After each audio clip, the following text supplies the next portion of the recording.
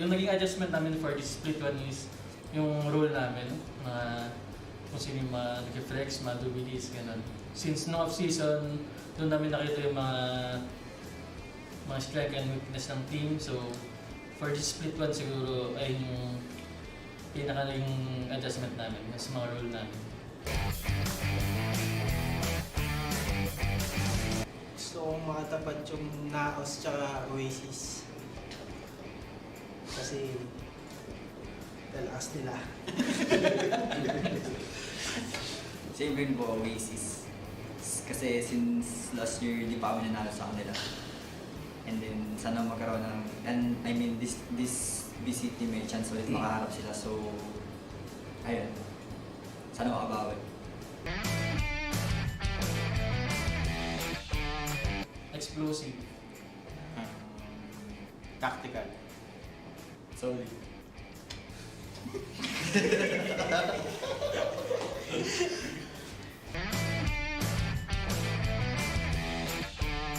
Sa mga sumusuporta sa amin, kahit konti man kayo, sobrang na-appreciate namin kayo. Kaya tuloy nyo lang yan, tapos papalala namin yung BCT para sa inyo.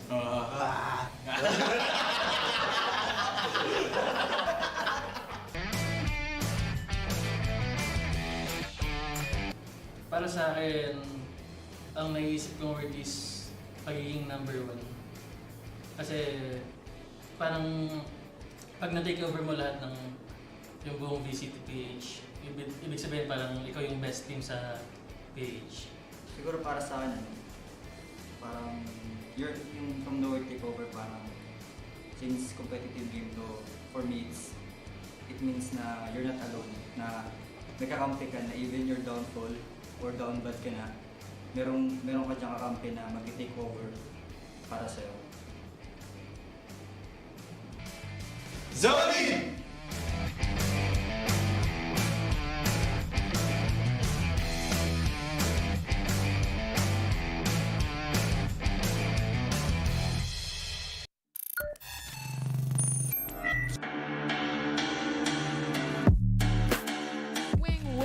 Gain his death instead. Toy Dream, alam niya na may magagaling towards tunnels, pero alam niya rin na meron pang galing sa kanan. Masyadong maraming kalaban, pero buti na lang, trip war yan, and that's gonna be it. Napipitas, pero the hop out is definitely there towards the smoke. Shock dart, hindi nag-connect. That's gonna be a 2v1 scenario. Winnable pa, sobrang low nila parehas. Ito na yung double swing, and it's... Do they have enough? Mojer, it's his time to turn up. Ooh. We have a showstopper on hand.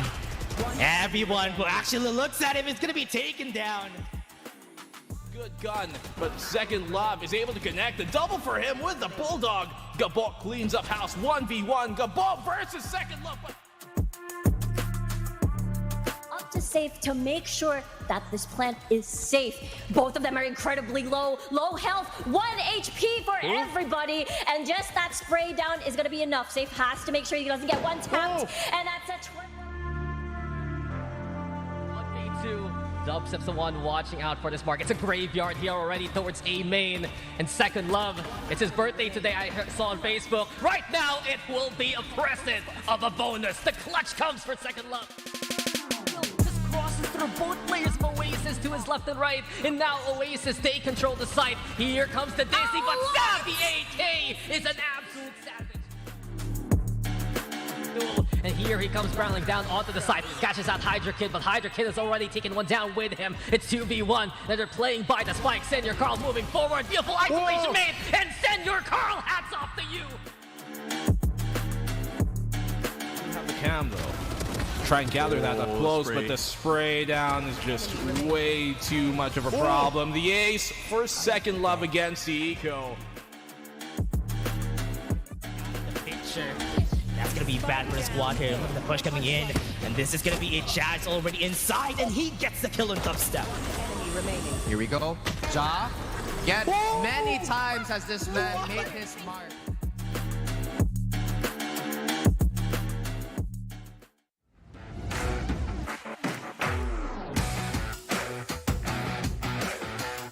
Hi guys, we are MPH.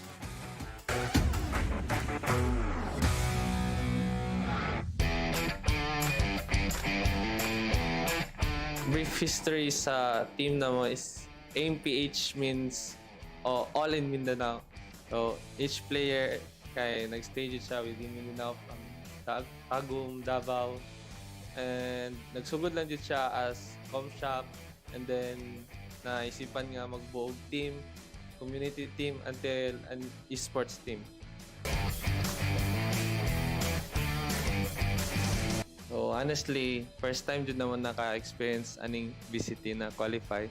So at first, dagan pa yung mga struggles sa mga comps, especially sa mga agent composition. So nag-try make trial and errors until naabot mi sa point na na-find na mga comfort na mga agents, and dito na mag-ipa-strengthen through practices. Nalipay o nakalban gamay kay first time na mo makasulod sa VCT. NAOS kay sila top 1 ron sa PH. Then player is I think si nahuman naman duwa pero si Slaptom unta. Pero feel din may sa babay. Number 1 is Solid. Number 2 is Pahong. Number 3 is Washo. Kaingon kog Solid kay pag makuha na namang momentum, muna solid kay mo ang dula jud. Di jud na siya makuba once nga makuha na mo na. Mapahong. Number 2 is Pahong kay overheating. Muna siya overheating. Washo wala sa dula jud, wala sa presence of mind.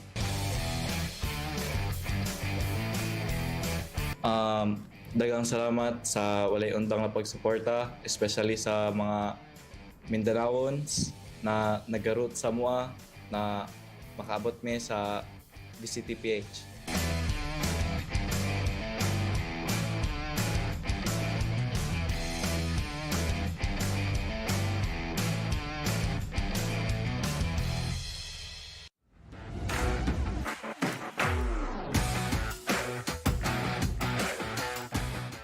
Hi, I'm Carti. Hi, I'm Valorio. Hello, I'm Dubstep. Hi, I'm Javi 8K. Hi, I'm KDS. And we are Oasis Gaming.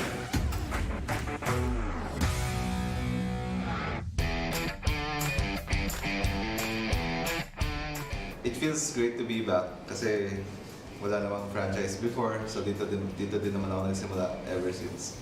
And honored din ako to be part of this team kasi what better team could you be part of, like competing in BC and PH. So ayun, nakaka-miss, very nostalgic, and hope we win.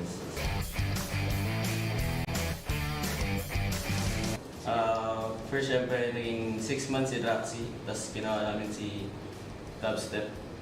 Tapos, noong una, tinayin namin siyang IGL, tapos syempre nag-adjust yung mga role namin. May nag-adjust from flex, naging duelist, mga ganun. Tapos siguro ngayon, try ulit namin na IGL si Javi, tapos back to center si JB. Since we're a fairly new team, I guess we have to try a lot of things, experiment, and we didn't have much time to fully practice and try everything. So for us, split 1 really is like a learning experience. We're gonna try everything here, see what works out, because we really don't know what will work out. It's a new team, new environment, so it's best to just see how things go. So split 1 will be our learning experience, and we will focus for split 2.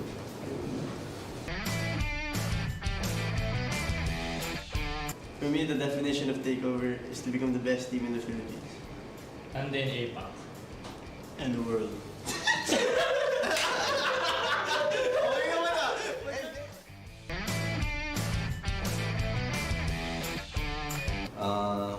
Thank you so much na nagsusupport sa amin sa season na ito kasi na-appreciate ko lalo na yung mga people who supported me ever since back then, tapos yung people who support Oasis Gaming as a team. Thank you so much kasi na dahil sa inyo, nabubuhay yung scene, and we can see naman na everything is growing, the community is growing, the whole scene is growing. So, thank you so much, na-appreciate ko lahat ng support nyo ever since day 1. Oasis!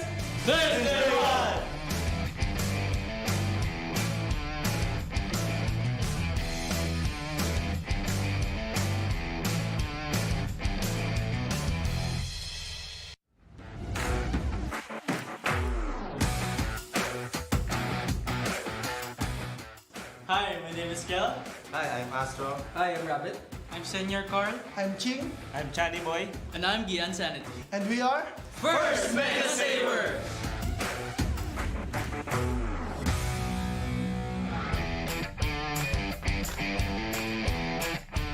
There's an off-season tournament called Super MJ Tournament. Then Astro and Gian told me, "Hey Ching, let's go."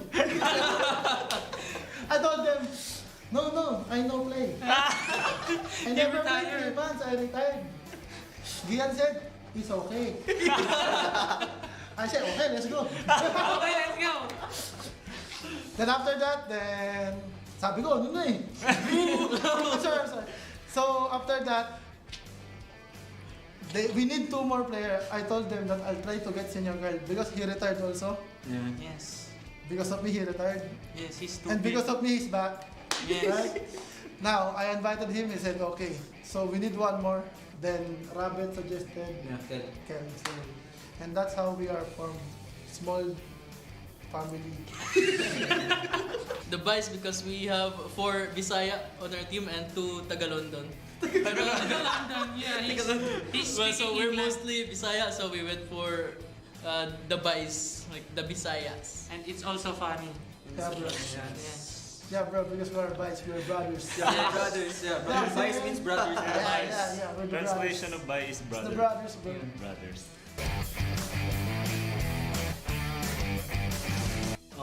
The feeling is actually very happy, and and I'm also very excited because I'm gonna play with my kuyas, and they're my idols. Way back 2020, I always watched Ching stream when he was still playing on Brand, and now I'm gonna play against him. I mean with him. Coming into this tournament, I'm not really that much invested unlike before, right? Because when I was competing, I always give it 1000%. So when I win, I'm very happy. If I lose, I'm so Happy also. no, I'm so inspired to play again, like come back To be and better. to be better. But this time, I'm playing just to help my teammates win, and so my competitive spirit is still there, bro. You know what I'm saying? Right there, bro.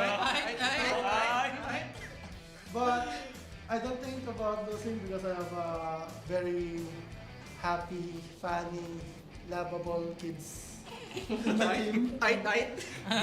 They're like my sons, you know. And it's so easy to play. There's no pressure, and every day is just full of happiness and cute memories that we're building. Yes.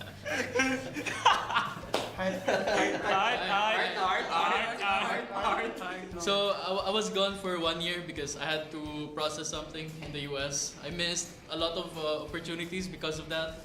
But right now I'm just happy to be here, doing what I love and being with the team that I love.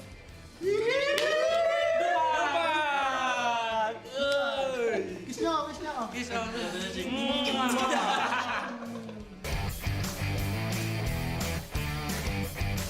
Ngayon, ang gusto ko makalaman talaga is NAOS and Oasis. Yung mga nakikita niyo sa post, bantoy lang yun.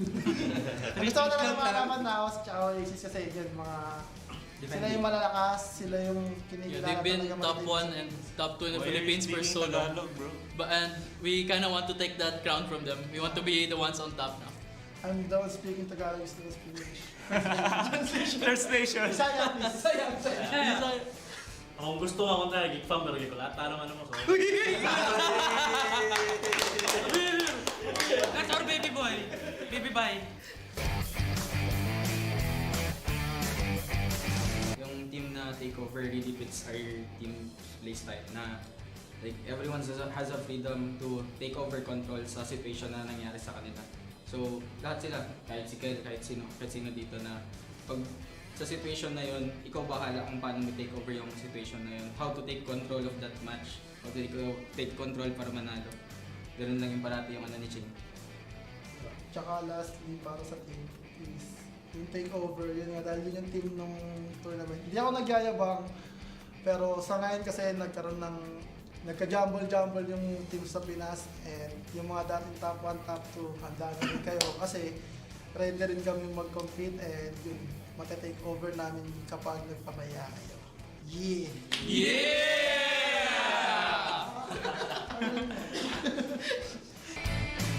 Hashtag YSP!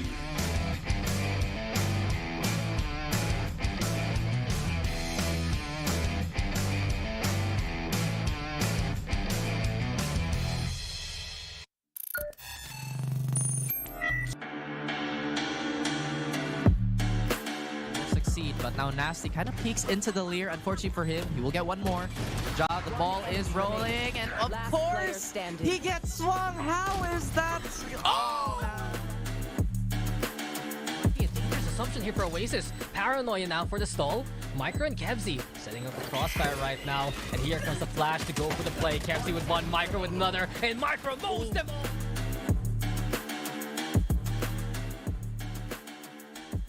He knows Senior Carl is in the area, was able to swing out. The Insanity also falls. That's gonna be 4K. This might be the ace. Xing needs to stop his onslaught, and that is gonna be huge in Nas getting an ace here. Senior Carl with the operator, but the lockdown being dropped by Dubstep at this point. He got to be careful there as Senior Carl gets that kill. Throws it. He's just gonna give his life. No satchels to boot. But they don't have any vision, and that spike is gonna be hard. Great swing. G Insanity has the operator. It's gonna be hard. He moved forward. The confidence from this guy takes it in the end. I don't know, man. This is one of those games where it really just is a strong arm approach from a Jix, who pulls out a hat trick.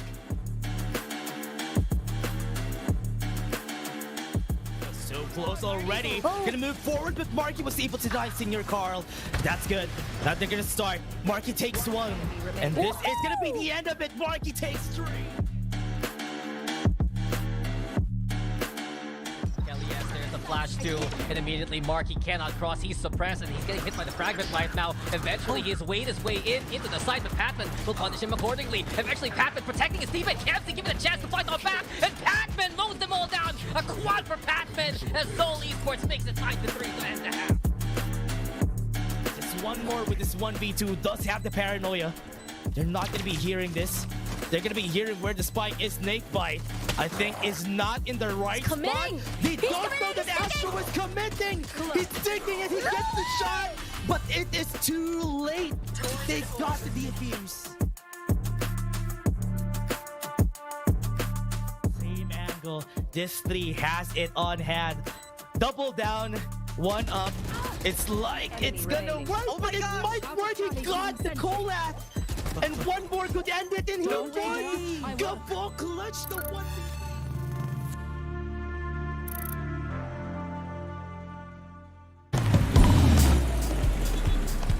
All my friends will grab food saver. Delivery fee is a lot cheaper.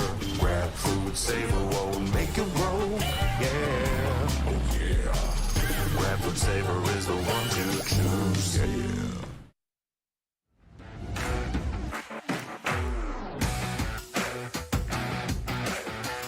Hi, I'm Eugenes. Hi, I'm Safe. Hi, I'm Gabo. Hi, I'm Trix. Hi, I'm Lechon. And we are Carti Esports.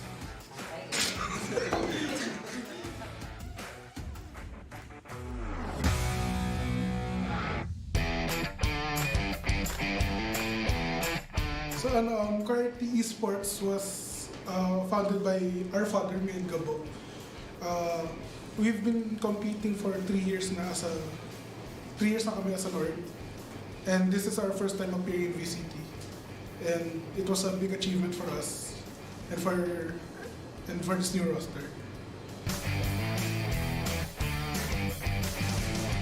To be honest, it's quite amazing to be here again, especially with the new roster. Even though we started just a month ago or so, yeah, it feels nice, and we hope we can make the roster more successful than the other roster. Shots fired.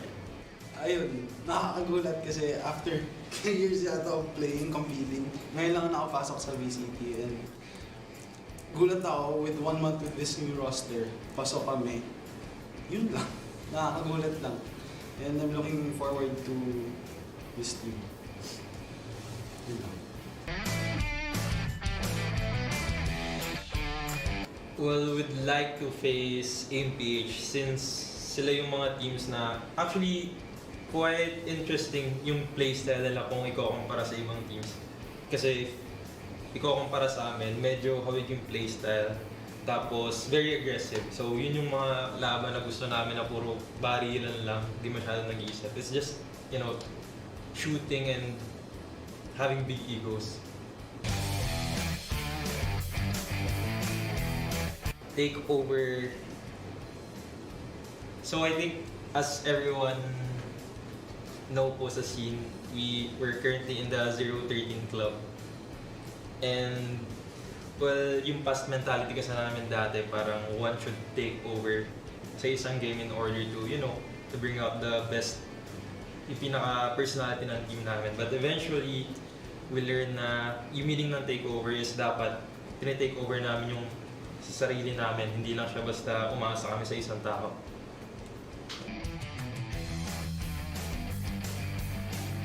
Siguro po yung describe ko yung playstyle namin as makulit at medyo magulo po kasi since yung iba po sa amin mga bata pa po tapos kasama po namin mga veteran, mga nakapag-compete na po sa ibang FPS games.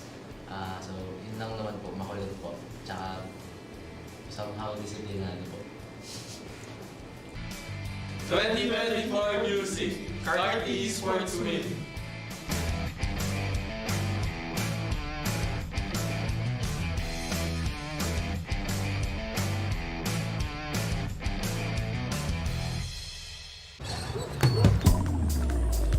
Grab food, savor meals, 99 plus.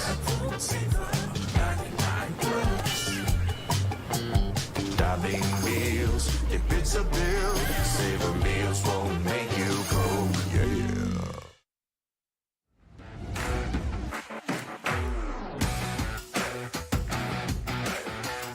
Hi, I'm Psycho.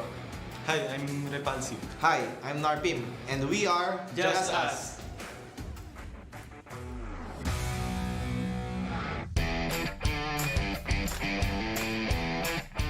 Actually, si JustUs nabuo siya kasi JustUs, kami-kami lang talaga. Sila yung mga kakampi ko rin sa past team namin before the last season. So, nagsama-sama ulit kami with additional 2 players syempre. Ayun, nabuo ulit si JustUs. Masaya na nakapasok ulit sa VCT after 2 years ata na nawala ako sa scene dahil nag-focus ako sa content creation. Then, after a year of trying, at least nakabalik na, pero as a coach, at nag-enjoy naman ako kaya masaya. Super masaya po dahil makakalaban ko po ulit yung mga idol ko. Lalo na yung mga device. For me, it's masaya naman kasi since magkakateam na kami ng matagal na ni Psycho, Narp, then si Second Love.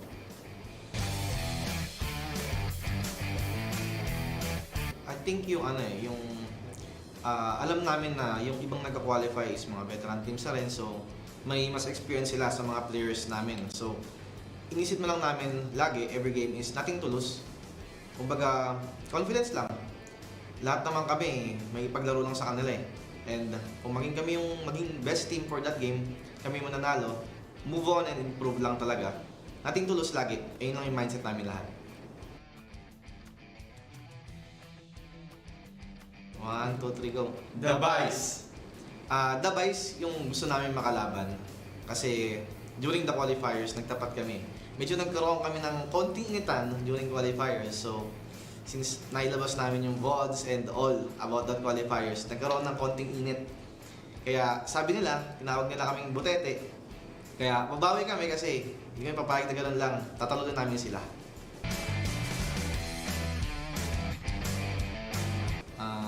Ako, isang word para sa akin is maasim. Para sa akin, aggressive. New Bloods. Oh, New Bloods.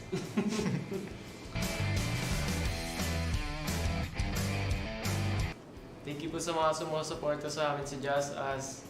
Sobrang appreciate po namin kayo. Yun lang. Thank you sa mga fans and shoutout sa crush kong dentista. Sa akin naman, thank you sa lahat ng solid supporters ng KDM pa before. Tapos ngayon, sumusuporta din sa JustUs. Supportahan nyo kami this BCL. Yun lang. Let's go, man. We are VALORANT Gaming!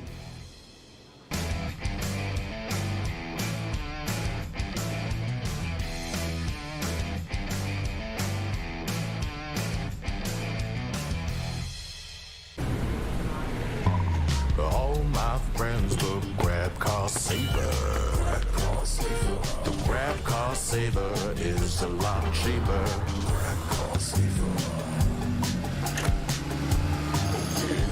Grab car saver won't make you broke. Yeah. Grab car is the one to book. Yeah.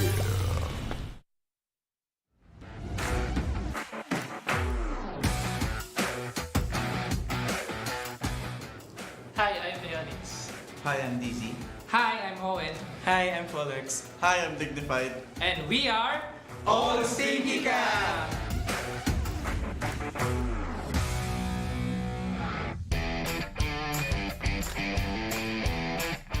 So, ang nangyari po kasi sa All Stinky Cat is binuo po kami ng isang foreigner na lalaki. And yung dati niya po kasing IGN is OSC. Ngayon, parang sinubukan niya pong like gawing pangalan yung OSC. So, ginawa niya pong All Stinky Cat. About naman po sa new additions namin, which is si DC, FPS, and also Digni. So, unfortunately, the former Game Lab disbanded, right? And then, two of our main players there got an opportunity to grow in their own, so that we just let it be, and just go with the flow. And then, after naghanap kami ng two players, nag-post ako sa Twitter, and then ang nag-try out nun is si DC tsaka si Digni, and then sila rin yung napili namin sa roster.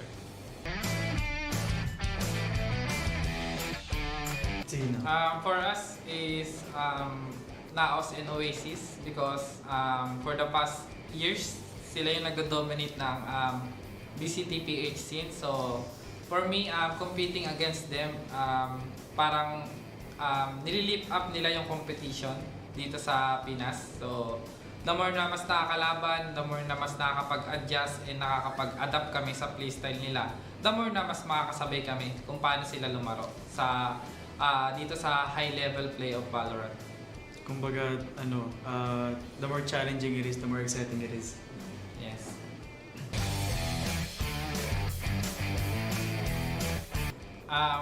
For me, so since the last year's stint, talagang nag-struggle kami sa consistency ng playstyle namin and ng team. And then, we almost won against Oasis Gaming on the lower bracket finals. Pero, nag-choke lang talaga kami. And then, main thing na nagpatalo sa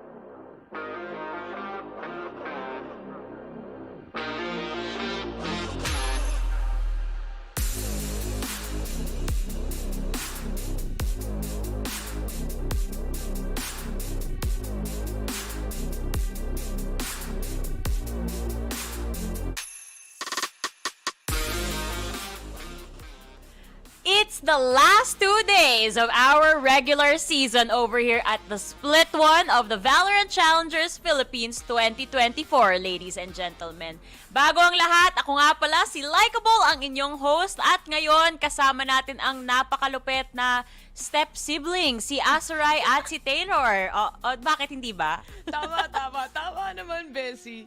Ay, nako, last 2 days na lang pala, Azuray, no? Bilis ng panahon. Dati, nasa Pacific Korea ka lang, ngayon nandito ka na.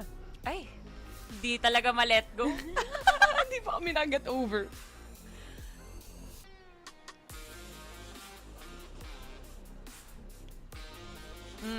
Ayun, ang sorry, hirap muted talaga pala pag ako. hindi sanay yung kasama mo sa PH broadcast. Doon kasi ina-unmute sila automatically. Dito, mano-mano siya nag-unmute tsaka mute. Azuray. Sige, sabihin mo ulit yung mga you were sinabi mo saying. kanina. Sabi ko nga lang, happy to be here. Glad to be home. Yun lang. Salamat. Bow. End of Happy end to of serve! Kompleto. Ayan. So, masaya-saya tayo ngayon dito sa panel. Pero, actually, masaya talaga tayo palagi dahil napakalupit na mga sponsors natin. So, bago pang lahat, pasalamatan muna natin sila. Thank you nga pala sa Mineski Global, the official tournament organizer of the 2024 VALORANT Challengers Philippines, presented by PPGL, kung saan nyo ito pinapanood, ang pinakamalaking esports league dito sa bansa.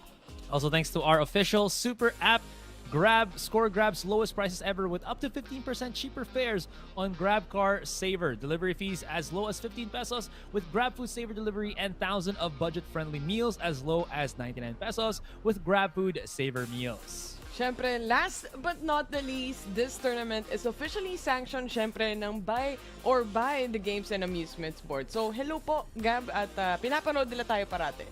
Yay! Salamat sa supporters. Bale, kunyari, kung 1 viewer lang tayo, gab yun. Hindi nila, hindi nila tayo pinapabayaan. Walang bitawan.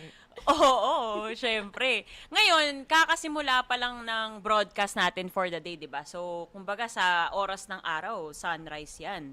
Pero alam nyo kahapon kung ano lagi nating nakita? Sunset. Kasi paulit-ulit nating nakita yung mapa na yan na makikita natin dito sa ating recap of yesterday's matches. Azuray, ang saya-saya namin kahapon, ang saya-saya natin 2-0, 2-0, 2-0 at sinimulan pa nga ni Nasty etong laban up against 1MS with that 2-0. Yeah, again, para nakita natin talaga yung sinasabi ko na enough time na para makapag-marinate dito yung mga teams natin, and this time they were just able to cook. Sobrang ganda ng performance na pinakita ng AMPH. Again, supposedly may chance pa yung 1 Mega Saver pero pinahirapan sila ng AMPH dito. You saw how incredibly strong Nasty was, pero not just only him with his as you can see here yung blade plays niya. Si Magix din, coming that Sunset map, was really racking up a lot of kills, a lot of frags that was hurting yung chances ng Mega Saber to gain any kind of momentum. Tsaka kitang-kita sa camera kung gaano talaga sila ka-hype up dito sa naging series or match nila against 1MS. Probably unexpected win coming in from them, but yung expectations natin along the days or throughout the days medyo bumaba din. But this time, sabi nga ni Azuray, papahirapan palalo nila pagdating sa leaderboards like but also aside from that, we've seen matches from NAOS versus Geek Fam as well, kung saan yung Geek Fam naman, at least kahit papano pinalapit nila yung scoreline nila against the giant like NAOS here. Azuray, it was a difficult match, but at the end of the day, as expected, NAOS also wins that.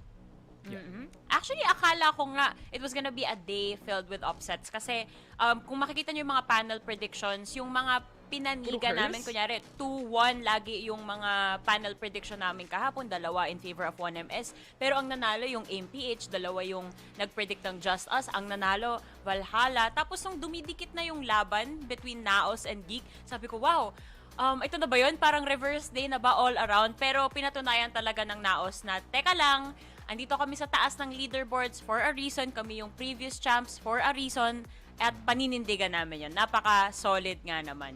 Pero nakakatuwa talaga na na puro sunset tayo kahapon. Napapaisip na naman ako if may mga mapa ba na uulit at uulit for the day. But anyway, dahil nga natalo itong 1MS at JustUs, medyo nagulo lalo yung standings natin. Let's take a look at ano na ba yung updated na itsura nito. Nakita ko itsura mo, Taylor, bago tayo mag-change screen. Ang dami pwede kasing mangyari, alam mo yon. Kinumpute na ni Likeable lahat ng possibility siguro. Baka sakaling sa ibang universe, meron pang ibang way. Pero sa dami ng kinumpute mo, Laika, dahil din sa pagkapanalo nga ng MPH kahapon, parang lalong mahihirapan yung mga magkakaroon tayo ng mga tiebreakers coming in kung sakali man mangyari yung pine-predict natin dun sa scenario possibly. Ayan. Ikaw nga, Asoray, ano bang mangyayari today if manalo yung Geek Fam? Okay, so ito na nga, sabi na nga ni Taylor with yung pinipare sa atin ni Laika dito, it does say, ako nga si Laika yung Kinopia lang natin siya, no? Si Laika yung naglagay ng ng mga Credits. Nostradamus. Tama. So kung nanalo ang Geek Fam ngayong araw, magkakaroon sila ng tie sa JustUs. So that means that they still have a possible shot. If one of them loses then tomorrow against OSC naman, it will be a three-way tie. Basically, kung nagkaroon tayo ng mga ties, ang kailangan lang i-put into mind ng mga viewers natin ngayon is yung map differential nung naglaban yung mga teams. Tapos, if parehas yung stats nila or something, it'll be down to the rounds na lang. We'll just kind of consolidate all of that. Pero, at least from the very basic of it, guys, TLDR, Geek Fam, if they win, they have a chance. And I think ang teams lang na walang masyadong chance ngayon talaga, I think would be Valhalla saka MPH. Itong ano naman, kung manalo naman ang JustUs, laglag na rin tong Geek Fam. Like, wala mawawalan sila dito ng chance. Parang, last match na rin kasi ng dalawang to for the day. Wala na silang laban tomorrow. Tapos ang Carti Esports naman, manalo lang sila ng isang match. Pasok na rin sila sa playoffs. Pero, uphill battle to dahil ang remaining matches na nga lang ng Carti Esports is gonna be up against NAOS naman at Oasis Gaming. So, kailangan paghandaan nila ng mabuti yan. Sana naintindihan ng viewers natin kung gaano ka-crucial itong mga series today, lalong-lalo na yung second series natin dahil magkakaalaman nga kung may mga tiebreakers ba na magaganap in the future. Pero yan, now that is out of the way, buti na lang kasi ang hirap niya actually i-compute. Tagal kong pinag-isipan niya kanina umaga. Kaya nandyan nandyan si League Ops Silang bahala sa ating lahat dito para intindihin lahat ng nangyayari, Laika. Tama, napakalupit ng League Ops natin. Maraming salamat nga pala at pinapadali nyo ang buhay naming lahat. Ngayon, ito na. Siyempre, usapan nga natin dito, laglagan, standings. Meron tayong first series today na hindi masyadong pressure-filled dahil kung nakita nga natin yung standings kanina, ang Oasis Gaming sitting pretty, safe na sila dyan. Samantalang ang MPH, wala parang malabo pa sa split. Plano nila bumalik dito ng split 2 pero sa nakita nating performance sila kahapon, hindi sila basta-basta magpapakabog. So, pag-usapan natin yung team na yan. Bakit nga ba napakalupit ngayon at lumalakasan ng tuluyan? Etong MPH.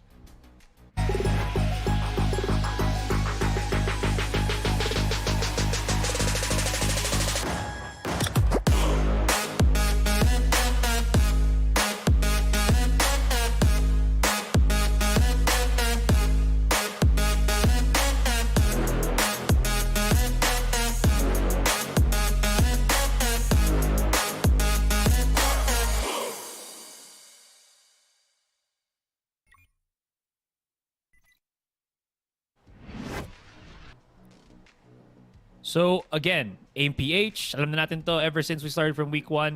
A team na all of the players nila except for maybe Magics have been unknowns talaga. Pero what is proven with this team in the past weeks that they have been playing is that they have that explosiveness and willingness to go for these fights. And I think nag-culminate na yun from that last match yesterday that they had with against First Mega Saver. And because of that, they become more aggressive, they compound that with their aim, they try to get as much map control as possible. So MPH, talagang titry nilang isundan yung pangalan nila. They're all about that aim, they're all about creating advantages with that kind of gameplay, and it kind of just shows. Again, you have those incredible players kagaya ni Nasty dito. Magix is incredible with the lurks from yesterday's matches, so if you can transition that into today, napakaling bagay na nun. And Yon Peak as well, gamit ang kanyang raise, really something to be watch out for talaga dito para sa MPH. Tsaka at the same time, ito yung klase ng team na kung iisipin mo, from the first few days, malaki yung pressure sa kanila to perform finally. And this time, ang kailangan lang nila is tapatan yung mga teams na meron tayo. I think heavily aware na rin sila, hindi sila makakapasok for the next one. And sabi mo nga, Laika, diba, babalik sila for split number 2 and dun sila magka-comeback. But this time, meron pa silang chance na makatapat yung mga teams natin and pwede pa rin nila itrito, syempre, as a proper match kung saan kaya nila ipakita kung ano yung capabilities nila as a team. Lalo na ngayon na I feel like mas naiintindihan na nila yung proseso into really gelling together compared to the last few weeks that we've seen them. Yun nga actually nung interview kahapon kay Nasty, siya na rin nagsabi na sa totoo lang po, kulang pa po kami sa experience. So, kinukuha rin nila yung experience nila dito as a place to learn, kumbaga. So, yun nga, tama naman yung sinabi mo. Dapat ibigay rin nila lahat nila kahit pa alam nila na ang makakalaban nila kasunod ay isa sa mga pangalan na sikat dito sa Pilipinas. Isa sa mga staples dito sa VCTPH.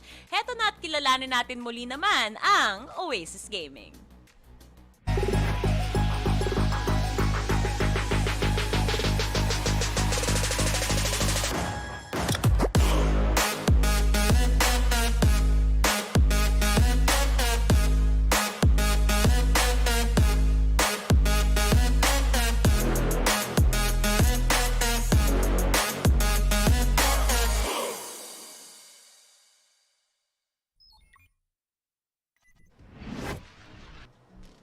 Since day one, nandito na sila, literal. Oasis Gaming is definitely back here for another match against MPH nga for today.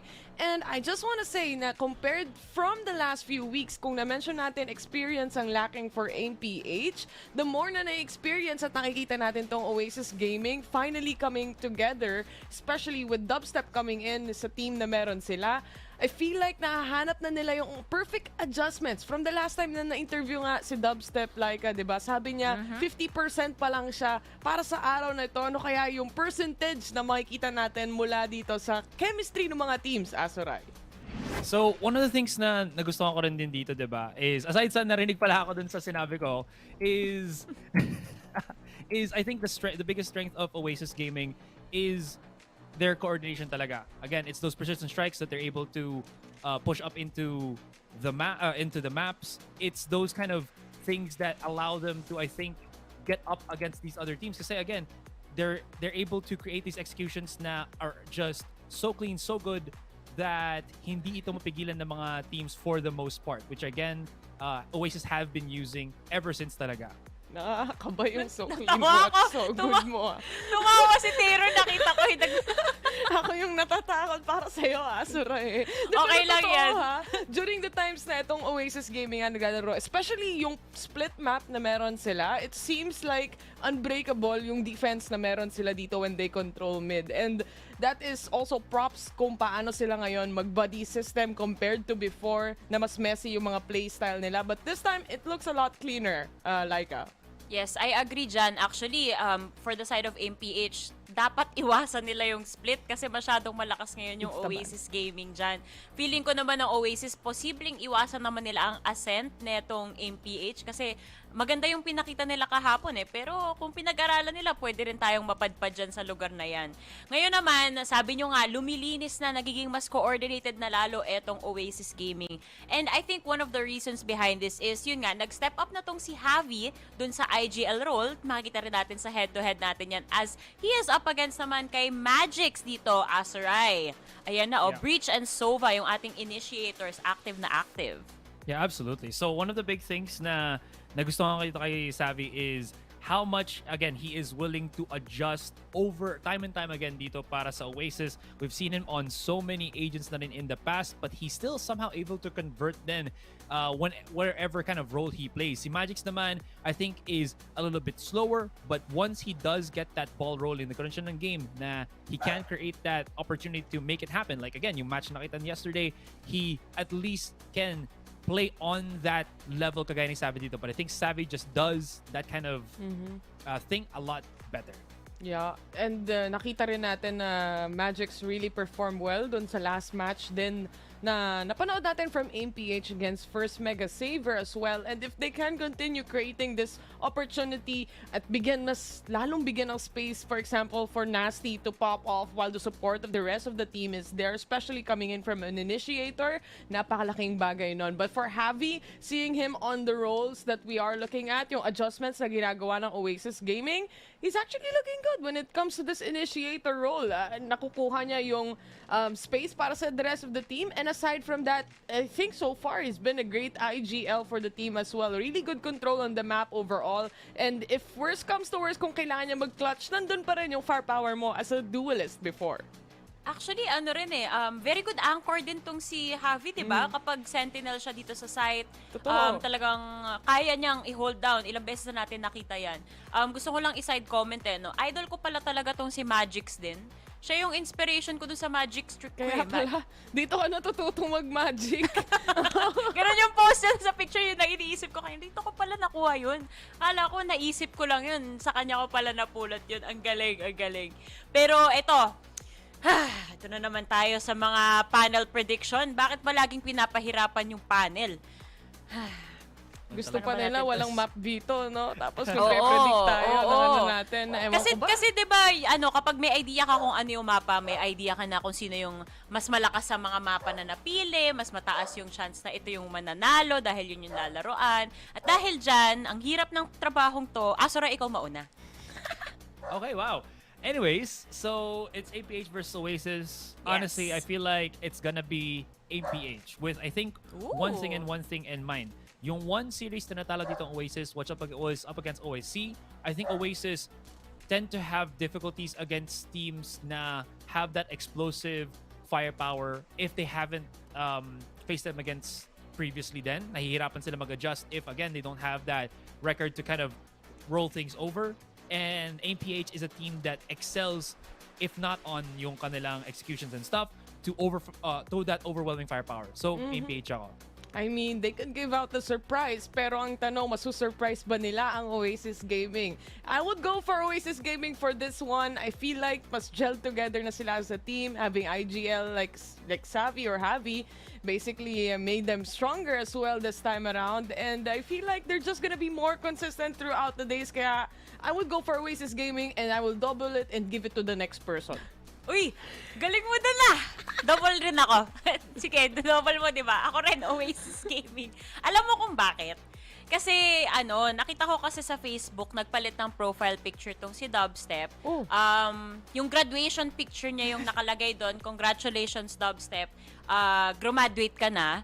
Tapos, naisip ko, syempre, ako dati, estudyante din naman ako, graduate ako. Ang alma mater ko, go Uste, since day one. Wala lang, yun lang. Connect.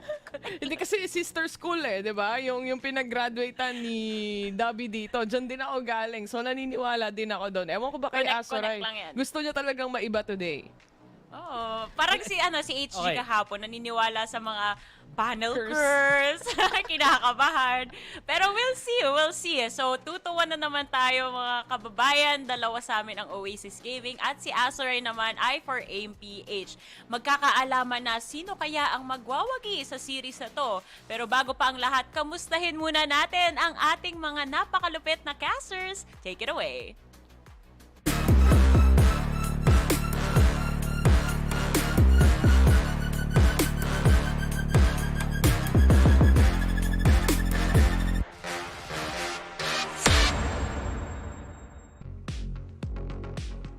Would the magic of AMPH still remain in this series? Oasis Gaming is the enemy, the adversary for them today. But we have seen Oasis Gaming have great games ever since they were gelled well together. We are going to be your shoutcasters for today. My name is Dash and I'm here with Fluffy. And this is a series between AIM and Oasis. Exactly. It's going to be a uphill battle here, especially for AMPH. They did struggle for majority of the season so far, and unfortunately, I think the panel already mentioned, they are pretty much cemented in that danger zone, but they still have that energy to really strike back. They've showed in their previous series, and this time against Oasis Gaming, they might have some last words to say here before they exit the VCT. Yeah, we have seen them play, especially on the maps that they're so good at. The last game that they had a 13-2 on that series, both of the games they had 13-2, so that's why it's really scary to call it for AMPH right now, because yesterday was a different enemy for AMPH and also a great day for them. That's why they were able to get so much kills during that time, and they were able to get the 2 victories. But again, it's Oasis we're talking about here. Exactly. Oasis, though, we gotta look at their tendencies now that we're in the map, Veto. Bind something of a permaban, something they really try to avoid. I'm not gonna be surprised if that happens. More surprising to me is that AMPH is gonna remove Breeze from that map. It is a map that Oasis has done well in, but they themselves aren't that bad on it. Yeah, it is one of the maps in where they haven't really played a lot during this split, at least, but during the open qualifiers had some time. But again, as you said, Bind is always going to be a ban here for Oasis Gaming. And the map that they will be selecting, I think there's only 2 choices here for them. I think Lotus and Sunset are the maps that they had some success on. Exactly. Now it's going to the AIM map select, and that's a big question as Ascent is somewhat of a hardship for Oasis so far, but they have been improving as a team. I'm honestly very surprised that they banned out Breeze and not banning out a stronger map like Sunset for against an Oasis team. Yeah. And this time around, they are going to go for that Ascent pick. They want to, or at least they recognize that there are some struggles on the Oasis side on this fundamentally old map, but maybe that can play to AIM's strengths.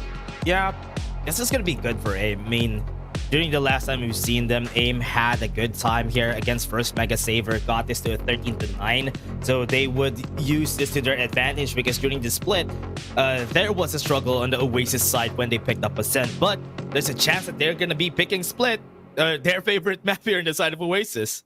Not going to be surprising if they do so. There you go. And just as you say, Split going to come into the picture, into the fold. AIM going to start off with defense on map number 2, but that leaves a couple maps left for the map pool. You know, honestly, as a whole, I'm still really surprised that AIM didn't just ban out a different map. I think that because they also have a kind of rough track record on Bind, and Oasis was kind of waiting for them to ban out Bind and gonna pick that Sunset up fast. So I'm really surprised that it's still in the pool, considering that it's one of their better maps, and I think it's kind of a weird map for AIM. But speaking of maps for that's both, good.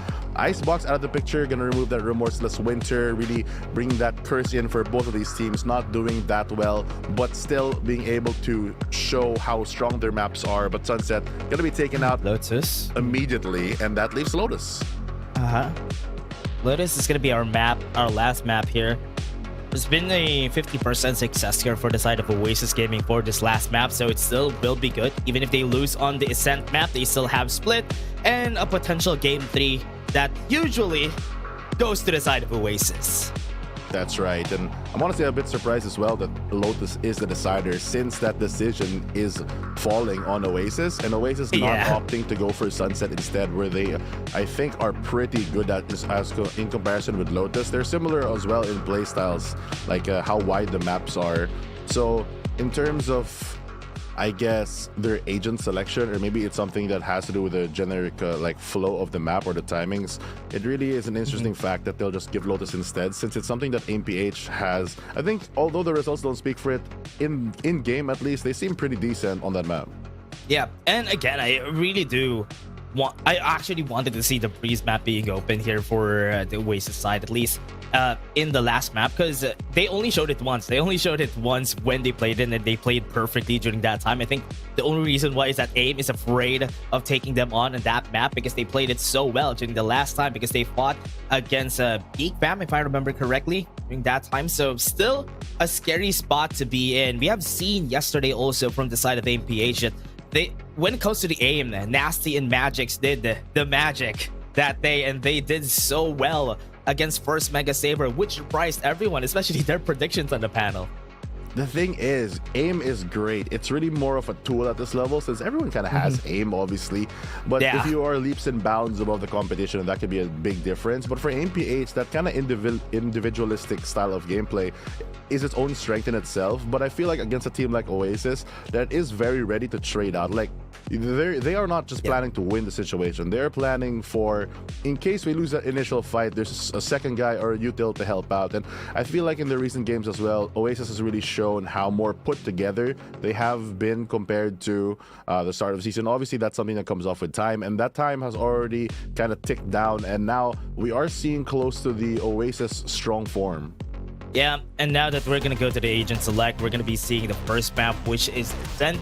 And there you go. We have a mirror matchup on this map. So for AIM and Oasis, they're going to be going with the same set of agents that we have here in this game, having the KO on their side just for that extra flash in order for them to just stop the Killjoy from just defending B every time. So yes, this is how we will go about it. Yeah, and I'm looking at the Twitch chat right now. Someone said, wag sana mirror agents. And unfortunately for you, my brother man, it is going to be the theme for Ascent. Very difficult and understandable of why they're going for this choice. KO, a supreme pick on this map. Sova, almost essential. You need an entry, and if you only have one slot, Jet has to fill that role. Omen, probably the best smoker. I mean, there's a couple, maybe Ashes, like pretty decent. Sometimes people play Brim, but in general, Omen really strong this map, especially with the paranoia for the retakes. So no surprise from both of these teams, no real tricks, and all of those, I guess, strategies will just come in game, not in the agent select. Yeah, pretty much. This composition is a classic that we see all the time, and sometimes we do see some Reynas being thrown out there, but not in this game because both of them really want to play around their strats. If it comes to strats, I really do expect Oasis to have the upper hand, so AIM would just have to rely on their aim, and if ever Oasis won't be able to adapt in how they play, like what happened to first Mega Saver yesterday, I hope it could be a chance for AMPH here, but this form of Oasis has been the most scary in this split. Exactly. I mean, if they do slip up on the side of Oasis and AMPH are able to capitalize, then to Asteroid's point on the panel, they do have a very good chance of really punishing the mistakes that Oasis will be able to or show. But Oasis in itself, I think, have been making less mistakes over time, and that's something that AMPH just can't rely on. They have to start being proactive. They can't just wait for something to happen, and I don't think that is part of the plan for Oasis. I think they're going to be rock solid as we already step into our game number 1 for today. Map number 1, Ascent. Oasis versus AIM on the attack. Yep, be starting. Now on the attacker's side is where they are going to go. Look at the aggression coming in from the side of Oasis being in a ready position after the smoke dissipates. So Oasis is ready to at least risk it. Maybe somebody will fall. But I like how AMPH is slowing it down, not just relying on the aim, trying their best, but Magix, again, with his magical hands, rabbit out of a magic hat, got the first kill. Has a lot of space here now for the attackers as Kelly S does fall pretty early onto the round. The third contact gonna make it, but will they expect 3 players here on tree? Molly to really delay, but still repositioning for the fight. Yep, slows it down. Arke has been hit already, a lot of HP's down. Magic still getting the damage out, was able to run away, but Wild Oreo and also Marky out of the smoke with that recon bolt was able to finish up everybody. Don't be only the last person standing. Teamwork for Oasis, rock solid here, building up that castle towards the A site. Yonpi's gonna make some noise as he does push into Wild Oreo, not gonna expect that, which is that into a 2v1 and still has the flash. 30 seconds yeah, left. Flashes, neutralizing their aim. The double peak's not gonna happen, but doesn't matter because Wild Oreo still finishes it. Really love how they started this round. They just went in with that recon bolt, they just finished off everybody. And here comes the strength of Oasis Gaming. I like the little 3-man pocket play that they ran at the start of this round to really get control of Tree. Unfortunately, Kelly S does fall, but the situation is salvaged because of the pressure that Dubstep as well as Wild Oreo is able to bring on this Heaven side, pulling the attention of the attackers on A and splitting up their focus. That way, they get a clean kill from Oasis, and even though they started on the back foot, they're able to have a good start for this game. Yeah, when they started it, hope it's gonna be explosive as how they finish it. Magix been really aggressive with this mid peaks that he's doing. Not even pulling out a smoke on the mid side is really surprising for me for the side of AMPH. Just really risking it here. Now Magix aggressive in this push. Smoke dissipates right here in Catwalk. It's the only one person waiting for any pushes coming from Oasis, but Oasis is not taking the bait. Mark, he was ready for that push. Even Magix got taken down there by the double peaks from Oasis, and Here it comes. Tried to bait it out. Tried to bait another shot from coming, but at least they were able to get the trade off. Tried to peek on Kelly, yes. But I think this is not going to work, and Oasis just takes another round. Quick cleanup for Oasis here at the end of the round. They tried to get something on AMPH's side. I like the little cheeky play that Magic did, though, the aggression onto mid. They have the turret. He sets up the turret basically to watch that middle as well as mid lane, and then he holds a very cheeky position, but somehow Oasis actually able to sniff that out. Now, though, AMPH do have a better buy, so they might have a chance to use that aim that they have shown those signs of brilliance to really push this round and get that buy round in their pocket. Yeah, crossing swords with them at mid could be one of their best strategies here for AMPH, but they could just maybe just push up the mid for a bit because there's an alarm bot there every time, but it's an easy breach because so far Oasis hasn't given much information on the side of AMPH and just forced the issue here. Magic just pushed out without any punishment coming in from Oasis. A bit too late in their rotation. Left alone right there. Tried to go for the peek out. They have some flashes right here. Nasty is in that smoke. They weren't ready for it, but the arc trap was. They were able to get the molly out, but get some guns for themselves. Somehow, they temper that situation a bit, but they are stuck on that CT side. And the post-plant position here from ABH looks pretty rock solid. Almost a checkmate position as Magic's still alive even after he gets those two initial frags. And Oasis kind of forced to reposition, might be backing off in terms of the aggression. But two players on mid, it's all up to Sevi to really hold this down as Dubstep and Kelly might not have the time to really clear them. The flash just comes out, but he looks the wrong way. Then he slipped by. What? The timing was just perfect. Yonpeek's gonna be here, but they have the paranoia. Both of them jumping, ready to go for the peek, but Yonpeek able to get one. Lose time. This is gonna be a round for AMPH. Oasis is just gonna sacrifice themselves to the spike. Imerge just got a free double there. Oh, they ran into his crosshair in hopes. He does fall, but that is still damage done, I guess, for Oasis Gaming. But not the round I think they expected, because Magic's just having the confidence to walk out of B made and take those two fights, not something in the calculations here for Oasis Gaming. Hopefully, they do reassess the situation as they still have enough money to get a pretty decent buy here as we move on to round number 4 and an aggressive stance here this time for the attackers posturing towards a B hit. Yeah, shoved out of B just because of those 2 kills that Magic's got for free. Now they can do that. They can repeat the same thing. They can just go push for B again, but not gonna do that. They're just gonna be pushing at mid. Nobody's here to defend, only an alarm bot to use. And Wild Oreo is not ready for this peak. Nobody's defending. They don't know that this is happening already. Kellyas at least gets the peak on. Be backing away. They leave Nasty alone. This is just them slowing the face down. Just maybe go to Catwalk. They do plant their secret agent here on the market side as they take that early mid space, but Yonpeek trying to get even more here as they reposition towards an A hit. Pull the attention hopefully for the defenders here, but here comes an early piece of utility just to push themselves out. No one really falls though. Throws the smoke in his face. Haven't seen anything. Oh, he saw that. He saw the gunfire. Oh no, never mind, Savvy. No, he still got the kill against Magic still. But with that, the defense coming from Heavy is just working their magic towards it. And now, looking like Oasis is just trampling, slamming down the members right here of Oasis.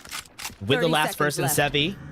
Gonna be seeing some barrels. Is he gonna be seeing? Yes, he's gonna be seeing the barrel, but it's not gonna work because Oasis is ready for it. They really have the handle on the situation towards the end. They don't expect a change of pace from AMPH at the start of the round. And it's a good play from them, honestly. Able to really get that mid control for the attacking side. But unfortunately, that does not convert onto a round here. As the crossfires from Oasis Gaming really set up here to trade each other. And that was one of the issues that I was wondering that they might have. AMPH, they get these opening picks, but are they able to convert that round? Now, they're forced back onto that eco. So will they play slow or will they play fast? Because Magic's somehow he does manage to find a lot of these opening picks. Ooh, not a great shot there. Once it started in dubstep, gonna take a first kill. Wow. Maybe take 3. What? He got a 4K out of nowhere. Just like that, the round is over. It seems like an early aggression here is punished. They try to go through that Omen one-way smoke, but the dark cover giving Dubstep enough room to breathe there. And instead of running away after the one, he just takes the fight. He says, I have a Phantom, you guys are on eco, you're peeking through a one-way, I'm just gonna hold this. And Dubstep rising to the occasion. Yeah, I thought he's gonna get punished there after the first kill, but nobody was able to take him down, and Dubstep was ready for any punishments coming from them. That's why he just took the risk, take the win, take the fight. That they're gonna go for the push here. They already get Shroud and Seth. They've seen Sevi. They know that they're gonna be pushing here on this side, but it's the punishment I'm looking for from the last round. Elias falls, loses a bit of their utility. Lockdown's gonna be put to the test. And they are not going to be reaching most of the site, so they're not going to be taking over. They're just going to be shoving most of the member of Oasis away from site. Oasis really careful about this one. While Oreo going to do some chip damage here, but he has to be wary of the positions already taken because of that lockdown from the attack. Some spams coming through. Damage dealt, but not enough for a kill. Yeah. Starting this. MPH. To just go for the defense. Nasty might die here. Good thing they were able to run away. Taking some time. Time ticking. A lot of people are still alive. Going for flank watch is Edge. Do have a lot of people waiting for this setup. Paranoia is going to be thrown. They get inside. Marky was able to see one on Generator. He pushes in. Checks out Hell. Was able to see some feet of some people. Sevi's going to be taken down. Make that 2. And he still have 2 alive. Do they have the setup here? Do they have the lineup? Hunter Spear is going to be used. Going to get to half. Nope, never mind. Not going to be able to get the kill. And that is going to be the finisher for Oasis. Committing on that spike defuse. They're able to still salvage that. They invested the lockdown for the attack. They got the space that they needed, and they got a pretty good plan, but they're not able to play that post. Marky with the disruption, as well as Dubstep throwing that paranoia to give him the space that he needs, gives him enough breathing room to take a couple frags and take a very advanced position. But more importantly, it just shows the confidence from Oasis Gaming, because they don't look like they panic when things happen. Like, okay, one player is gone, but we can still do something about that round. Unfortunately, though, Kelly S has been falling pretty early in these opening rounds, and that KO utility is a big part of this Ascent plan. Yeah. Whenever somebody falls, sees it. Oh, sees the shot. Nasty. And a nasty peek. Able to get it. They need to recover that operator from a while ago. Nasty's going to be pushing. Alarm bus ready. Aljo's going to be there. He was ready for the trade-off, but he wasn't ready for the amount of people at mid. They have a lot. They have everybody. And Oasis just finishes the round really fast.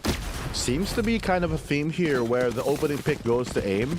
They try to reposition, but the response from Oasis is just too quick, and there are too many angles combined with some form of utility. In the previous round, it was the flash. They just get an easy kill, and they're able to mow them down. This isn't the first time that this happened, and it's a trend that MPH needs to start to learn to break. Because Marky, again, at least they still have enough to... I think they saved that operator, so they still have that weapon in hand. You need to get more rounds here. If not, this can be a problem once you move to the defense. I mean, the defense, fairly defense-sided map, and Oasis doing so well, but side of MPH need to get some rounds for themselves. Oh, what we're seeing here, the push at mid again, a very free push, but Marky shuts down Nasty. Don't really have a lot to work on, just because they won't be able to breach the side that easy. Right now, Yonping's gonna move forward. Both houses not clear. He sees Wild Oreo, taps his head. He's gonna move forward, connects to the knock, and Yonping gets him at the perfect time. And he gets too savvy. Defense at both house. Both defender. Abby gets a 3K. That boat is not going to sink anytime soon, as Savvy keeps everything afloat there, getting that triple. And the way that he gets it as well, playing that cheeky angle onto the back corner, making sure that he can't get spotted here by the utility, and he gets an easy frag. But the fact that he lands this important one is the reason why he has the time to get that third, allows his team to flood it. Even if he fell there, Oasis already in control of that situation, and these fires tempered by Oasis Gaming as AIM refuses to heat up. Man, MPH has been having a hard time, especially if Oasis has been keeping mid free. And even if that was free, they always find a way to just mitigate the damage that already has been dealt. Fast push coming in from Oasis just got punished. Marky is down. Already close there. And Kelly S is breaching this angle. Somebody's gonna be peeking. Wild Ori is gonna be ready, but Savvy gets another shot in, and Kelly S is gonna be trapped by 2. Needs to move forward and clear B main. They don't know that Heimerich is still here. They're gonna be seeing Savvy. It's gonna be peeking now. Seized it. Sees the shot. Connects. That's gonna be Oasis again. Nice change of pace here by them. A very aggressive start, especially for Marky. He does fall, but the way that Oasis is able to hold that defense, just beautiful. Able to play off each other, especially towards that B site. The fact that Savvy has the awareness with that operator to say, I got one, or there could be one close, so I'm going to reposition and actually aim even deeper and just give them the front side of B. Just shows of how aware they are in this game, and that's why they're in that driver's seat right now. Oasis doing so well in its defense, and MPH really struggling to crack it. Yeah. Oasis has been so good for the defense now. No guns for MPH in this round. Don't even have a lot of ultimates to work with, but they have a hero vandal for Nasty. Hope it would be helpful enough for them to maybe clincher this round against Oasis, but for now, still going in for the one-way smoke onto A site. Tries to bait it out. This is where Heimerich is without recon ball that they're going to be throwing. Here it comes. We seeing it. Able to see some members at mid. They're slowing it down for the side of AIM. Might be a good change of pace here. I mean, they have a couple rifles in hand, but Marky, he spots the up and down here. Doesn't land a shot as Sebi gets him instead. Oh, Yeonping is also ready for it. However, he goes for another peek. Goes in, defends it. Gets one with a fragment. Go for the flash. Yeonping flashes himself, runs away. And Dubstep wasn't able to defend his post. Now A side is free. They have 3 people that could actually get the win against Oasis here. But Wild Oreo, what was that? Was able to get the shot out from Tree. Now it's a 2v2 with a lockdown. Time not against them. Nasty's able to find Savvy. Aggressive stance here. Wild Oreo spraying them down yet again. That lockdown doing so much work as he has to push into him. But Yeonping wins that duel before he gets detained. And AIM get their second. Oh man, got the second on a Thrifty. Didn't really have a lot of guns except for that Vandal on Nasty. The way they started is explosive. Hit on his leg. That's why he wasn't able to get the kill there. But again, APH, that was a really nice round for them. Just starting off with Nasty getting the win. And this timing couldn't have been any better for Yeonping. He just had to take the risk. I'm not sure if that was the best call there from Wild Oreo to really break down that door. I didn't notice myself if the time was too low or anything, but just unfortunate for like Oasis. 3 seconds. But good on AIM though for able to get this. But the aggressive push here. Oh, Magix finds 2. Gets 2 kills, opens up sight. There's still one person there. Still Kellyas. It's gonna be in his lonesome when he defends this. This is gonna be really hard once he moves. Lockdown's gonna be used. Sneak himself onto Boathouse. They're waiting for it. At least are suppressed if ever they try to go for the push. They won't be able to go for a smoke. So this is going to be free for them. Gets the recon bolt. They have a paranoia on hand. They have Kelly S here. Would be able to get one. Moves forward and gets one. Might be able to get more. Got the recon bolt. Gets the vision and dubstep. He needs to be careful once he moves. Heavy sees it. He knows the time is just in the area. Hasn't seen anything just yet. Everybody's in position. They're ready for any pushes happening, but Dubstep was able to get one shot out of that wall. Nasty's gonna be hiding. Heimerich is gonna be seeing the timing of that TP was perfect. Enough to catch their attention. But they know that Dubstep is already here. Was able to get the headshot, but that was too close. Too close for comfort there. But AIM to get away by the skin of their teeth as Oasis. So a couple good 2-man pocket plays there, but AIM really winning out that round because they got that solidified position off the back of Magic's amazing 2 kills there. While Oreo and Marky just not like really converting anything, kind of biting off more than they can chew at the end. Victory was within reach for Oasis there. They were just able to continue the headshot from Dubstep, but that was close. That was close. AMPH getting another round against Oasis. Slowly getting a hang of it on this defense, or rather in the attacker side. After they're getting some rounds, which is great. Now there's just up for surprises here for the side of Oasis. They need to find a way to not be surprised anywhere but what AIM has been pulling out so far in this round. You still have Market and Operator watch. That's true. A lot of good things coming in from AIM already, but it's a little too little and a little too late for them. As time ticking down now in the rounds. Ever so important. Magic still finds one.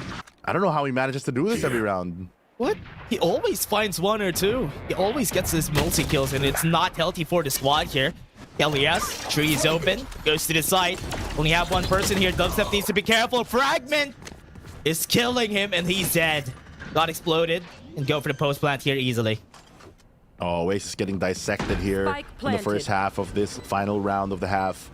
Marky still has the blades. Smoke gonna fade, not gonna spot anyone, but this is a two-man between the OGs. Wild Oreo and Marky trying to get the space that they have in this almost impossible situation. They get the scan on one, and here comes the dash through. The flash not gonna land, and the shorty as well, not gonna connect. Yeah, that's rough. That's rough. Shorty wasn't able to connect. The right click wasn't able to connect. That could have started the round in their favor, but Oasis loses 3 consecutive rounds before the next half. And Oasis needs to turn this tides around after that momentum shifter from APH. Momentum shifter indeed. I feel like these were Oasis rounds to lose because they felt so in control and so dominant on the first half of that. That adjustment really coming in a bit late for MPH, but they still managed to come up with 4. Then that might be enough to really turn this map #1 as they are on that defensive side this time around. And that's where a lot of teams, especially with this double initiator, really shine. Oh man. How did they go for Oasis? This is where we can see how they gel well together, especially on executions. But from the start of this round, we're already seeing glimpses of what they want to do. They just want to go for defaults, cover mid, try to get some options for themselves. Once they saw somebody at mid, already pulling out all the stops and are going to be rushing on B side. Haven't been heard. Same setup as what Oasis did during their first ever round in this series. And nobody was there. Have seen nothing. Once they push with nothing else except a trusty turret, Kelly started off with 1. And they could cover the whole site, and this is already conquered. Has to be very careful here. Magic so low. And Marky playing a cheeky angle just to make sure that he has a bit more space from team. Might get spotted out here. The smoke does fade, but he does land a shot. Yeah, lands a shot. Injuries from their members. Nasty moves forward. Gets hit for Sevi. And Oasis is still moving for Sevi. That was scary. 3K out of nowhere. That is very, very scary. Some flashes of brilliance there coming in from Sevi. Marky low there. If Dubstep fell, it could have been a round for AIM to start off this half on the right foot. But Oasis, they push their lead to a very comfortable 9-4 as they're able to take the control on this B side. Yeah, that was a really fast control from the side of Oasis once the round started. There's only a turret and the killjoy there on site, and with Magic's down on the first count, it started over in Oasis's favor. Now they have some Vandals and some Phantoms to work with here for the side of Oasis. Some very big buys for them. But they would need to win this round flawlessly, but Nasty has other answers. Make that 2 kills for them. Do they get any upgrades? No, they don't. Bit too far. And they would want to alleviate this pressure from AIM. Oh, Kelly, yes, he knows that they want that weapon so bad. Oh, just gonna be the guardian of it. Got a Spectre. Got just 1 Spectre on hand for Sevi. That's gonna be really helpful for the squad here. Gonna be going for the push on A side. Got any smoke would be way harder for them. Once they peek this, they have to be careful for Yon Peek. He's not giving any information up for them. Larpert's also down. Recon Ball's gonna be thrown. It's a 4 Waiting stack. for it. Go for the 4 stack on site. Even have almost all of the members right here. Once they move forward, they're gonna be stopped. And that they did. They have Yon Peek on watch, and they get the kill. AIM gets a thrifty round. Oh, tucking into the corner there, while Oreo wasting so much time, not able to get that frag, and AMPH, they steal it away from Oasis. The momentum stopped, and 9-5 is the score at the end of it. But Nasty really opening up that possibility, getting those 2 kills, even 3. That was scary. That was a scary round for them. And they even bought two rifles on their side, and they were not able to clutch it up. Nasty was just crazy with those shots. And even if they go for this race, they have to be careful once they start this round. They're gonna go for the push here. Have a lot of people. Sevi already stopping them from getting more pushes, more kills. Got a 2K, that's perfect. And once they move forward, Nasty is here ready for them. With open arms, they help each other. And Yon Peek, last person, is gonna fall to his hands and AIM takes the third round. APH really fighting back. You know, we end the half at a pretty big deficit, but now the rounds, only 3 that separate both teams. Oasis slowing down the pace now that they're on this attack side because the defense very strong here from AIM, and it's mostly on the back that they're able to get a lot of these opening frags. If that's something that Oasis can neutralize moving forward, it could give them a better chance, as getting that opener really puts that momentum on your side, but they also have a way to shift the momentum in their own way with that KO ultimate if they pop the null command. Yeah, I'm really scared for Oasis now because MPH has been doing so well in this series, and doing a dry pick against the likes of MPH is a no-no. So far has been punishing them within the whole series. Now on the 9-6, it's looking closer than ever. The confidence has built up, and Nasty with his trusty op. Just wait and get information if ever somebody's gonna push. For now, this decision is still waning. Still looking for the right decision first before they move forward. Some damage and magics. Going for the peek. Slowly. Out of the smoke. Once it dissipates, Marky's gonna see him. And that he did. He gets him. Now there's no defense on B. It's an open sight. See it with another shot. Dashes in. But Tyrannus was able to neutralize the push. And they're gonna go one side. Kelly S is down. And they have 2 more kills. Left with 2 people. They got the shutdown on this members. They go for the paranoia. They don't hear anything. Marky's gonna fall. Nasty's gonna fall. And AIM is still gonna be winning in this battle. They still have a lot of people alive, but at least got 2. Really close, Heavy. He's not gonna expect this, but Wild Oreo still gets the kill in the end. And he was a fortress on sight. Able to really support Dubstep's play, but I like the aggression coming out from him. I know Wild Oreo secured it at the end, but the fact that he goes for that paranoia into the close TP, not the move that you're gonna expect, but the veterans here really pushing through as the big brain play turns out to be fruitious, as he's able to get the double after Marky opens up that middle sight. Even though they're slowed down, the fact that with the Sova ult as well, they do the damage to get Wild Oreo that extra frag, and the fact that he's able to just spot out that Omen there off his toe on the top, just really good awareness by Wild Oreo to secure that round. Yeah, the big hero play from Wild Oreo, just getting all the kills that he needed on site. Now, starting off slow again for Oasis. Gonna change the face for they have been doing from the past few rounds. Have to be careful, living mid open. The on fake is in mid watch, so they have to be careful once they go for the push. Magix goes in. Surprisingly, there's an operator on the hands of that Killjoy, and he takes 2 kills. Magic out of the hat. Make that 3. What was that? He got so much kills out of this round. Make that 4. Stolen the ace, but it doesn't matter. The Killjoy with the op. Wow, what an operator player here. Magic's really making the most of the situation.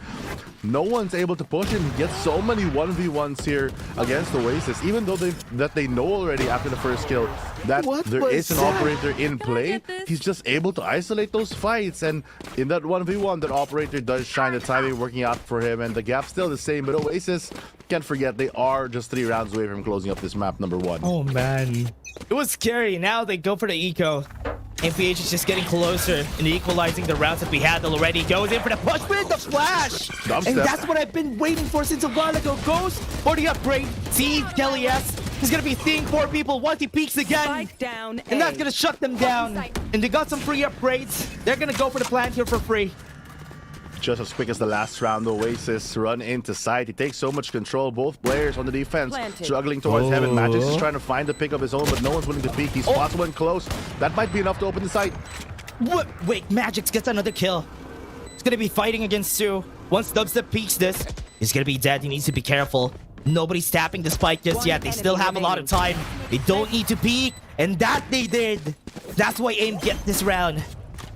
Wow, just as quickly as Oasis takes the side, AMPH with a very strong retake there. Both players isolated on heaven, yet they're not able to take advantage of it. They have the post-plant positions. I understand that they are lower on weapons, but the fact that they're still able to win that off of that scan, giving them too much space on heaven, I think, and Oasis gets punished for it. Now, looks like an Oasis timeout, as the game that they started so strong in, that they were so commanding in, seems to be slipping through their fingers. Yeah. Really surprised that this is happening this round. I mean, Oasis, what they did during the start of this round was really perfect. The flashes onto the aggressive pushes that AIM has been constantly doing. Something that they really need in order for them to start up the round. They do have a lot of tools in order for them to just not fight the AIM battle. But from what's happening here, it's looking like, yeah, as you said, it's slipping from their grasp. Oasis needs to rethink what they need to do in this next round. They're limited as well because this is basically their only buy for the foreseeable future. And if they lose this round, they're going to be forced on that eco. But outside of the weapon economy or the credits, ultimates as well, AMPH have so many tools to really slow down a lot of pushes. Everything but the Blade Storm now for their team. All the options available and unlocked as Oasis Gaming get out of this timeout, and they have to come up with a winning strategy here because they are running out of time. That gap closing round after round, and it's something that they have to learn to stop that bleeding. Oh man. Really a need for Oasis to just go for the default first. Maybe go out for some trades for themselves. Paranoia has been used already. Oh, no. Once it started, Nasty and Sevi gets to just that fast. Even Magix was ready for the peak. The trade-offs that they have been doing. AIM. What is this? Oasis was not ready for that. I feel like this round was shorter than the timeout because Oasis, too much time thinking, but not enough during the execute. The punish here, not there on the A main. And as well as the fact that B was defended since the pressure on mid was just too great. That operator presence really being felt here on the backside of Oasis. And one round now separates both teams. It seems to be an uphill battle for Oasis to break through and really get towards that match point. Oh man. Not a lot to work with in this round. 10 is to 9. Have to be careful about this push coming in from them. Need to rethink their strategy. They have to use everything in their hands first before they start, because Nasty's not gonna let you do that. Drive pick on them is just a wrong decision from their side, and Oasis just lost everybody just by peeking against Nasty. He has been constantly making this hard for Oasis, and that flash perfectly placed. And Dubsip left alone. Oh man, we equalized the rounds. Magic's there to finish things off from downtown with the operator. It's 10 to 10. Couldn't be any closer. And Oasis Gaming, it's the bleeding. It hasn't stopped. And AMPH, they take a lot of these early fights and they come out on top, really destroying the momentum of Oasis Gaming. They are stopping them from laying down the tracks to make their plan happen, and the train not happening for Oasis is the reason why they're not going to be able to get on site properly. It seems like they have to stop the aggression here in a very far back stance from Oasis, as they are wary as the turret falls. And the aggressive peaks coming in from them, and Nasty just easily takes down Savvy. Another one down on the hands of Nasty, starting off this round with another first blood.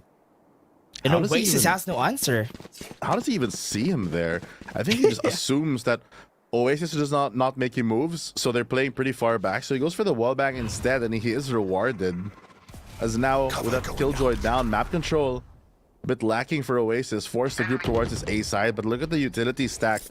If they do go to A, the Killjoy setup already there to microwave anyone who goes on that generator side. And they do leave A main open, but it's not a lot of space. Whoa, Magix. Oh, he loses the battle the first time that he did. Now here comes Yonpeak. Doesn't have any flashes though, but would be able to move forward here. But with the paranoia, it's gonna be hard for him to see anybody. And right now, Kellyas dominating. Still haven't planted the spike. They're taking their time. And Marky winning the fight just signals it for the team in order for them to win. And Yonpeak also dies. Last one person. Imanage. Time is not yet done. Time is ticking, but Aldron sees him. Now he's trapped. He has nowhere to go. Should fight the 1v1 against Kelly. Now at least Oasis takes a breather. At least this time around, even though they lose their player from that initial duel early, or not even duel, but more like pick coming in from Magix, it's just, or Nasty rather, it's just the fact that they're able to recover, which is a lesson that they've learned over time. The question is, can they keep it up? Because APH, knowing them, will not stop with this aggression. They have the Bladestorm available now. Magic still has that lockdown and the Operator. If he's able to still win a lot of these opening fights, it could be the same story. Yet again, that song not finished. We're just more on a different verse. Yeah. They would need to start this explosively now for the side of Oasis, but they still kept on going really slow here for the squad because they really are afraid of taking this risk. From the pings I'm seeing, you would want to go for a mid push. Still, it's only one person here, Magic's on the Operator on his hand. And if Kelly peeks this mid, has to be scared. We don't know, no information. Dubstep's gonna be peeking, but Nasty was ready for that. And again, another first blood for that guy. No, more importantly, it's Dubstep as well. Controller down for Oasis, limiting their movements here as they have such a hard time now to take map control against this Operator, which is just shutting Wild Oreo down. And one more Marky falls. And Dubstep is out of the picture already. Savvy and Kelly trying to recover the situation, but is that enough?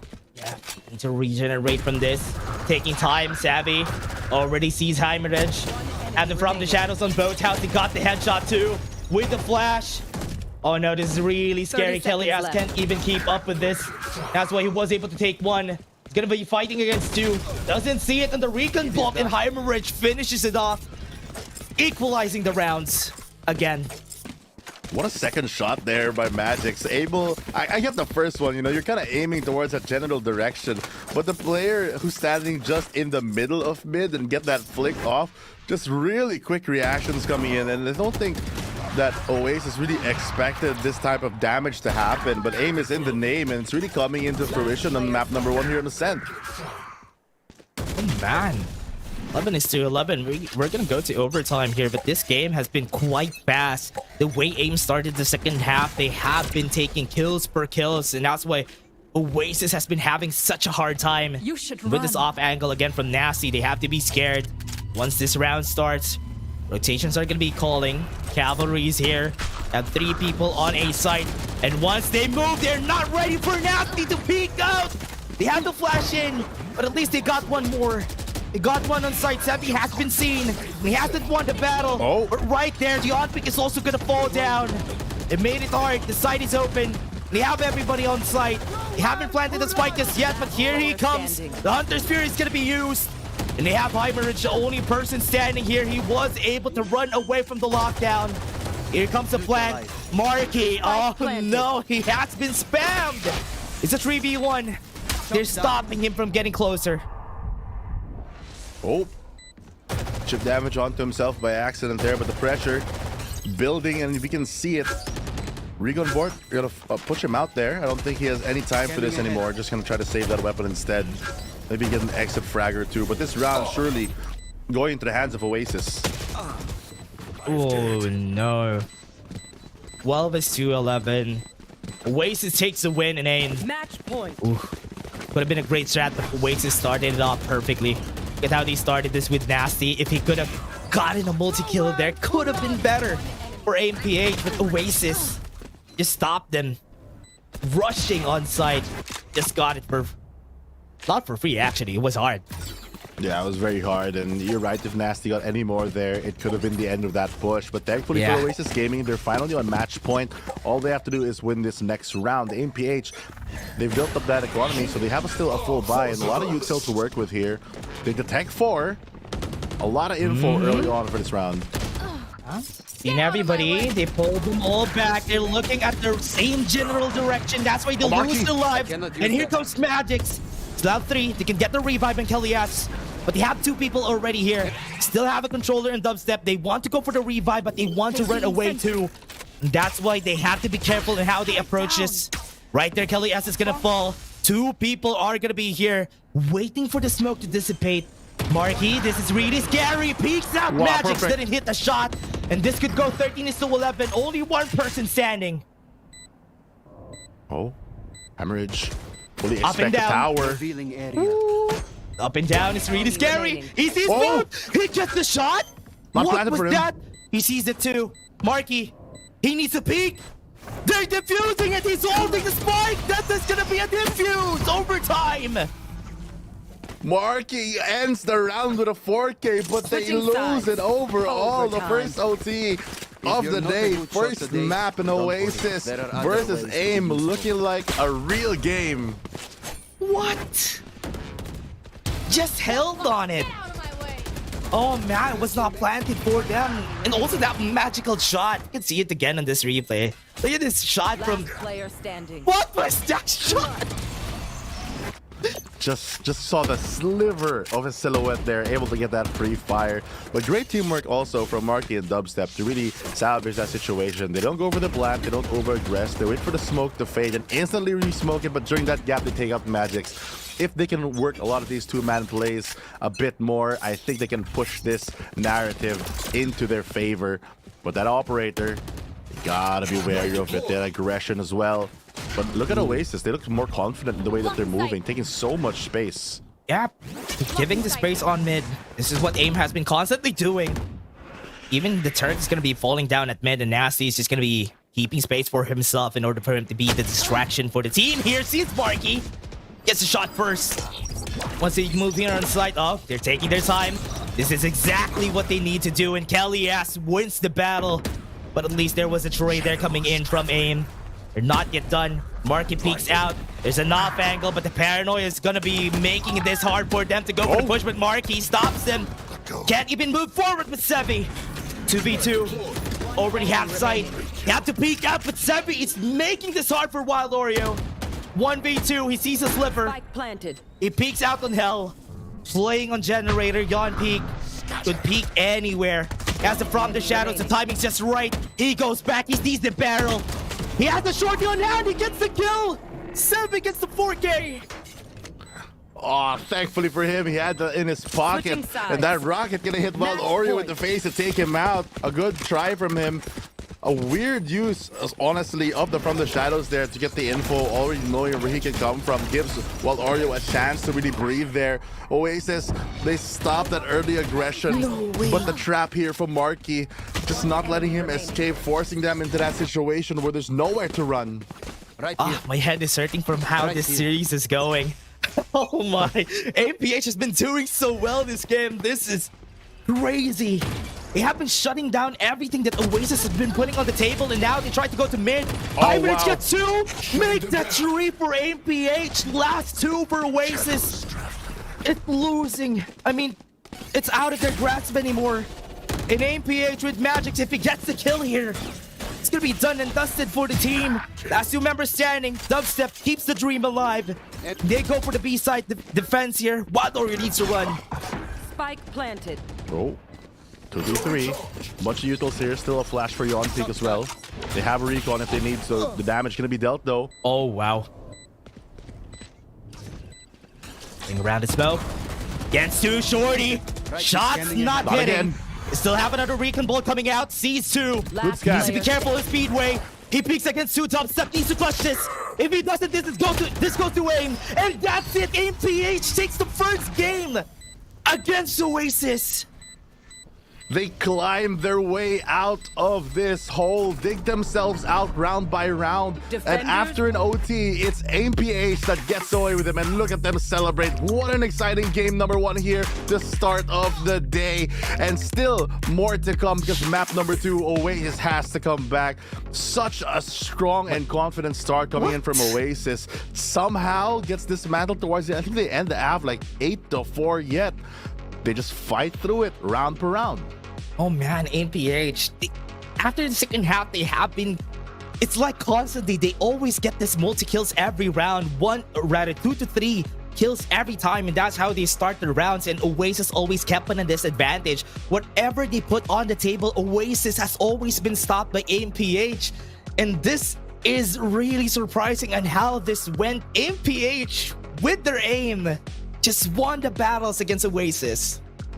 I mean, like a similar story to Oasis, they did have a very rough start of the season, but they have been getting better over time. The results they look pretty not convincing. They are a lot of O2s, but those games are pretty close. And just like this one, when we dive deeper onto the stats, 14-12, AMPH, that constant improvement really coming off. They take out the 1MS the other time, and this time around against another great team, they are showing that gods do bleed. And Oasis, their refinement, it is there, but it's not enough to really drag them across the line.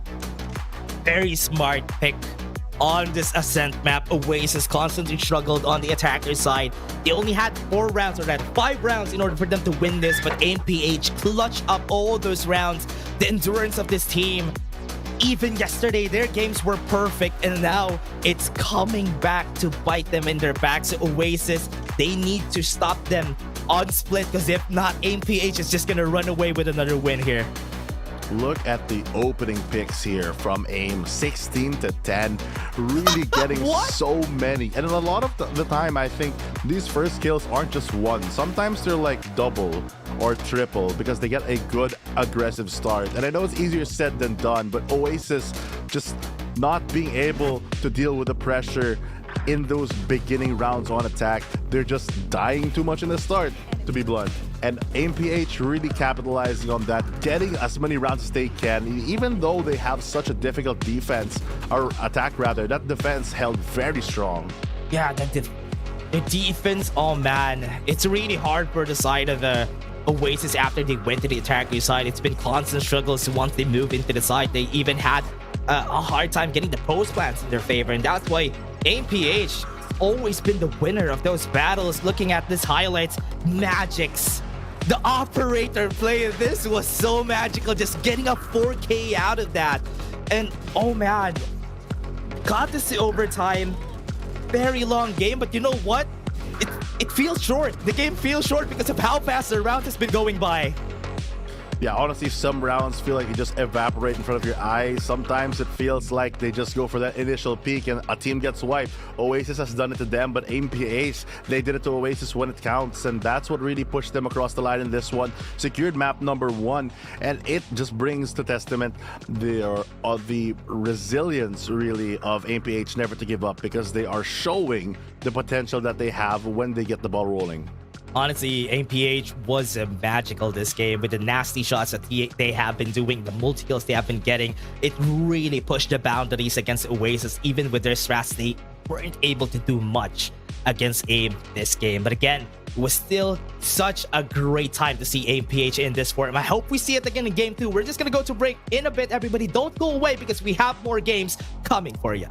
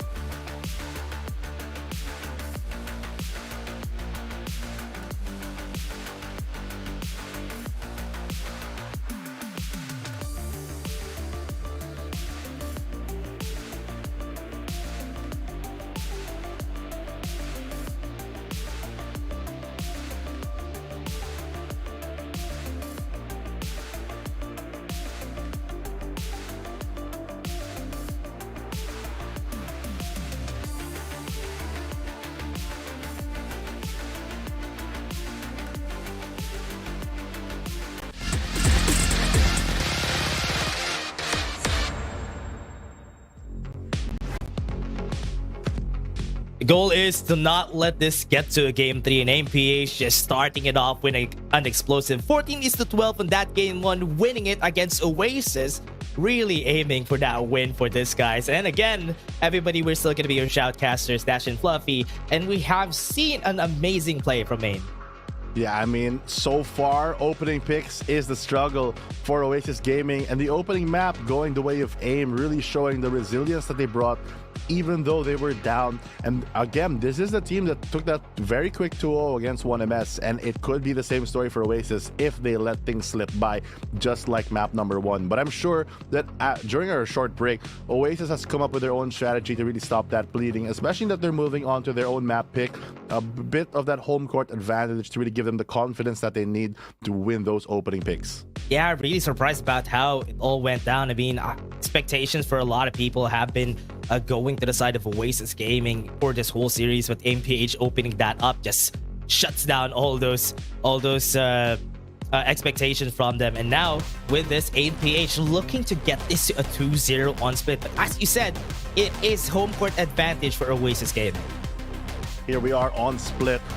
Arguably, or maybe not arguably, the map that they struggled with the most early on, but they've really come to master as Oasis Gaming with their decisive mid-control between both of the controllers, a staple nowadays here on VCT for OAS. And Dubstep and Wild Warrior are going to use that combination to slow down a lot of the aggression coming here from AMPH. And aggression is the name of their game. Running that double duelist, Nasty, we've seen how powerful he is on that Jet with those opening picks on the previous one, gonna return in that form. But Yon Peak this time around gonna be on that race to bring a bit of that explosive firepower to the AMPH team and bolster their already strong strengths.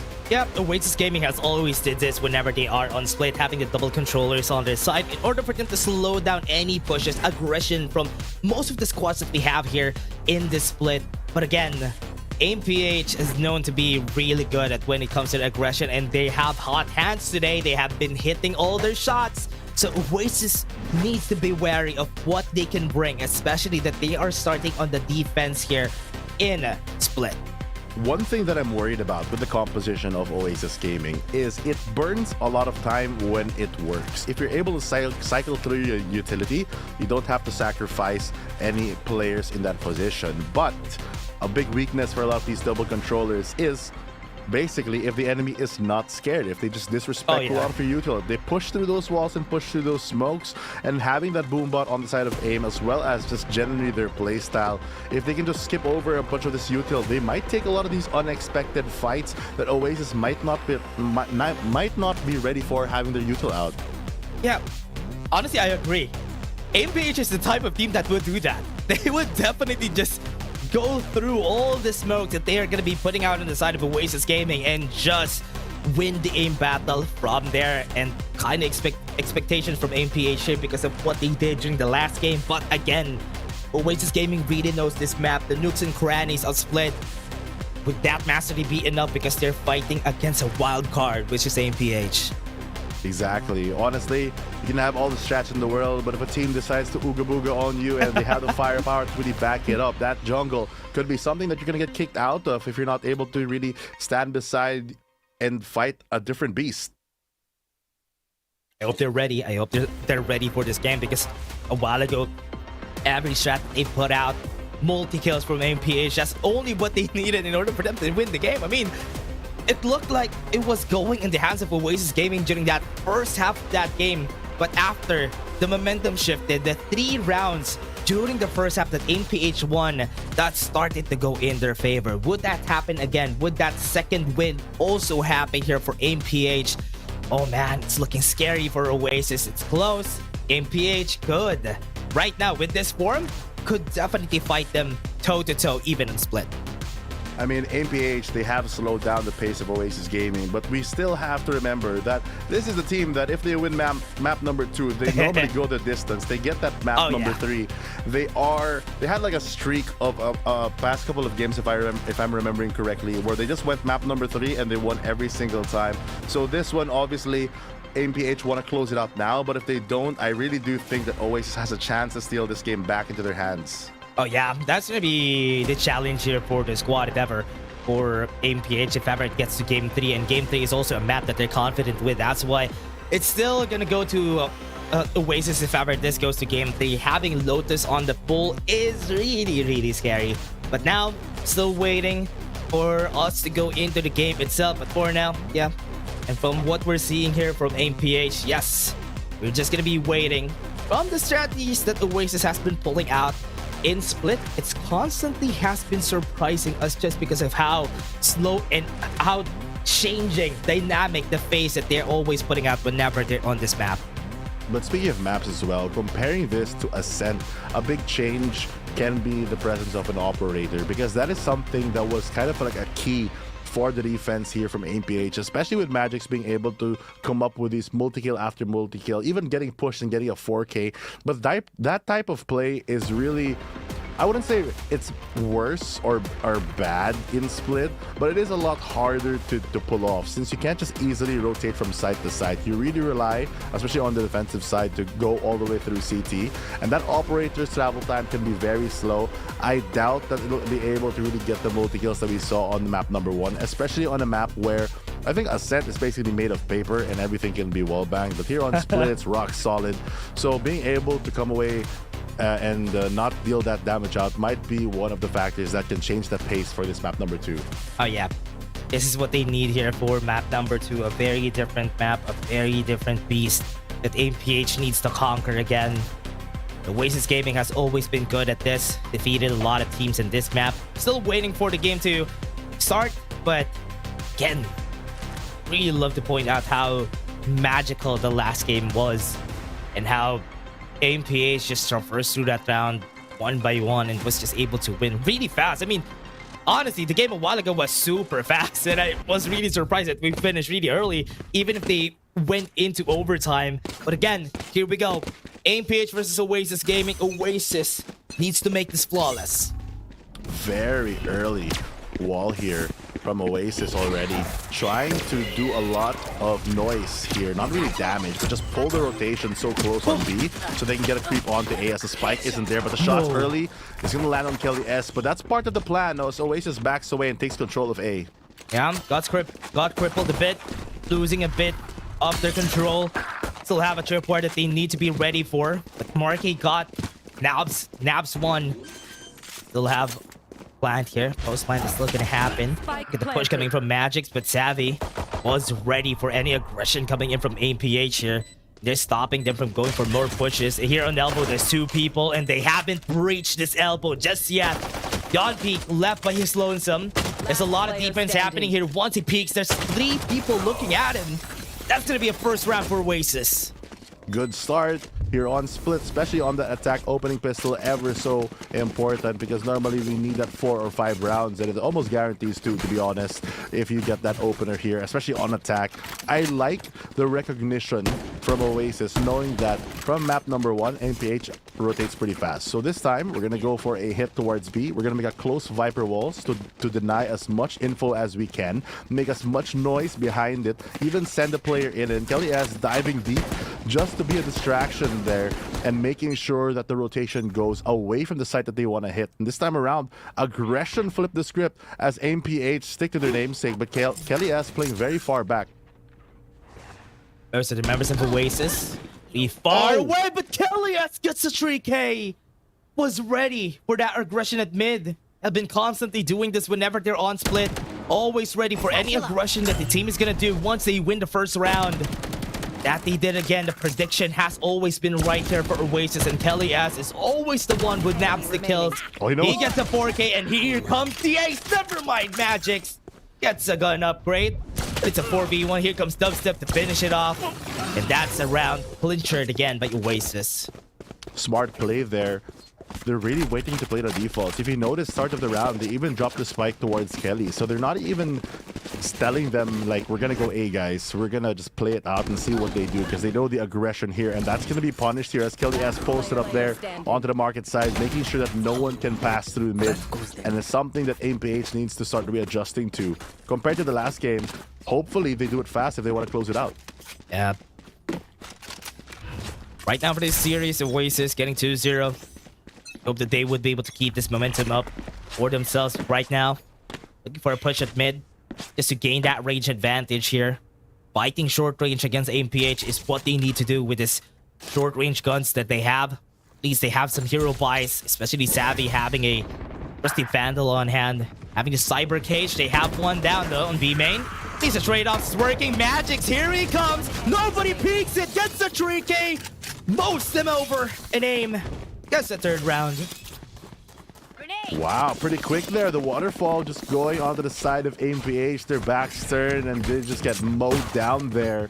A good read from them and a corner not checked. Very important. Oasis Gaming need to clean that up, but still, it is part of the script. Maybe not in the way that Oasis fashioned it to be, but AMPH, they do win at number 3, and that's what's important. I got their omen. Yep.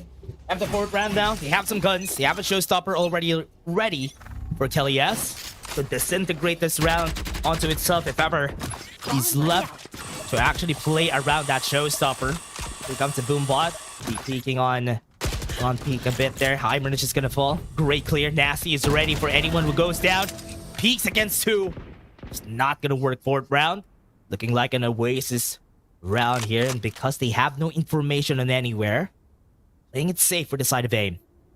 Have to be very slow and steady here as mid control towards the side of Oasis. The 2 players that jumped down, able to secure that, at least for the first half of this round. Waiting for some dark covers to recharge here and just bolster in the areas they already have. Re-clear them. There comes the Sheriff shots. Signals where the Omen is. The nade gonna be used to push them out, but it's again a re-rotate towards the A side. They want to fight the Cypher. Yeah, runs in. Will be fighting against 2. The Guiding Light is not gonna see him. That's really crazy. Might take 2, but no Magics. Lost a bit of his mana. Is not able to get more than 1. With that, the clear is there. Elbow is not clear. Sevi was able to run away with this. That's crazy. Could have been destructive for Oasis, but they still take the round. Wow. What a way to really get that confidence back. The fact that they're able to get these opening picks is very important because it's very disadvantageous as well to really jump down there. But the fact that they're able to trade each other out very safely, not even trade rather, but just get that pick, really showing their mastery of this map here, the timings of which they need to play. And Oasis trying to extend that lead. You know, considering the fact that they're also the attacking team at the moment, they feel very in control. It's a very scary thing for AMPH because they know that when they're on the defensive side, it could be a different story. Yeah. Very different. You can go for the peek again. Get the Guiding Light. They know that there's somebody here. Nasty gets an upgrade for free. And now he was stopped. Oh no! He bumped to Heimerich. Now he has a Euro tap. 2 people on site. They're gonna see it. They can go for the rotate now.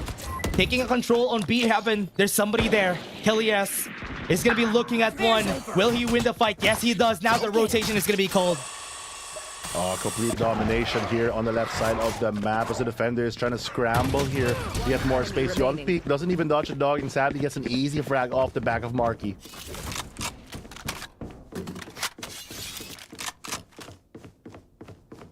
Magic's alone with the Phantom. Oh no! Just loses. Again, that was a round that they were expected to lose anyway, so Oasis gets a free round from AIM. Now they have guns. Based on that replay, Nasty just got bumped. When he bumped to Heimer, that was the spell of his doom. Unfortunately for him, though, not enough space for him to get out. And what's important is right now Oasis is sitting at 4 on the attack. Very good start for them to get that early momentum. This pushes to 6. It's looking like a map number 2 for Oasis already, but that's what we thought in map number 1, so I'm sure AMPH has a lot to say once they decide to swap, but right now they gotta focus on this one. Explosive start already. Not gonna connect as well. Yeah, was able to run away, but Nasty, oh no, still dies to the spray. Spray down coming from their side. They go for the peak. Heimerich runs away. They still get 1. That is still a very well-defended site. They haven't breached anything yet. Wild Oreo is going to be looking at Sevi. Oasis is still not pushing. They're taking time. They don't have any information on where the other members are. They just know that somebody's on site. That's why they're still not pushing. Right now, still are not giving any information for the side of AMPH. Now they run in, they run back, and they run over the members of Oasis. 2v3.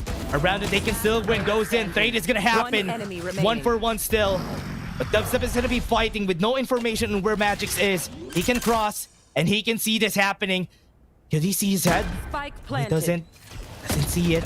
He knows that Magix is in the area, and Dubstep punches it. He gets the frag, wins the round. Magix, he had the angle, but Dubstep just peeks slightly wider than what he thought it would happen. But Sevi, he tried so hard here to hold down this side. The controller really doing work there, getting that double, but it just wasn't enough to get the round out there. W actually gets the flick-ish off of that as well. Not even predicting, and I guess he just wins out the timing. Yeah. I mean, it's just perfect. And now back to the cycle. Aim didn't have any guns again. Had to take the risk of going to mid. You know what? They're ready for this mid push. Heimanage does have the hero vandal. And with that, Nasty doesn't even need it. He just needs what he's aim. You know what? Yeah, very obvious. He just needs his aim. Aim is all they need. And the AMPH is, that's all they got at the moment. And they're using it to get as much space as they can. On the lower buy, Magic's defending the site here. Gets the trigger off the trap. Doesn't spot out Savvy. Oh, at the last second. Oh, yeah. Didn't see it yet. Goes into sight. Savvy still doesn't take the win. Yes, there they go. Magic's also gonna fall. Marquee doing magic. Now this is doable. Oh no, Savvy's not looking the right direction. Never mind. He was. He knows. Oh, he still takes it to the 4K. Somehow, Oasis able to claw out of that one. Marky with the heroics to set up his teammate for the alley-oop, and that's a round going their way. 1-6 already. Such a quick start here on the attack for Oasis, and that all started because of this mid-fight. You thought that AIM rather had this in the bag, because those shots just landing where they needed to. But at the end of the day, awareness coming in very strong here for OAS. Oh man, that push. Oh man, he was ready for it. Speak of it. Gets the kill now. They have so much ultimates on hand. At least now AMPH with their aim lets Oasis bleed for a bit, but they still have a lot of credits on hand. So it's still okay. Right now AMPH need to make sure that they could layer this ultimate in order for them to at least win this round. Look how careful Oasis is. They know the aggression that is possible from AIM. So they're holding very far back. They only care about the mid and B control. Trap gonna take control of A for them. Sending in the dog pretty far away with no follow-up as well. KLDS coming in a bit late. Making sure that they have everything double, triple checked. They don't want to run into a situation where they get hit by a 2 or 3 man or 3K again with a spray down. But this contact, Nasty has the first, doesn't get the second. As a trade though, Dubstep sees it. He knows the time is in the area. Was able to dodge a guiding light. Was not blinded. Again, a man advantage to their side though. Goes in for the flash. He goes for the fight, but Marky still loses. They got the side, but B main's not clear. They don't have the spike by their hands. Kelly's and Wild Oreo, both of them as a mission, and that's to take the spike. This is their quest, and they have to win this battle no matter what. They get 2K. Wild Oreo at Magix is also here. Goes in for the peek. He wasn't able to see it at the right time, but enough time for him to force the issue. Just a 1v1. Doesn't know where Magix is. He goes for the plant, and Kelly's might not be ready for this lurk. Goes for the peek. Doesn't see it. His head bops. And that's why AIM takes this round. The patience from Magix as well there. He could have easily just gone for a peek the moment that Wild Oreo got that double. But instead, he plays the long game, doesn't give away his position, sneaks up behind Oasis, and AIM get their round number 2. This is very dangerous. I know the score looks very far, but this is the type of situation that Oasis has been in before, and it has not gone in their favor. AMPH, every round can count for them, especially when things tie up. Oasis is still, honestly, from Oasis, this is still a good amount of rounds that they took on the attacker side. Once they go to the defense, is where they are much more confident. So still scary for AMPH if this is what's happening. AMPH winning that round, pretty needed in order for them to put a cap on Oasis's waterfall of a momentum on split. Gotta be diving deep with this one, because they already have their toes in the water for AMPH. If they can keep themselves dry here, but there comes Bloodshed. Got the stun though. Not gonna follow through. High Merge gonna be peeking out. Didn't see him a while ago, so they don't know. But Kelly has an idea that somebody might be here. Here comes the neural tap. He needs to peek. He wins the battle again. Cover going out. And now in the 3v4, it's way harder, but at least they still have the controller. Dubstep is still here. Goes for the paranoia, stops him from pushing. They don't know where Savvy is. And once they peek out, their backs are exposed. But Savvy 8K still wins the battle. Clutching it is what he does. Spike's down. Spike drops. Plant is not there yet. They have to peek out. That was scary though. That could have been a headshot. They can go anytime. Pain shells are going to be thrown. Still are going to get the plant up in Yon Peak. Still isn't clear on where most of the members are. Wait! That was great. Yon Peak still got the win there. Dubstep, they have an idea on where he is anymore. Almost got it on the collateral. But Dubstep still clutches the round. The sight on the side of AIM with the neural theft, but it's Dubstep who sees it through, able to get the double off the dark cover timing as well, forcing AIM back onto this eco. I thought it was going to be very scary here, especially towards that B main side, but a couple of heroics here and there really salvaged the round for Oasis, and Savvy stepping up to the plate. AIM has been making this round super expensive every time, but look at that spray down from Dubstep. Perfect. As you said, the dark cover, perfectly timed. Again, for MPH, they need to find a way to get more rounds, man. This is already critical that they've been losing so much on the defense. Once they go to the attack, they hope they're confident in how to take Oasis from there. But Nasty, he knows, he gets a shot, runs away, drops the smoke. He's not going to be saved. And with that, they take over the site, conquered. They just have to plant the spike. Looks like a clean round here for Oasis. They only lose Savvy in that opening trades, and Emre just stuck in this corner. The moment the dark cover fades, the nade gonna push him out as well. Not sure if they see him. I think they see him through the spam, and Kelly S gets the frags. All up to Sevi. Not much to work with. Just has the classic. Might get the Vandal here, but that's still a 1v4 situation, even with the paranoia. Oh. Doesn't know if there's somebody at Rams. He'd go for the teleport, but he's gonna be making noise once he goes through this routed step. But that's why he's kind of scared if he pushes through. Or does he save his trusty Bucky? That's the question. I think not. He's seeing Marky.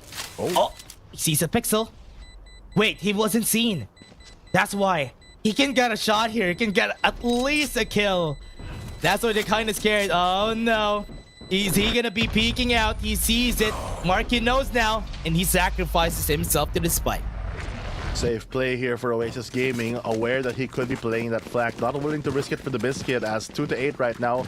Oasis on the attacking split, getting a very dominant half already, setting themselves up for an easy cleanup once the sides do swap. And AMPH struggling really on this defensive side. The aggression not paying off in a map like Split. The Masters really showing these students how it's done, and it is a struggle here for defense. Having such a hard time in this defense. The Oasis always knows, always puts them on their toes whenever they try to go for the push. And here it comes, Sevi. Already done with that showstopper. The time range again. Just answers back with kills per kills. And Sevi, or rather Nasty, dashes away, but not enough. AMPH struggling and Split. Oh, this is their buy as well. And Oasis dismantling that, opening up with that showstopper, and now it's a round secure. They can just play the time. It's an impossible situation here for Magic, and time is ticking against him. No utility, nothing. All on the wrong side of things, and I don't think this is a round Oasis is going to give away. They even have the info already of where he at. They can just reposition, and this is checkmate already for Magics. Yep, they already know where he is. Preps him. That's it, Marky wins the round for them. And the Oasis, oh man, last round they really just know how to play and Split. Really bank on how AIM is going to be playing that defense, but every time the round starts, Oasis finds a way to distort the defense. And AIM almost always just answers back with another kill, but not enough to stop Oasis with this onslaught. It's 2-9, and it's looking good here for Oasis. Hopefully Chelsea isn't watching anime again, but this type of score is something that can really turn awry if AIM just steps up here. We've seen those last-minute attempts from them to really shine on the previous map, and this attacking center team could prove to be a force to be reckoned with when the sides do swap. But Oasis, they're setting themselves up for such an easy map number 2. Waiting for the peak, sees it. Down A. They're gonna be taking 3 kills out of that? Oh no, they just got away and now they have some upgrades for themselves. Here comes the peak coming from Wild Oreo, but not enough for them to win the round still. Got the round. Magix is gonna be seeing one. Oh no. Is he actually gonna be successful with this? I think he is. Here it comes. Here's the shot. Magix gets the sword 9-3. At least they get that momentum towards the end of the half, you know. It brings you a bit more confidence once the sides do swap. But still, 3-9, a mountain to climb, but not something that APH hasn't done before. I think the map number 1 score was 8-4, so it's not that different compared to this. The problem is, though, it is split, and defense split against all this utility could prove to be that differentiator after everything. One of the key difference of split in the Ascent is that Oasis doesn't need to take a lot of these battles compared to how it is in Ascent. Most of the time, Oasis just plays around their utility and peak after, and they can have more freedom on split, and that's why they have been constantly winning these fights against AIM. They get a lot of support as well because they can play so far back, like you mentioned. Really just rely on the pressure of their util. While Oreo, look at this, or already there, but if this is disrespected, that could be the problem. They can break their timing, but Yonpeak, very wary of the damage, especially during these pistol rounds. That 25 damage is no joke when you push this decay with no armor. Oh yeah, this is what happened during their fight against Geek Fam. Just slow them down with the poison orb on mid. And once they try to push, try to peek out, and here it comes. Kelly's fighting against Sue. Drops away, he has the boom bot. He knows where Yonpeak is. Can go for the pain shells. Oh, the timing is just perfect. And now with that, they can go for B Heaven while Oreo is in defense mode. The Forge is on site, fighting against Yonpeak, but with the smoke, he has nowhere to go except for Spawn. Is he gonna be seen there? No. They do have a chance to go here for A Heaven, but they have to be careful about this. If somebody already crossed at ramps, and nobody's still crossing at site, and Kelly, wins the fight against Yonpeak. They know that there's somebody already at Heaven. They need to clear a lot of angles because they haven't done it classically, and Kelly still wins, still seizes the opportunity. But Nasty answers back with 2. Marky left alone inside, gonna be fighting against 2. Right clicks are gonna come out, but Sevi still wins. Oh, they are low though. The plant does go down as the spike finally gets engaged. The wraparound from Oasis, both members stacking here. While Oreo have no utility to work with, have to go for the aim battles here, and Nasty has been landing those shots. Not really picking it corner though. Gets the first initial one. That's a 1v2 now. Pressure flip, and Sevi rather on the opposite end, and Wild Oreo just too stalwart here with dubstep to support. Just takes the round in the Oasis.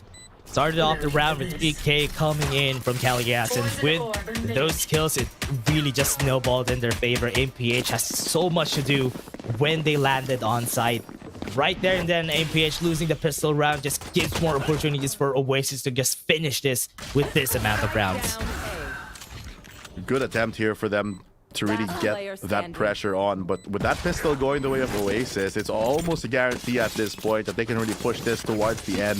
MPH down on so many rounds. They're forced to go in the force buy here, bringing out some stingers, 1 Spectre, as well as the long-range firepower in a Guardian. Nasty has to land those nasty shots, because if not, MPH gonna be in a lot of trouble on this economy. Yeah, as you said, trouble. Look at the angles that Oasis is playing off. They're not even attempting on playing the close-range angles because they know that they might lose if ever that happens. Kellyas was still able to run away. Would be fighting against so much amount of people here. Already seeing the Trailblazer. AIM trying to clear out Heaven. Nasty was able to clear it off. Marky is here. Guiding light is going to be used, but he peeks on tree and wins it all. And last one standing. It's going to be Magix. He wants to get his ace. He sees where Magix is. Savvy falls. And here it comes. Oh no, Magix is going to be running. He doesn't want to give this. 11 HP in a dream. And a Marshall on hand. Gonna be peeking on a lot of angles, but here it comes closer and closer. Marky, here comes the ace. And Marky gonna steal that round away. The force buy from APH not paying off here as he's able to just mow them down on the Heaven position. Good repositioning, good flash, and Marky giving himself the opportunity to really shine here on split. Love it. Love it. Aha, ace for Marky.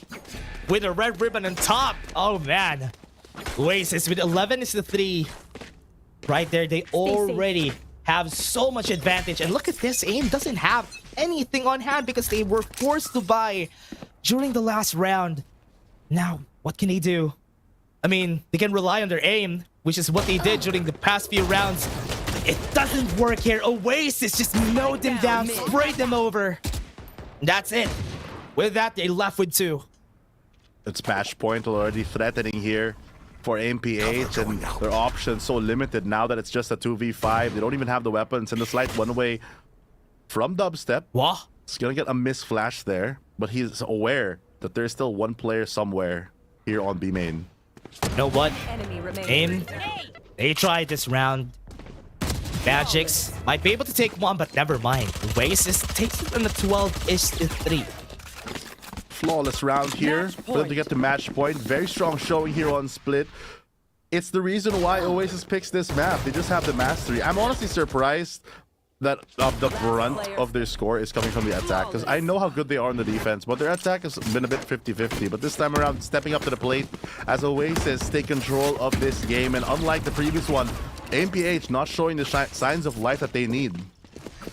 And I hope they're not... Oh, I hope they're not caught, or they're not tired here from the fast game. That's why they're losing a bit of their sharpness.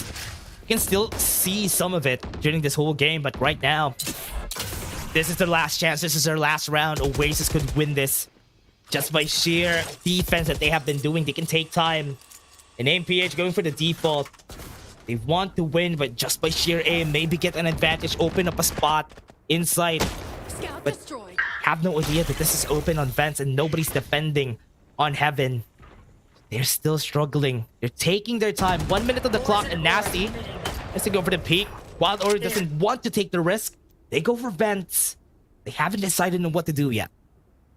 They get control of mid though, and they're able to pivot here and go for male instead. Wild Oreo might not expect this. Here comes Somali. Great way to stall them out though. The vulnerable not going to be enough as Yonpi goes for it. Goes for the battle, wins it. Dubstep gets 1, but he has been put down to rest. And Oasis is going to be still defending the site, and AMPH still waiting, taking their time. Not a lot of people are still here. They have nothing on hand except for one person, Hybridage on site. Oasis fighting against one person, Magics. Stalled them for time, but at least they got it on their backs. It's Seppi, and he mows them down, sprays them over. And he's still alive. And this is going to be 1 person versus 2. Savvy needs to clear it first, and he needs to go away because time is ticking. He doesn't have a cage, no tripwires on hand, and he needs to fight against 2 people at B main. Oh, he's unaware of where they could be taking against him. I don't think there's enough time for him to do this in this 1v2. They have the discipline not to peek, and AMPH might just steal this away off the back of that mid play. He spots out Sevi, but not enough time. Ah, no. It's gonna be a round for AMPH. Very smart way to start it. Just overwhelm them with numbers. That they did when they pushed on B Heaven. They lost a lot of people, but at least they were able to get what they want, and that is to plant that spike. Exactly, and while Oreo, he tried his best there to really hold down that defense as well as Dubstep to get the crossfire. Just not enough there as the aim of AMPH finally stepping up here as they are starting to heat up. But is that enough? Because they cannot afford to make any more mistakes here. Oasis on match point means that this could be the end. If Kelias's ultimate connects or Marky gets the info with the Seekers, that's it. That's it. That's map number 2 done. Yeah, that's going to be done and dusted for them. Good guiding light. They're looking for an ulti orb in order for them to get the Blade Storm on Nasty. Oasis is very well aware of what they want to do. They're still not pushing. Just backing away, just securing that is enough already. No defense. Looking for a chance to go for B main.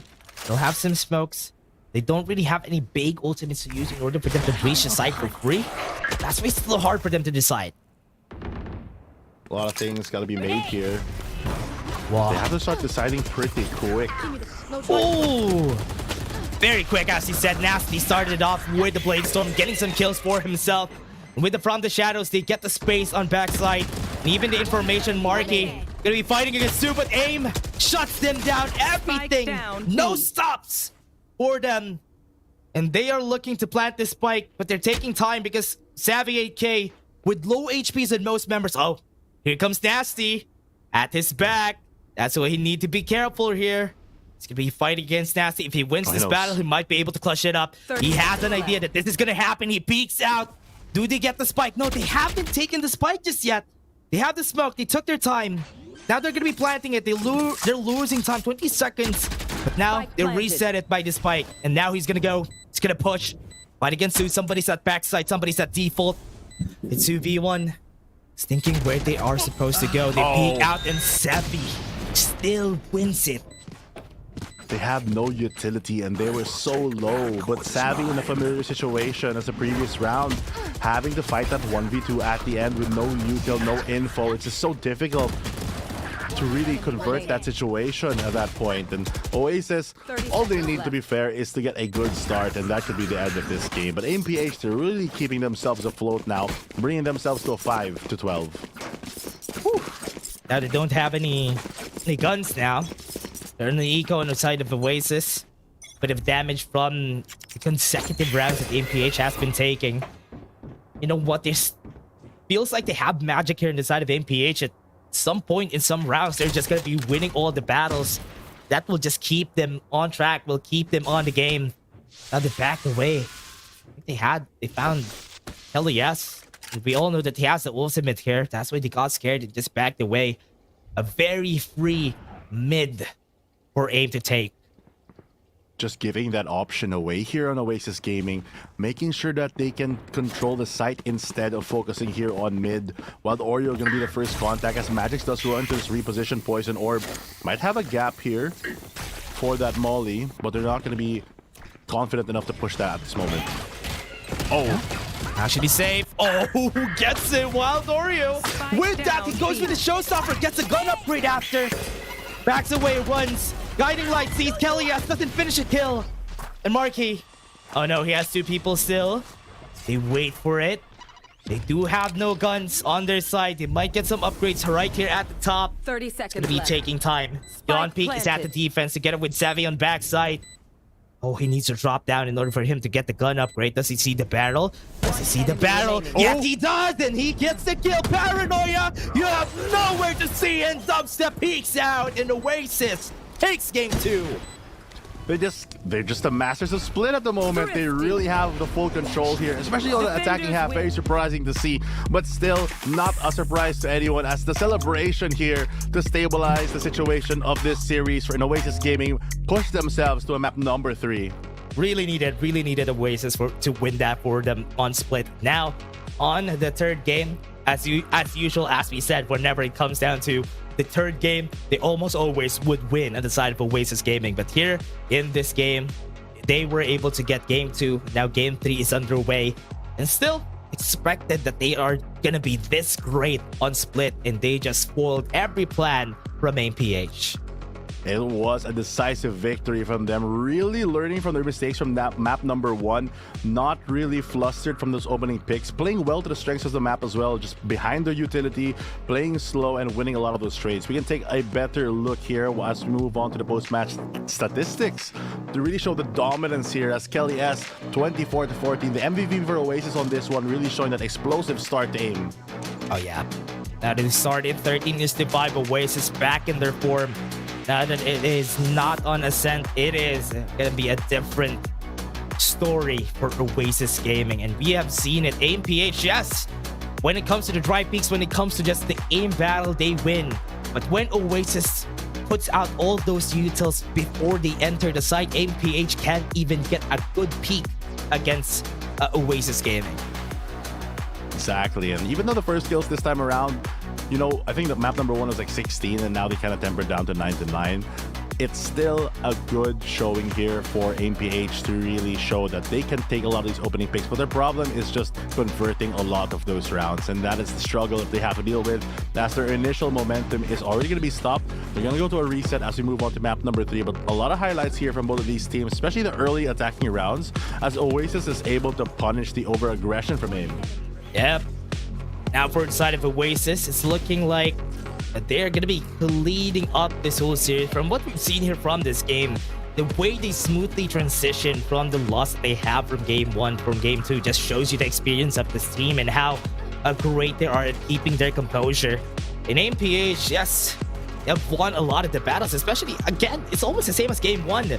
Once they start off with a kill and comes with a multi-kill, it's just gonna be all them. But here was a bit short in aim. A bit short on aim for sure.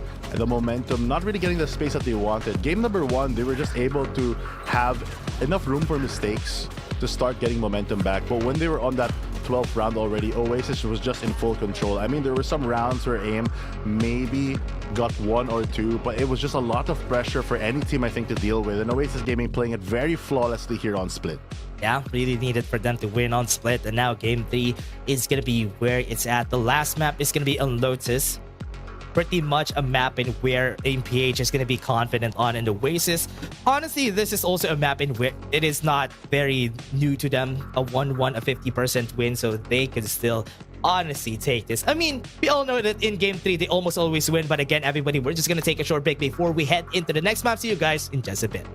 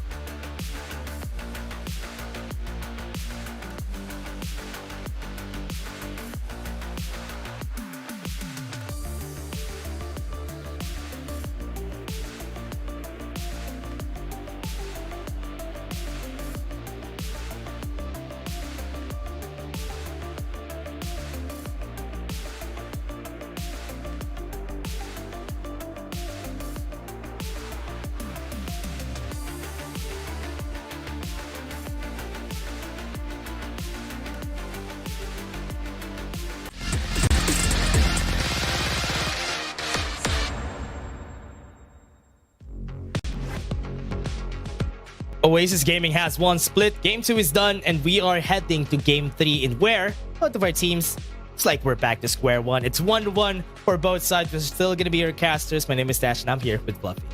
Got a certified banger of a series already opening our day, and it looks like that round reset, that game reset, that map reset has really come into fruition as we move on to Lotus here for both of these teams. Oasis and as well as AIM, they have struggled in the past. AIM has played, I think, a lot more times on this map, but Oasis, of course, throughout their experience has done the same. But this time, they haven't shown as many compositions as well as tricks on this map, so maybe they have a lot under their sleeves still. Yeah, they can still have a chance here for this next map. At least in the aim, there's a lot of chances for them to use their aim, as we said a while ago, compared to what happened in Split. Split, they were just cut off. They were just not given a lot of opportunities for them to use their aim during the whole game. But now, with how they approach this for the side of aim, the setup, this is what happened during the last time that we've seen them. The setup that they want here is to not let Oasis Gaming have an easy time taking over a site. Exactly, and they have a lot of ways to retake the site as well. Sebio back on that Omen. Magic's this time around going to be more supportive with that breach. They have the Fade to have even more initiating power to set that pace with Yon Peak leading the charge. And Oasis Gaming, pretty similar composition, to be honest, of what they used to play, or that they just played rather on Split, with Savvy instead of that Cypher going to be playing on that Killjoy. My point is that they are pretty warmed up on these agents already, as they did just play them. Yeah, very ready for them to play it, especially on Lotus.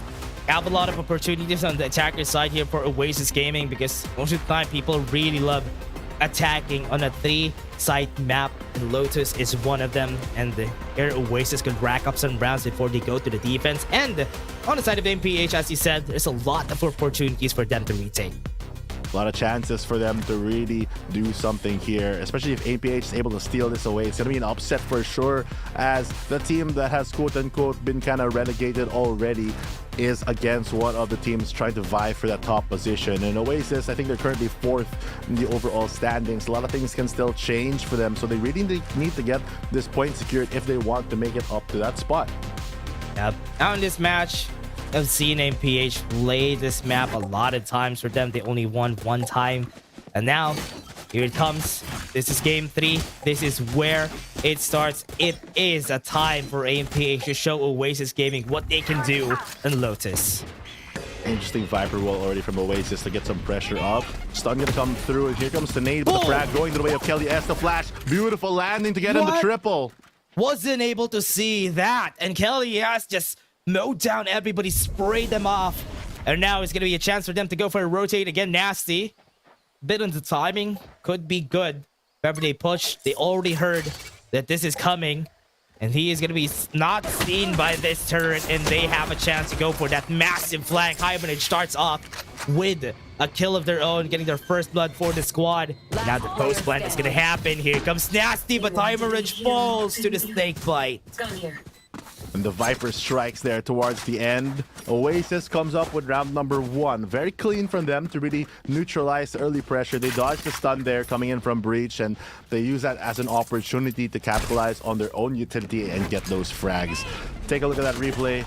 Just Kelly S with so much support. He's the only man on your screen, but the fact that they are flashed, the fact that they're mispositioned there, all comes in the teamwork of Oasis Gaming. And this time, full aggressive buy here, as they're able to get 3 rifles in hand, 2 of which are Vandals, and they even have the Outlaw to maybe do a bunch of damage downrange. Not a great guiding light.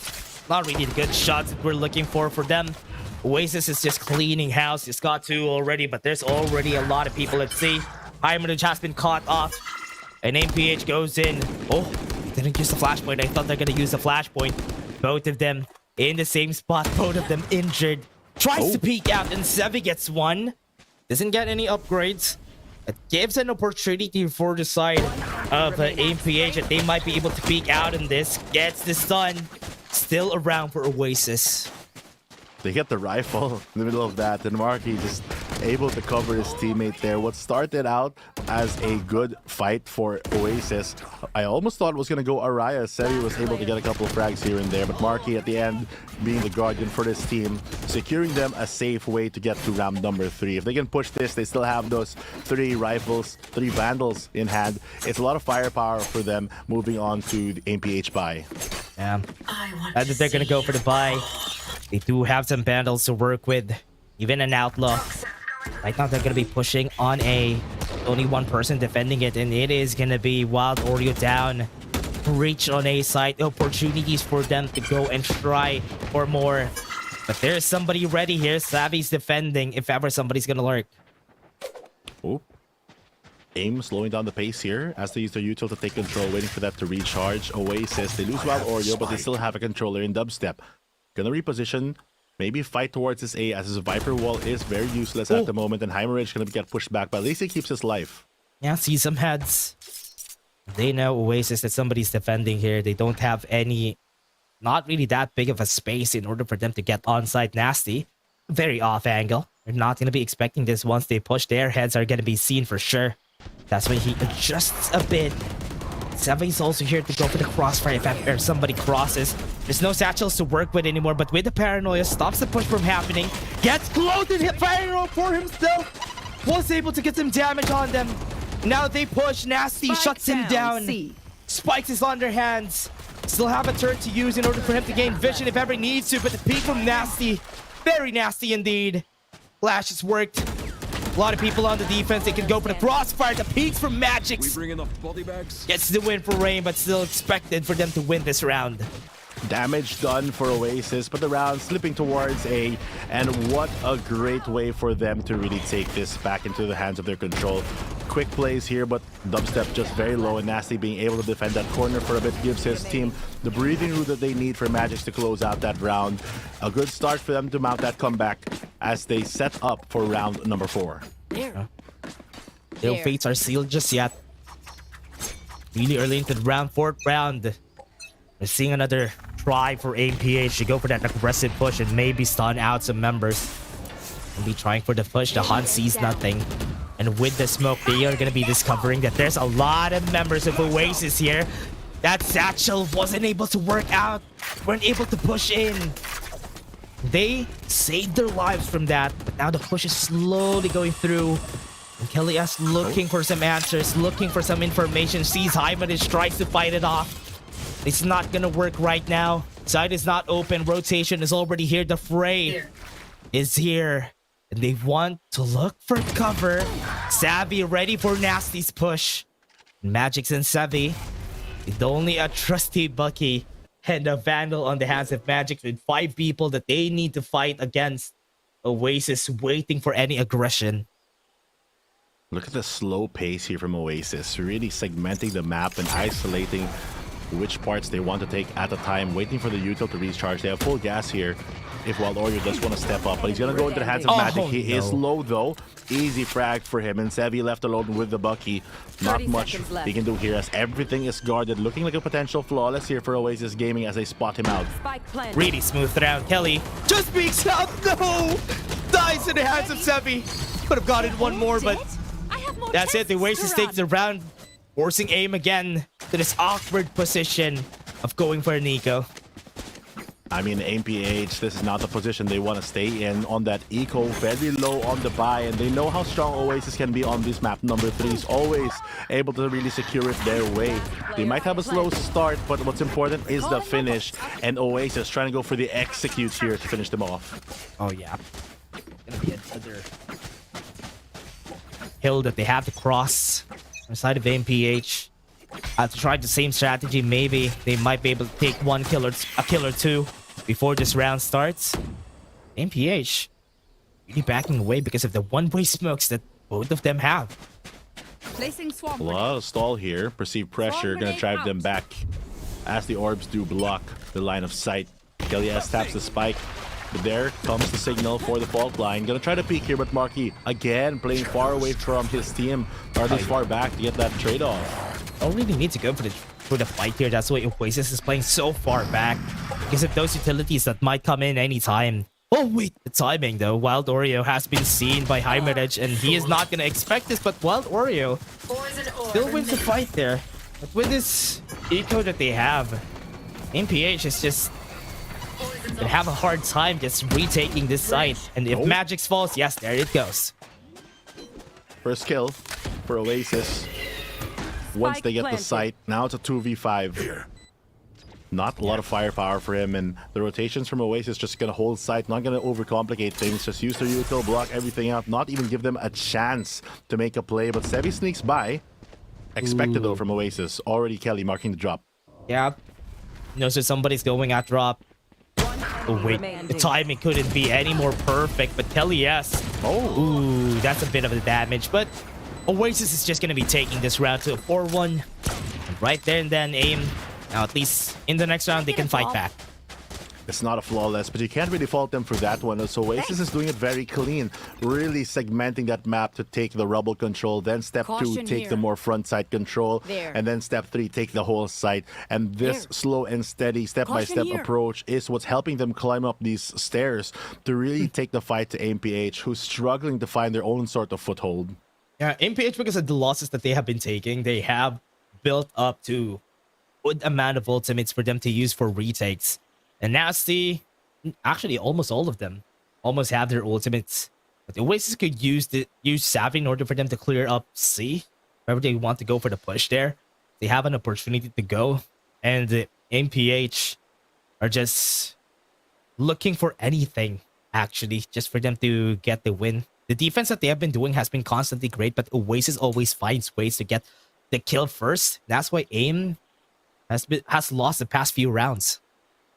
The thing is, with MPH's composition, they have to start learning how to do a lot of 2-man or 3-man pocket plays. Really play around the fact that they have so much more utility to clear corners and be more aggressive instead of waiting to react to Oasis setting the tempo. If MPH is able to become that proactive team, they can really start putting the hurt onto Oasis's plans, because we've seen Oasis crumble once they start to stumble, but getting that initial kind of momentum to really make them trip is the problem. Yeah, really agree. MPH, as you were saying, they would want to try to do that on C side. Because of this aim, oh, Wild Oreo was not ready.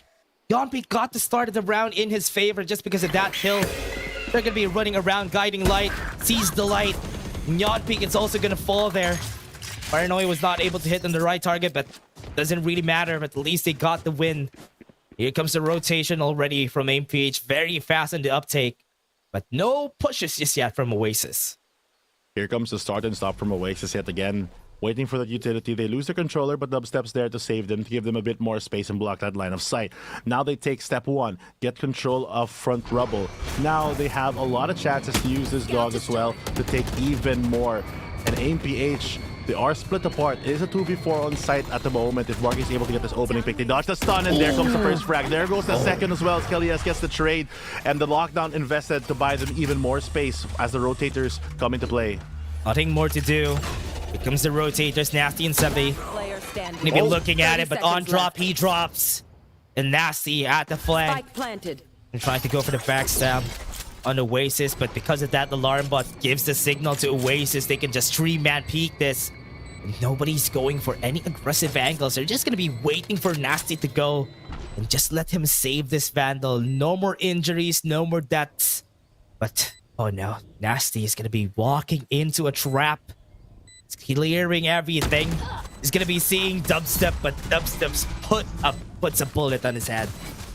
Not gonna lie, I was a bit scared there because Dubstep, when he goes for the jiggle like that, it breaks the crossfire. But thankfully, he does have the aim to really back up that play. And Oasis is playing very clean on this attack, similar to how they set the pace on split, as 1-5 currently is the score. Oasis in the driver's seat. They have Wild Oreo's ultimate ready as well, as Kelly has a showstopper very close to being completed. Oh yeah.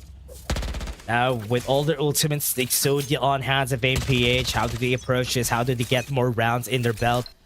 So right now, what they're doing is just to stack up a lot of people. 2-man on C, 3-man on A. They want to use both of their initiators in order for them to secure the first kill against AIM. But Savvy is ready for any pushes that is going to come forward. Right now, still afraid of taking any more risks. Sees it. right there on the showstopper. Wasn't able to get it, and he has been shut down by Savvy. And now they go for the peak again. They tried to fight against Sue, but Kelly S survives. Three fighting against Sue, goes in for the satchel, surprises him with the bullet from top, but it's not done. Heinrich with one more person standing, Dubstep finishes the round. I like the confidence coming in from Oasis to really change the pace there. Even though aim is on an eco, they don't care. They're gonna use the ultimate, the showstopper pop. Unfortunately, it doesn't land, but still, it buys them the space that they need. And Kelly S really being that distraction for his team to allow them to enter to clean up the round while Dubstep on the lurk. 6 rounds already from Oasis, and that ultimate Exodia that you mentioned is almost complete. The cards in their hand, and they're setting themselves up for a good deal. Showstopper would have been better for Yon Peak, but weren't able to get it. But at least they still have some ultimates to work with in this round. They're doing the same thing. They want to aggressively push again. They're gonna be peeking blind here. They got a kill from Yon Peak. Goes in for Wild Oreo with the trade. They even have the paranoia to help him out. That's why they weren't successful in getting more. Goes inside, but here's the Seeker. Sees where he is. They're gonna be seizing the day. And Dubstep falls to. At least there's still one person on site anchoring it. Sevi on the defense. Not enough in the Viper Spit is enough to cover their eyes. Spike planted. Here it comes. Rolling Thunder is ready with the lockdown. They have a lot of cover to use here, and here it comes. Rolling Thunder takes their time, goes inside. There is not enough space for them to move, but Marky still nails him in the head. Wait, Nasty gets 2, sees where Savvy is. Does have somebody a drop, but right now needs to be careful about this alarm bot has been thrown, but Savvy wants to go for the push, and Nasty wins the round. Clutch.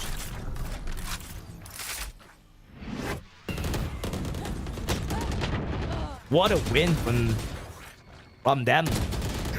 With what happened, really surprising that they really lost that round just because of the push that happened here. But right now, even with a Viper Spit, 2 ultimates used from the side of MPH in order for them to secure the round here.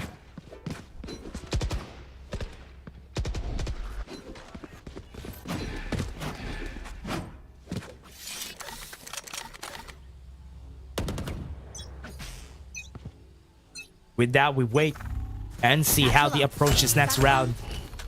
3-6. Oasis looking for a hunt. The smoke has been really helpful to stop this aggression coming in from the squad with the paint shells too. Wild Oreo might be dead here. He still keeps his composure, keeps his place, and puts a nail in the head of 2, and he gets 3 out of it. They got sight, they got the stun. Here comes Sebi with a shorty. But it doesn't work because Oasis, with the change of pace, was able to get that win.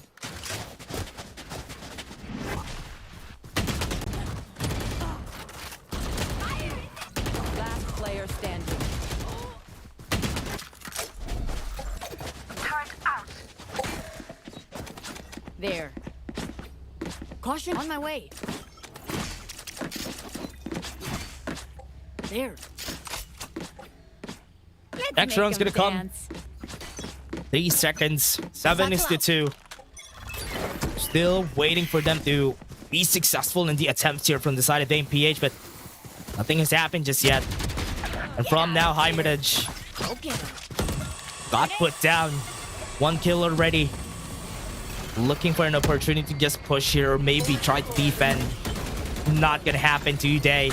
We've seen a bit of Yon Peak. Not gonna be peeking. Just gonna be seeing him through the smoke, and Wild Oreo gets 1 down. Gives him a notch, neutralizes the attempt. With the paranoia and the utilities coming from Oasis, they just snowball and they just run over AMPH. Such a difficult situation for them to be in right now as they're struggling really to do anything. AMPH is just losing any sort of momentum, whether on the buy or on the eco. Wild Oreo and the rest of the Oasis is really keeping them in check. Okay. Here we go, Oasis. 8-2 on the attack. The more rounds they pump here, the harder it is for AMPH to come back from the series. With that now, what can they do? Let's see. They would be able to get another attempt here. Here comes with from Savvy. With the hunt, he has been seen. He's been chased by the dog. The stuns and the paranoias are going to come in, and nobody's there to help him out. They already push A side. They have a lot of people on him. He has been marked for death. The death sentence was there. Nasty sees nothing, and A site has been breached. Already open for them for more control, but the fighting not going to stop anytime soon as the defender is so close here to go for the retake. A quick piece of util here from Magix. He still has a flash to work with, but Marky gets the frag onto Heaven.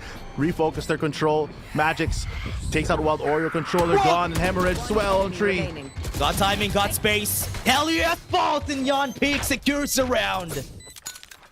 This is the type of fight that AMPH really just needs to start bringing more of. We've seen what they can do on an 8-4 in Ascent, and if they get one more round, it's a glimmer of hope for them to really mount a comeback once they start attacking. Really great start there for AMPH. After the kills that they had from the back, and once they collapse on A site, they just run over Oasis. Got a good retake out of that. That is one of the things that they needed to do during the start of this series, surprising them with the aggression on one side. Wasn't successful during the past few rounds, but C site was the answer. And they are going to do it again this time. Oh, cheeky Odin play coming in. Try to do some damage. Not going to connect as the speed is towards C, and on Mount, Yon Peak wins that mountain fight. Towards that attempt, Showstopper's not going to hit Yon Peak. 30 HP. Was still able to get some shots in. And aim, they don't know where he is though. They don't know where the lurker is gonna be. Dubstep might be able to take a kill or two here. Gets one, he does have the paranoia. Gets them, and Savvy finishes off the kill on Savvy. Low HP on Yon Peak, 3v3 equalizes the round. And the lockdown was able to buy some time here for AIM. But here they come. They are just going to be taking Seaside High Minage alone and not really going to have a hard time. Never mind, he did. And now Oasis takes over site. Oasis just bobbing and weaving through the defense, flipping the script for a bit, taking attack from CT. Now it's Nasty against the world. He still has a Vandal, his aim and armor. Not much utility left though, as he has to take this 1v3, but there comes Marky off the corner to shut down the round. 3-9, and Oasis take a humongous lead here. Switching sides. 9-3 lead. Oasis gains advantage on the attacker's side. Now on the defense, what can they do in order for them to further this lead against AMPH? AMPH during the second half usually has a hard time. Once it comes down to shove, even during game 1, they were able to do it. 9-3. Really steep scoreline that they need to cross. Something that they haven't done before, but not the familiar territory that you really want to be in at this point. As AMPH, it is the reset. They tried so hard at map number 1 to close it out, and they're struggling to do it again. The Oasis in control as they give up B and set up more for the extremities. What can they do here on AMPH? Aggression, yeah.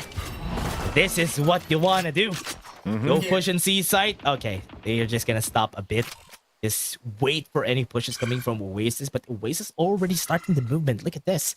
Oasis on A site already put some people on rubble just for them to have a better angle on where the rotation is gonna go. And in Mound, they already have 3 people on Oasis on Waterfall, just keeping aim in check if ever they want to push on C. It's a lot of stall as well for the defense. They have that Viper Molly to work with. Multiple players. Here comes the dog to confirm the info that they hit heavy towards that C side. They might have a stun, but will that be enough as the stack already completed here from the rotations from Oasis Gaming as they slip by? Repeat. Guiding light gonna be used. Carti was able to run because of it.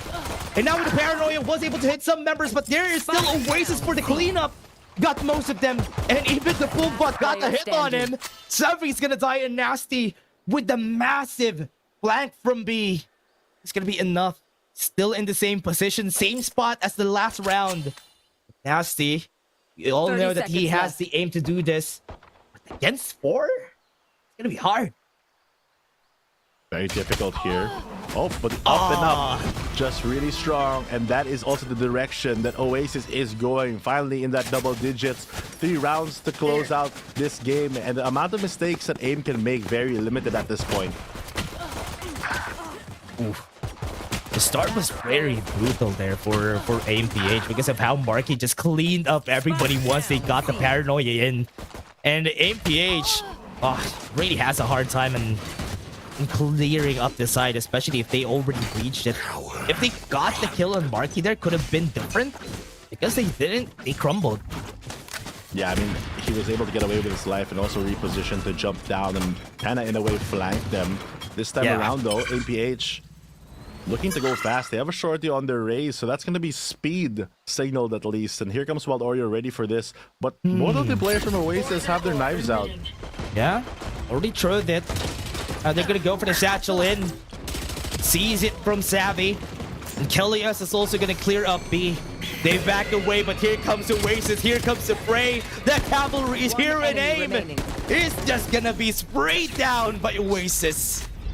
Very quick round from Oasis to deal with the AIM threat. The moment that they recognize, okay, it's probably C, we just group up the wards, and the fact that they have so much stall on that Viper Killjoy combination might be a lesson that AIM has to learn right now, as 2 rounds will just end this series for Oasis, and they have to start adjusting to their pace, get a bunch more proactive plays. Maybe with this better buy, gonna be able to use their util combinations in check, because with these 2 initiators, both Fate and Breach, they should be the ones in the driver's seat.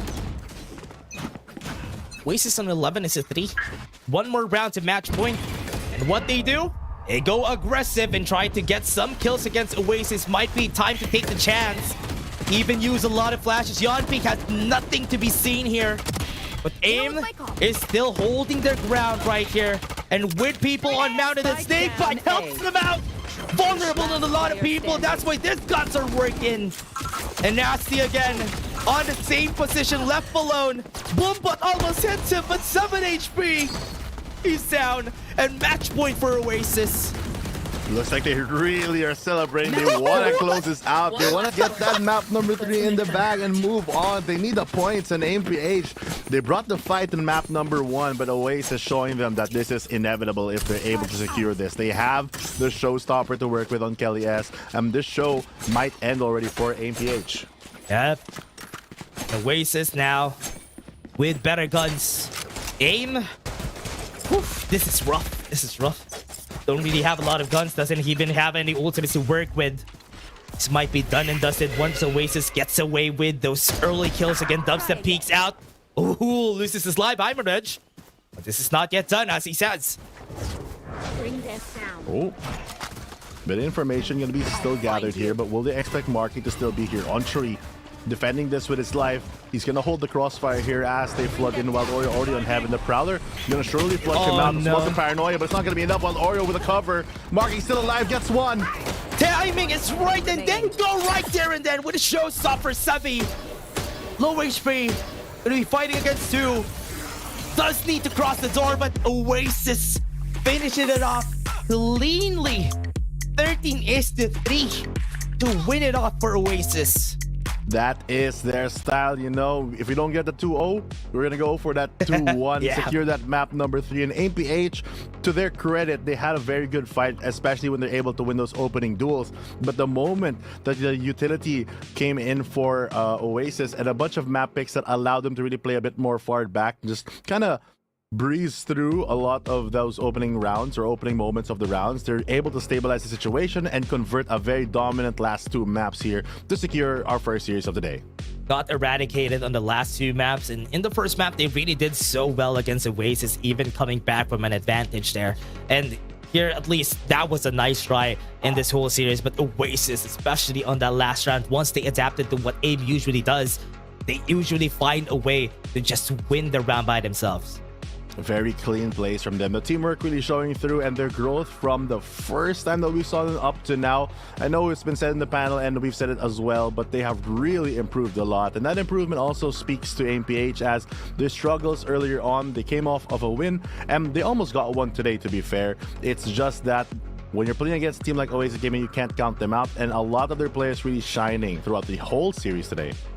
Yeah, and from what we've seen there from Oasis Gaming, especially on those times in where they know that once they gain confidence on the series, especially during that last half that we had there, they really shine. And you can see that, especially with the way they use their utilities in order to cover for each other. That's such great display of talent from them. Yeah, it also helps that they've been winning a lot of those opening fights that I feel like they were struggling into map number 1. I mean, we can take a look at a deeper dive here on the Round, that Oasis Gaming has brought. Even from round number 1, Kelly S being able to get that triple kill, the rest of the team following suit in that pattern, really being able to segment the map in order to chop it up here for AMPH and pushing them back to an uncomfortable position where there is no more room for error. Yeah, and Oasis, even with this Wild Warrior just cleaning up people, especially with how they use the Viper in these kinds of situations and where they just make sure that it is going to be an awkward A push, because most of the teams adapted this strategy in where when they are going to go for the defense, they always just go for the push on A site, and they can't do that because of the presence of Wild Warrior on this Viper. Exactly. Really slowing down a lot of pushes. The value as well, I feel like Wild Oreo has been playing a significant amount of Viper of recent times, just because it's part of the map in general. Like, it's one of the stronger agents, I think, in the map pool, I mean. And I feel like he's been playing it well because he's able to get the support from his teammates to really fill in the gaps when you don't have that gas, when you don't have that molly. And to the credit, I think Dubstep as well as Wild Oreo really working well to really control the game. Yeah, both of those two, the controllers of the team, has been helping each other out in order for them to just find success on these maps that we had for today. And 13-3, very clean finish there for Oasis, and we have seen it time and time again. But again, everybody, we're just going to be throwing you to the panel first for some more analysis. Narinig niyo yun? Laika and the rest. Alam niyo kung bakit? Kasi kayo, ang pahinga ko. Wow! Ay, Ang galing. Ang galing. Hindi ko in-expect. Never let them know your next move at yun ang ginawa mo. Of course. Parang ikaw, never let them know your next move. Iniwan mo si Ray Ray, biglang, surprise! Ganun talaga eh. Wala. I'm the problem. It's me. It's me. Hi. I'm the problem. It's me. Si Asoray never yan yung problem. Kaya nga, Yo. maabot siya sa Pacific levels. Idol ng lahat. Pero idol Bakit rin ng napupunta sa lahat. akin to? Siyempre, ikaw si Asoray, laging bumabalik sa'yo ang mundo. Katulad na lang ni Kelly S, kapag nag-satchel, baka mapapunta pa nga kay Asoray. From time to time pa nga rin ang ating MVP for this series. Grabe no, Asoray. Like, iba talaga tong si Kelly S kapag activated eh. Totoo. Again, nakita natin na nahirapan sa simula Oasis Gaming dito. There were some points na I felt like masyado silang na punta dun sa mental trap ng AMPH. Pero coming back into that second game, and of course dito sa ating third game, nakita natin yung composure pa din ng Oasis, and Kelly S, always one of those consistent players na pwede talaga nilang i-put their trust in when they try to, bounce back. And it really does goes to show with yung performance na pinakita niya dito. Gusto ko yung sinabi dito, i-put your trust. But I think ang pinaka na gustuhan ko sa ginawa dito ng Oasis was yung troubleshooting. Katulad nga nung na-mention ko dun sa sa game mismo, habang kinakas ko siya. Ngayon na nangyari na caster, tapos biglang panelist afterwards. But kidding aside, merong ginawa yung AMPH na maganda nung naaban nila sa first Mega Saver, and then nung Game 1, going up against Oasis, they implemented the same. But Game 2 and Game number 3, totally shut down yun. There was no space para gawin ng AMPH yung kanilang aggression as defenders. Tapos, yung parang lumalabas sila out of the sight, tapos mas sila yung nauna at nag-dictate ng tempo. There wasn't any space nung Game number 2 and 3 because of the pacing adjustment na mula sa Oasis. Sobrang galing talaga ng adjustment dito ng Oasis, and naramdaman natin na nakapag-reset sila kasi nakita natin from map number 1, nag-umpisa yung laro, nasa kanila yung momentum, nandun na tayo, ang scoreline natin parang 10-4 na ata. Tapos unti-unti na silang nasa-shutdown. Yun nga sabi ni Asoray, parang nasisira na rin ang aim, yung momentum and yung mental na ng Oasis dito. good for them, nabawi pa nila, nakapag-reset sila, and they really took ownership of map number 2 and map number 3. But of course, to get to know the nitty-gritty details of this matchup, andito naman si Mr. Kelly S himself para kwentuhan tayo sa mga kaganapan sa series na to. Hi, Kelly! Hello po. Hello! Ayun, congratulations on your series win. Nako, bukas na yung last matchup nyo no? Ito, medyo pinakabanyo kami kanina, not gonna lie. So, ang question ko para sa'yo, yun nga, nakita namin kanina yung score nyo, parang 10-4, tapos nahahabol na kayo nung nag-switch sides nga.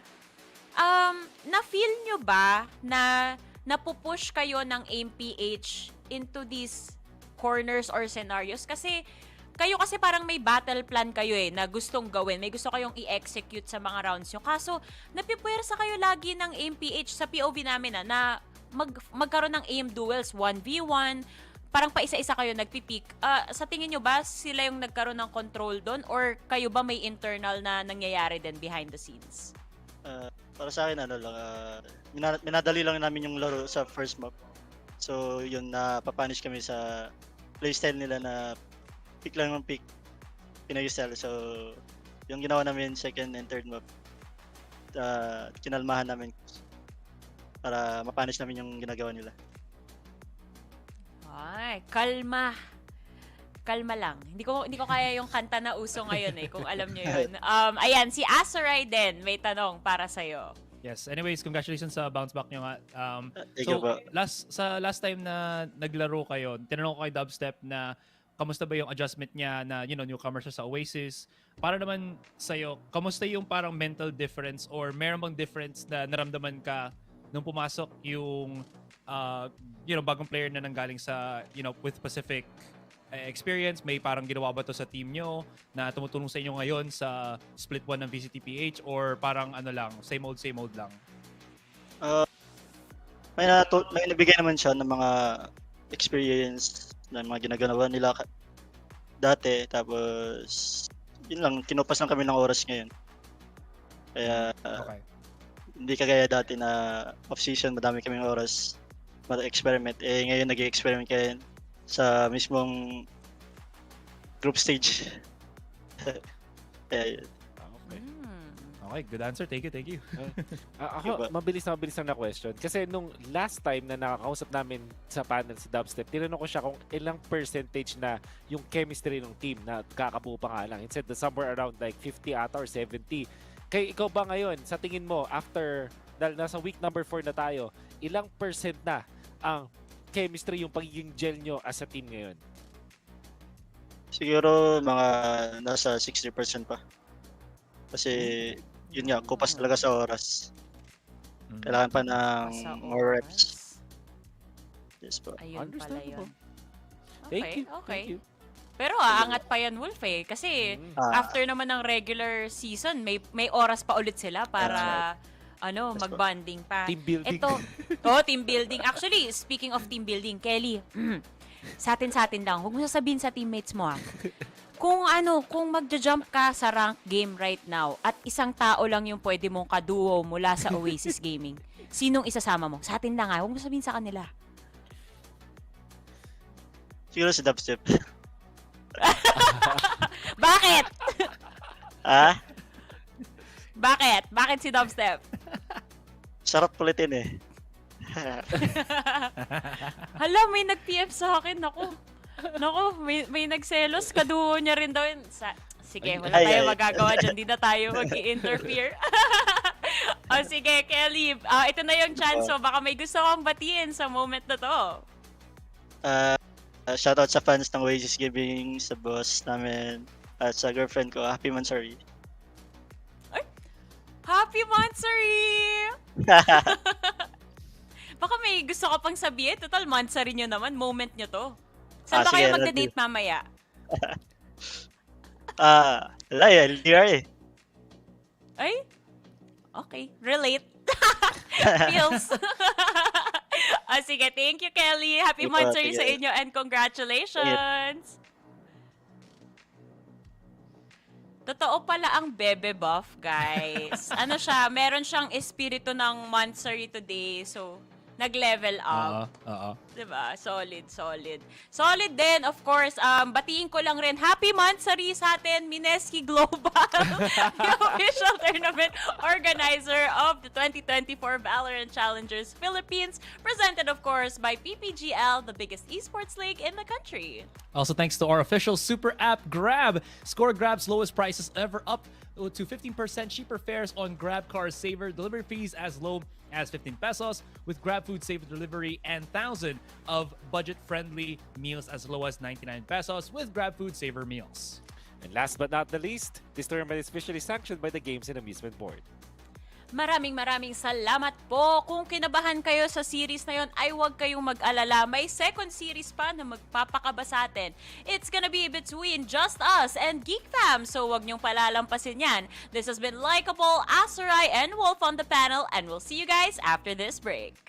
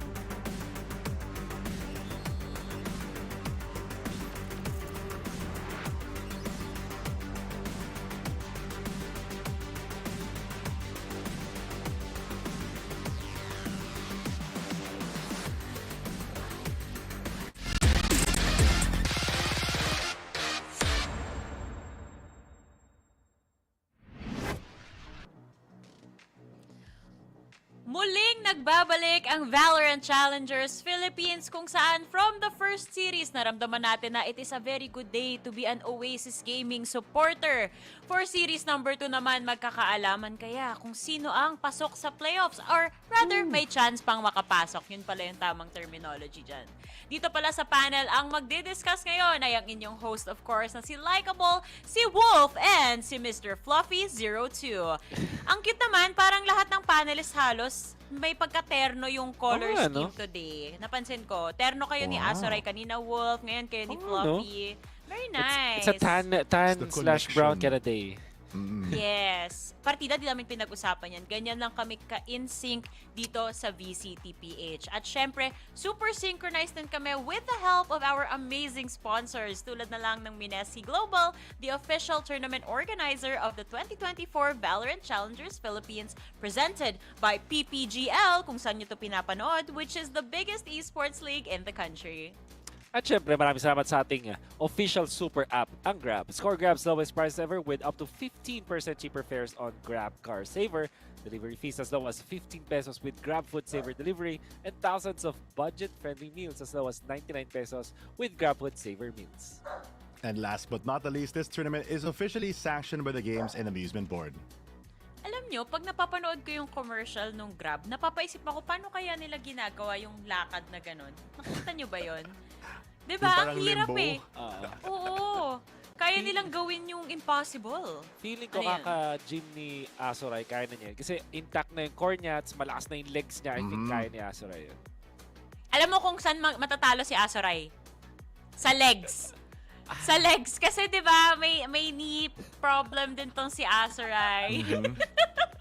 Sabi nga ni HG kay Azuray, when your legs don't work like they used to before. Grabe. Yan lang. Nag-concert. may nagsasalita, may bumubulong sa tenga ko, sabi tatanda din daw kami. Huwag ka mag-alala, magkasing edad lang tayo, pero nauna kang tumanda.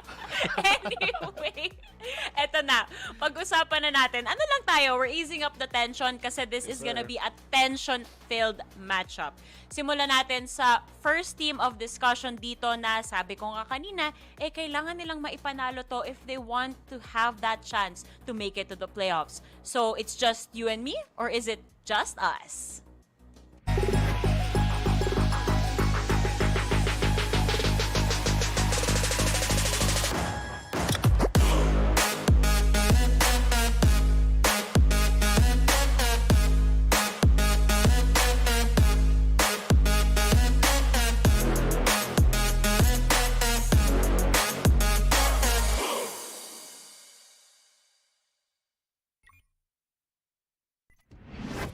And here we have them. This roller coaster of a team has had their bunch of high and lows, but for their bright moments, that inconsistency in their play has proved to be a challenge. But that being said, against the middle of the pack teams, they have really done well to temper the other team's flames with the firepower of Bar Schofield, Second Love, Lloyd Dream, and the rest. They have the tools to really ignite their own spark in turn to really make that flame of their own. And I'm sure that that is going to come into play as we move on to this map.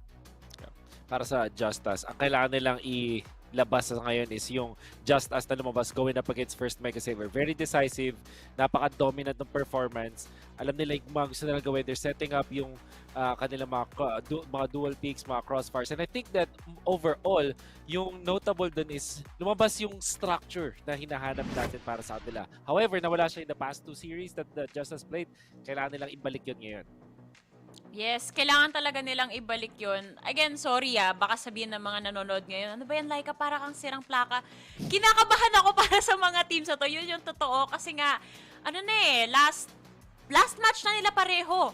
So kapag natalo sila dito, nako, ramdam nila na out of their hands na yung fate nila pagpasok dito sa standings natin, pag nagkabilangan na, 'di ba? So kailangan they make the best out of this and they make it count as best as they can talaga. This is also gonna be a challenge for the opposing team this time around. Kung kanina, ang team natin ay just us, sila lang. Ngayon naman, makapamilya itong makakalaban nila dahil ang tawag nga sa kanila ay Geek Fam.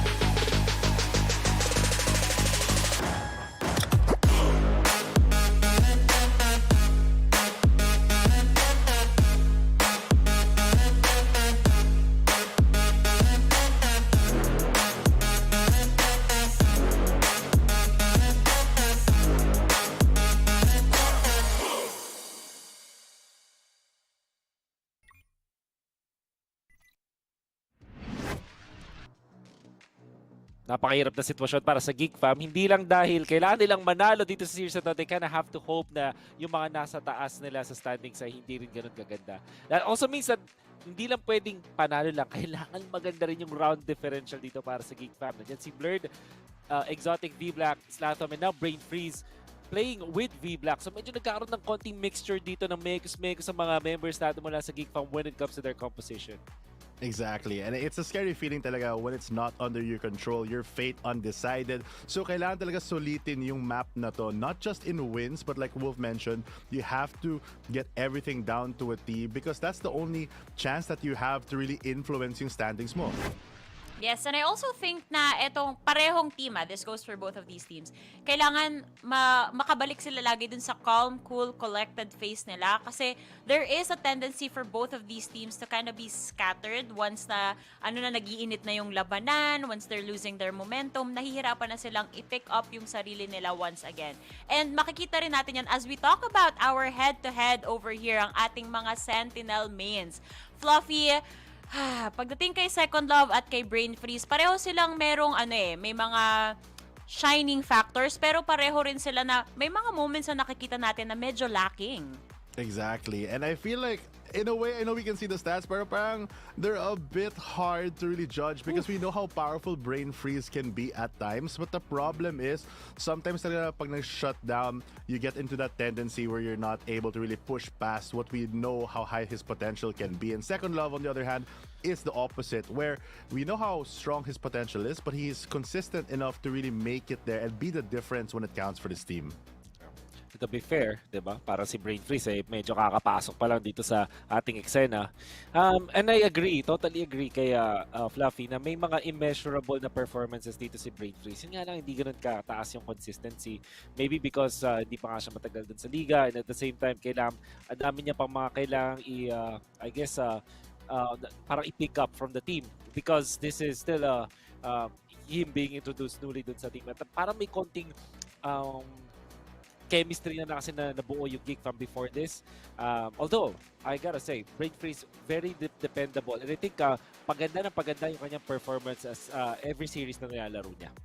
Yes, nakita ko rin talaga yan. Tuloy-tuloy yung performance na nag-i-improve na. Sana nga lang, yun nga, sabi mo, Mr. Consistency na ang nagsabi na sana magtuloy-tuloy. Yun yung kailangan talaga natin. And yun naman yung nagiging reference natin sa mga teams that really make it go the distance dito sa VCTPH. Pero speaking from a coach perspective, because I know that both of you guys have very diverse coaching experience na at this point, especially dito sa matches natin. Ba't ka tumatawa? Bakit? Thank you for parang medyo ni-level mo kay Fluffy. It was a big honor. Hindi, kasi yun nga. So, today is a this series specifically, very make or break siya. So, kunyari ikaw, Wolf, kunyari coach ka ng either of these teams. Ano ba sa tingin mo ang kailangan mindset nila going into this series? First of all, kailangan makalimutan yung pressure. Easier said than done. Pero kasi, ang daming mga teams talaga na nagsastruggle sila ng sobra. In fact, talaga nawawala yung lahat ng fundamentals nila just because of the fact na nape-pressure sila. So they really have to just focus on enjoying the next matches. Kasi hindi na nila mababago. Nandun sila sa spot na yun. What you can only do is to enjoy the matches. Coach Fluffy? Well, I think I have to agree with there, but also, I feel like at this point, you kind of have to, not to forget that the pressure is on, but you really have to just try your best. And more importantly, you have to play your game and stop focusing on all the noise. Like, don't care so much about your enemy's strat, kung ano gagawin nila, etc. At this point, your goal is just to have a solid game and you need that solid result. Ayan. Yan na, tinatanggal, sila na yung nagtanggal ng pressure para sa inyo kasi for sure nape-pressure din tong mga players na to. At kami naman dito sa panel magkakaroon rin ng kaunting pressure dahil it is predictions time. Ako na ang mag-uumpisa. Total, nafe-feel ko na ako yung odd one out dito sa predictions. Matchy. Sobrang matchy nung color scheme nilang dalawa eh. So ako na yung maiba dito. I'm gonna go for Just Us. What about you, Fluffy? Well, for me, I'm a nerd, so I gotta stay with the geeks, you know what I mean? So I have to make sure that this core, they've done so well. V-Black, great on the leadership, and I really believe in Slatom's ability to be that very core player. So for me, Geek Fam talaga. ako naman, I would go for Geek Fam. Dahil dun sa lineup na rin, V-Black is back. I've always been a fan of this guy. At maglalaro siya with Brain Freeze, I wonder kung ano yung dynamic na makikita natin doon. And yung na-mention din ni Fluffy, which is Latham, na so far, siya yung parang pinaka-most dependable na player in the past games na nakita natin, series natin nakita from Geek Fam. Sabi na nga eh. Ako ngayong odd one out. Just us all the way ako for this series. Pero gusto ko lang sabihin, hindi ko nasingit kanina eh. Nung sinabi ni Fluffy na I'm a big nerd, of course, nung ako sa Geeks, gusto ko na isagot, hindi ko lang nasingit. Facts. Real. Too real. Yan yung mga linyahan ni Fluffy eh. Anyway, the predictions have been locked for our panel over here. Kayo ba sa mga viewers natin? Sinong chine-cheer on nyo for this series? Again, this is a do or die match for both of these teams. So make sure na iparamdam nyo sa kanila yung suporta nyo by typing in our comment section or our chat box.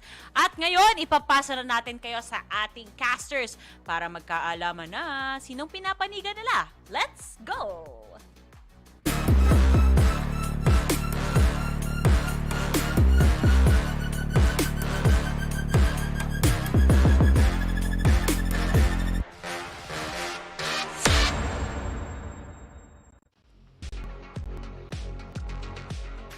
Ladies and gentlemen, welcome back to our VCTPH for today. We are now on our second series. We will be checking out the match between Just Us and Geek Fam. My name is Azrael. With me now is Dash, and this truly is the probably most important series of the day, especially for these two teams. Whoever wins gets that bigger chance of getting into the top 6.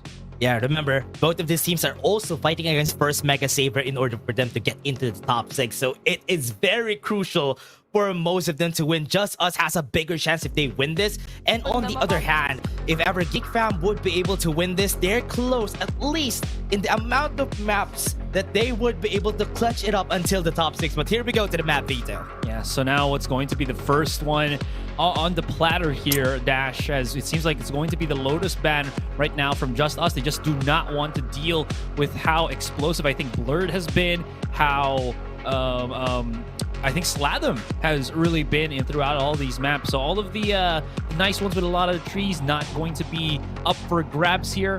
I don't know if Bind is going to be on the table here, as both of the teams really have shown to have that Bind propensity, but no, always on the table is going to be that Ascent first.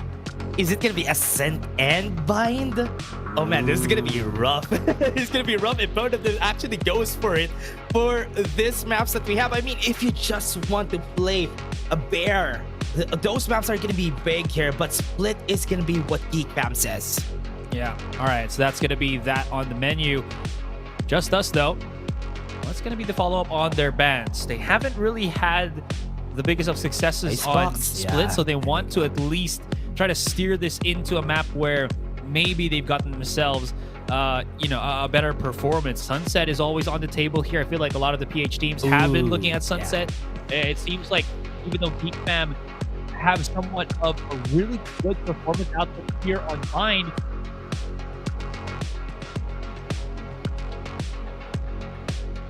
so we go. Ooh, it's gonna be a problem though. I mean, both of these teams had a lot of chances in playing in Sunset. I think there's a lot more on the side of Geek Fam. Just Us has played it 3 times. Both of them has a 33% chance of winning in this map. So at least making it equal in both sides is gonna be still good for them. Yeah, absolutely. Again, it's all just gonna boil down to again how important this match truly is. If you think about it, Laika was talking about this when we were paneling for that first series, that if Geek Fam, first and foremost, if Just Us wins today, it's very clear-cut simple. They will be able to eliminate Geek Fam already, and then whatever happens to tomorrow's match with 1MS, that's just Us still having the opportunity to get into the top 6, but again, they will be able to eliminate Geek Fam. Geek Fam, on the other hand, they can try to get this W today, and then they have to make so many things happen tomorrow. Geek Fam, at least from the two teams, feels like they have the the worst of the sticks being drawn, right? Because they have so many requirements for them to get into and not be eliminated here in Split 1. Yeah, this is worse odds for Geek Fam. But what's important for them is to get this to a 2-0. If they get this to a 2-0, maybe they can clincher it in a way that if first Mega Saber doesn't do better tomorrow, they might be able to sneak in to the top 6. And also our map later on, Carti Esports is also part of that. Part of the teams that need to play around that. And that's why here, in the records that we do have, we have seen Geek Fam fight against NAOS toe-to-toe yesterday. So this is one of the things that, I mean, they came from a fight against NAOS, so they are poised to fight against this squad because JustUs just lost against Valhalla yesterday. Yeah, absolutely. Again, it's just so important to get those 2-0s because, again, we talk about if you get that series win. Well, what happens when you get a tie? Again, the panel has discussed this, that it is going to be on map differential, and then if that's a tie, then it's going to be on round differential. So it really goes to show how important it is to be winning, but all at the same time dominating, or being able to stack up more advantages, or again dominating the match that you're winning, to just in case that this thing happens, you have yourself that kind of safety net to fall back on. So it really is that go big or go home mentality coming in to VCT, which some of the teams have unfortunately not really reached just yet. There's so much competition right now that it's very hard to really rise up to that occasion, but they have to do it now. Yeah, especially for the last part of the group stages, it's all going to be important now. What they did during the earlier stages of the group stages, it is going to be punished once it comes down to just counting how much rounds they win, how much maps they won. So it is important for them to get both of them to get this to a 2-0 to have a better chance of doing so. And we have seen some shining moments of both of our squads yesterday, Psycho and Lloyd from yesterday's game against Valhalla, but wasn't enough. Yeah. But against NAOS, I remember Geek Fam having tons of strategies to stop the attack from NAOS. That was a good try from them yesterday, especially when they fought on Split, but they just crumbled to the pressure once it hit the second half. Yeah, again, it really, I think, like falls into the strengths right now of Geek Fam, or what strengths Geek Fam have right now to utilize against JustUs. And I think the biggest one here is Slatham. Again, being incredibly strong on the initiator role. He's able to create all those openings when he's in the front line. The problem is when Geek Fam has to watch their backs, whether it's defending or attacking, it seems like Brain Freeze is slow on the uptake. He has been struggling in these in past couple of series, but if this is the weakness that JustUs exploits against Geek Fam, Brain Freeze really has to step up. I like this. JustUs just pulling out the Reyna. They have always put Power Schofield on the Reyna every time they go to Ascent, and sometimes it is a success, sometimes it's not.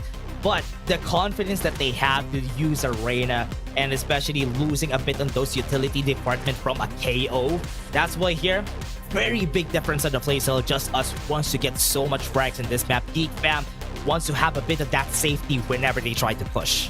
Yeah, again, it's just so difficult as well for JustUs to find that contact, as we saw, as you mentioned, right? They have that capability to be super aggressive, to bleed into the sides, to try to manhandle things, but the initiation, the initiation part of that is somewhat lacking. I think part of Schofield right now is thinking that he's, the big head honcho. It's not Lloyd that's going to be pushing into the side. It's him. I feel like his Leers need to be as good, if not even better, than if he was maybe, let's say, playing as KO, because they really need those entry flashes, which I felt like were so missing for the side here of Par Schofield's team. So that being said, again, so many big things have to happen here on either side, and Ascent is the first one on the table here to get things started with. Yeah, Geek Fam has been good yesterday whenever they try to stop any pushes. Once they go to the defense, they have always been good at stopping any pushes just by the sheer amount of utility that they try to put out. And I really love that aspect of Geek Fam as a team. But JustUs here, as you said, it is going to be bare whenever they try to get inside the side. They need to be careful about everything. Yes, there is a Leer on the hands of that Reyna, but most of the time, people just spray over that Leer, and you're basically having nothing whenever they try to push. And now we go into the game. All right, pistol we go. Couple seconds to get things started with, and Geek Fam already have a plan set into motion. A main is where they decide to try to make their manners felt.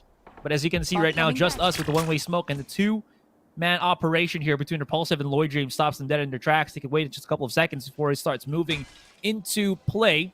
And the rest of JustUs always already showing a bit of presence. Flash mistakenly pushed here. Lloyd Dream waiting. Paranoia perfectly placed. Cloudburst gives him a little bit of leeway. Might have to dash away. What? But look at damage already done. Repulsive tries to go in for the Hail Mary shots. Not going to happen, but damage be done. No healers on either side. And Geek Fam take a bit of a brunch, and they might not be able to keep pushing in on that A side.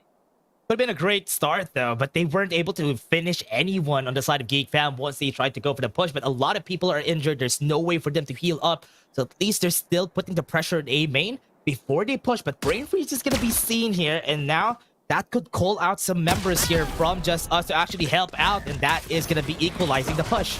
Yeah, that doesn't really matter, right? Anyways, Exotic opens up the door to Pandora's box, and Bar Schofield is the one to become the disaster, the mayhem striker here for Geek Fam. And in just a split second, JustUs strikes fast to get that round. Duelist duo just cleaning up everybody once they try and start to push. Once they lost that advantage a while ago, they lost Repulsive for a bit there. It didn't really matter. They weren't able to smoke it out before they get inside the side. That's why it was free shooting for the side of JustUs. Yeah, and again, losing Brain Freeze at the very start of that round too, or not the start of the round, but off the pinch on mid was also a big deal. If he was able to deal with that, I think you could have seen JustUs just kind of looking the other direction. Bar Schofield gets spotted by Slatham again. This man has turned into the absolute playmaker for Geek Fam. Huge presence already as he utilizes his Sheriff here. Psycho trying to at least save the weapon so that no one can pick it up, but Blurred's gotten himself that Stinger, or excuse me, Spectre, so that's going to be some kind of weapon to at least watch out for here for JustUs. Yeah, kept in the frostbite after the first touch.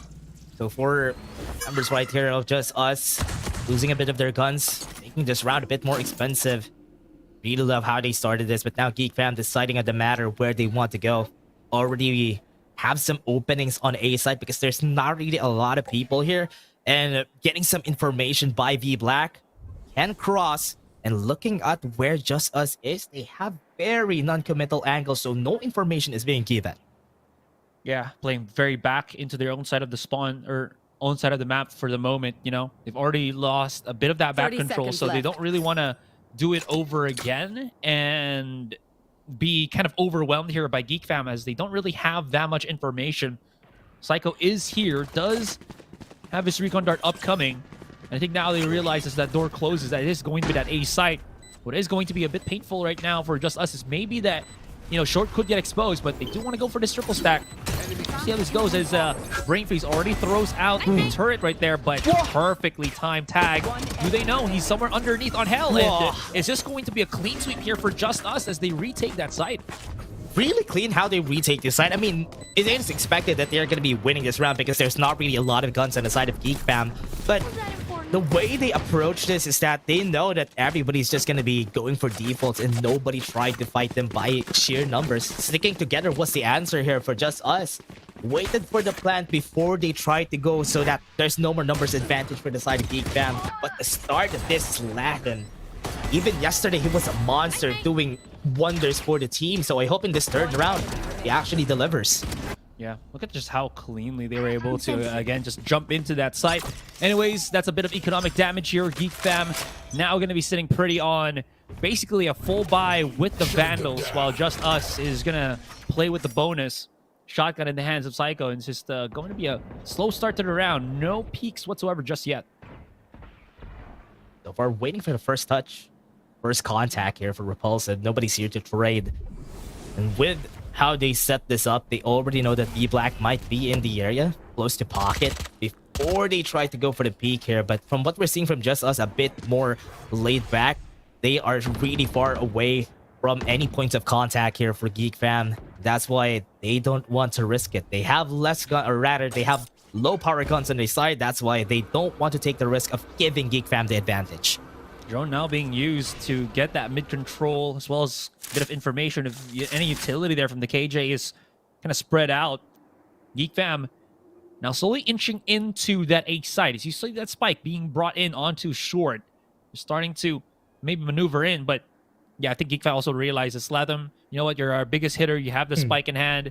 We maybe be able to use you if you come into main than short. So that's going to be the case for now. Second Love gets spotted, gets tagged by that blade. That might stop all of his utility here, but this is not. So this could be an opening right now. But Geek Fam so far so good. As I say that, Loijim gets the pinch onto Exotic. Here comes the Paranoia, and the rest of JustUs could come in for the swing. Counter Paranoia as well, as you can see here from Geek Fam. They have no time left to start banging that spike down. Slatham at least plants it to the ground. Coming in for the flank. That's going to be Rain Freeze. Done and dusted. Slatham with the pistol. Repulsive coming around the corner. No bullets on the Guardian, but Slatham comes in for the 4K. Swing with the classic. That's all he needs. No upgraded weapons whatsoever. And he clutches the round to give Geek Fam the one. You know what? You were right. They were letting Slatham play backsies just because he would be able to clutch the round when it is needed. Nan advantage before they started this, but Slatham just did the nasty and was able to finish up everyone. Even that right click and that classic really hit everybody. It was a big struggle for Geek Fam to clear up a lot of space inside, but once it comes down to the post plan, Slatham just delivered. Yeah. Imagine this is just an expensive round altogether here for Geek Fam. Point on the board. JustUs played their bonus, I think, fairly well, as they made it incredibly expensive here for Geek Fam. Every single player of Geek Fam, minus Slatham, is now on that half shield. 3-4 man push for JustUs on mid. Waiting. JustUs has better guns. Parscofield gonna go in, but starts it off. Parscofield waiting for that contact, but oh man, trying to at least re-encompass that fight there, but it's not working, man. Second Love's already gotten another, and he's coming in for the absolute great pinch. V-Black follows suit, and that's going to be the spike down. Yeah, spikes down on the hands of Geek Fam. Started it off with aggression. JustUs. Oh man, they were kind of expecting how they're going to be playing this by default, especially that they did some damage a while ago. They want to save some guns. But because they know that they did enough damage a while ago, this is basically done and dusted. But wait, Brain Freeze. Yeah, never you gotta mind. chill a little bit now. Brain Freeze might go a little bit explosive. Icy cold, but yeah, it's gonna be just that bit of damage there. And JustUs, again, showing the force, the power that they have here in this series. And it's starting so well. Parscofield was in a spot, but not bad enough that he couldn't get out of it with that well-timed kill into the dismiss. Clear the path for the whole team. Parscofield starting it off perfectly. Now what can they do? Geek Fam doesn't have any answers now. Does have the sheriffs on hand. And so far so good for them. They have done a great round a while ago, but now back to the ecos they go. And from the rotations here from JustUs, they want to push A main, but they're gonna be up for a surprise because nobody is there. Yeah, everybody pushing out through main here. B main is where all the action is at. Nanoswarm already used. Second Love's the only one home for the moment. No closing on the door. That Cloudburst opens up. Exotic gets immediately shut down. And the Second Love's not done. There's a little bit of gap on that door before it closes, but there it is. Big damage altogether. And here comes the rest of JustUs. V-Black, oh, he's in a world of hurt. That Paranoia seals his deal, but never mind. Gets the first one. They chase him right in to the ends of the earth. Now, that lockdown is not going to be able to encompass the rest of the site, but it allows them to still manage to pick up the first one. Now only Brain Freeze, or excuse me, Blurred, trapped inside the smoke. There's no way out, and the shock dart from Psycho seals it as well, of course, as the well-timed tactical crouch. Yeah. Yep. Tactical crouch indeed. But again, JustUs starting off the round, not finding out anybody on A main. And once they cross it again, double down on going for B side. Geek Fam had the right idea there because that's the only thing that they could do. Might as well just try it. They weren't able to see anyone. They were just able to get one kill from that, but still a nice attempt for them to just get the plant in. Now that they have some guns and some ultimates on hand, they have 4. Close to Exodia though. They have one more. They need the right hand. All right. Seeing how this goes, it's just going to be a slow game for now, right? Again, just us. They really like to go for that push out, but now they kind of pressed it twice from the past 2 rounds as well. It's all just, again, heat check, waiting to see what the adjustment will be from Geek Fam. This is just a really good start here for Just Us. Started again with a paranoia a while ago, but nobody was hit. And once they peek out, nobody's committing on any of these peaks from Geek Fam. And from what we're seeing, they really are just going for this default, waiting for any aggressive peaks like what Just Us did from the past 2 rounds. But nothing has been seen yet. The Geek Fam, losing time, is just gonna focus on just getting inside. B-side is gonna be their answer because there's some mollies that have been taken off already. It could be a good chance for them to start it off right here. They do have a lockdown to use. So once it starts, it could be way safer. They just need to wait for that time to tick. Brainfree is now going to be placing it in the safe spot on B main. As you mentioned, lockdown has made that noise. Exotic should be able to push it to the back of the site here as Psycho gets cleaned up by the Hunter's Fury. Geek Fam, they really are making sure that that B site is completely defended. But as the smoke dissipates on spawn, you can already see they're willing to go in for this fight. Hold on though, 10 seconds. There's some time for Par Schofield to start kind of coming in. Spike will get planted here, and it's a 3-1. Exotic should be on the first contact right now, unless V-Black gets a bit antsy and pushes out through B main. Par Schofield, now as you can see, doesn't really have any information whatsoever.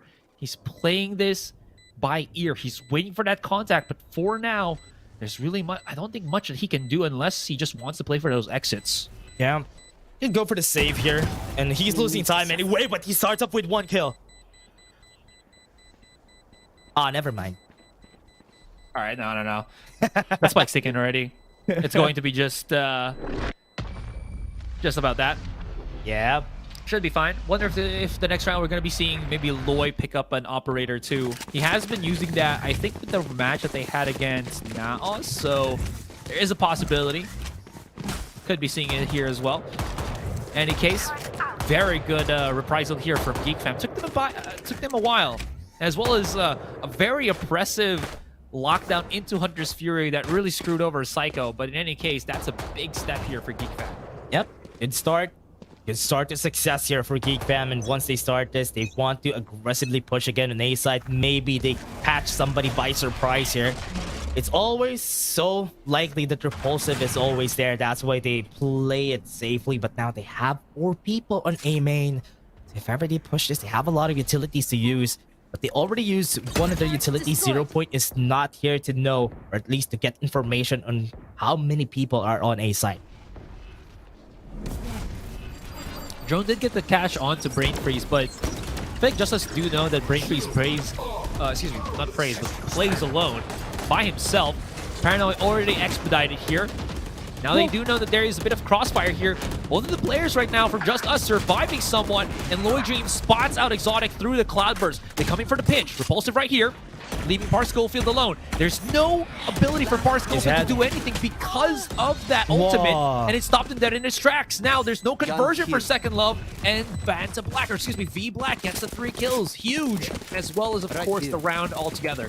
Geek Fam takes another round, and that last round that we had was just an element to their success. It was just a catalyst for them to do just this.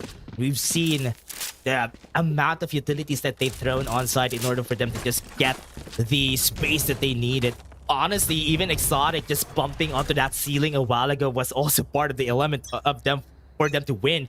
But when they cleared out everybody on A main, it was basically open for them to just take. But now, just us starting off with a push in mid. Deploying drone.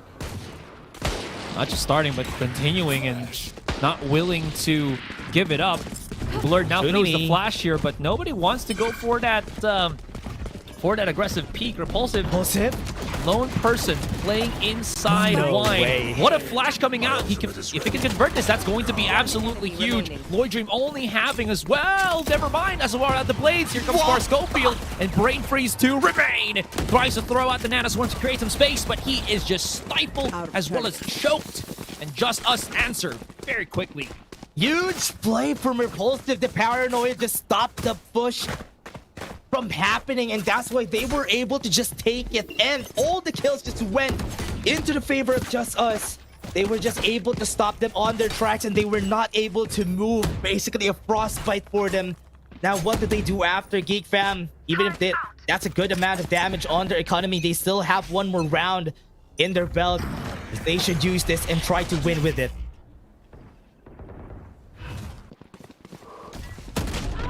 Well, at least they do have that economy, right? But again, this is what we're talking about. You want to be that very aggressive, very proactive player if you can. Repulsive might have to just get away from this one. He's popping shots, gets back into Dice, and somehow Repulsive is holding on. He does get tagged by the Sova. That's gonna keep away or give away his position, and soon after his life, the damage being done. Slatham and Blurred only to remain. Slatham hits the shot. That's gonna be huge.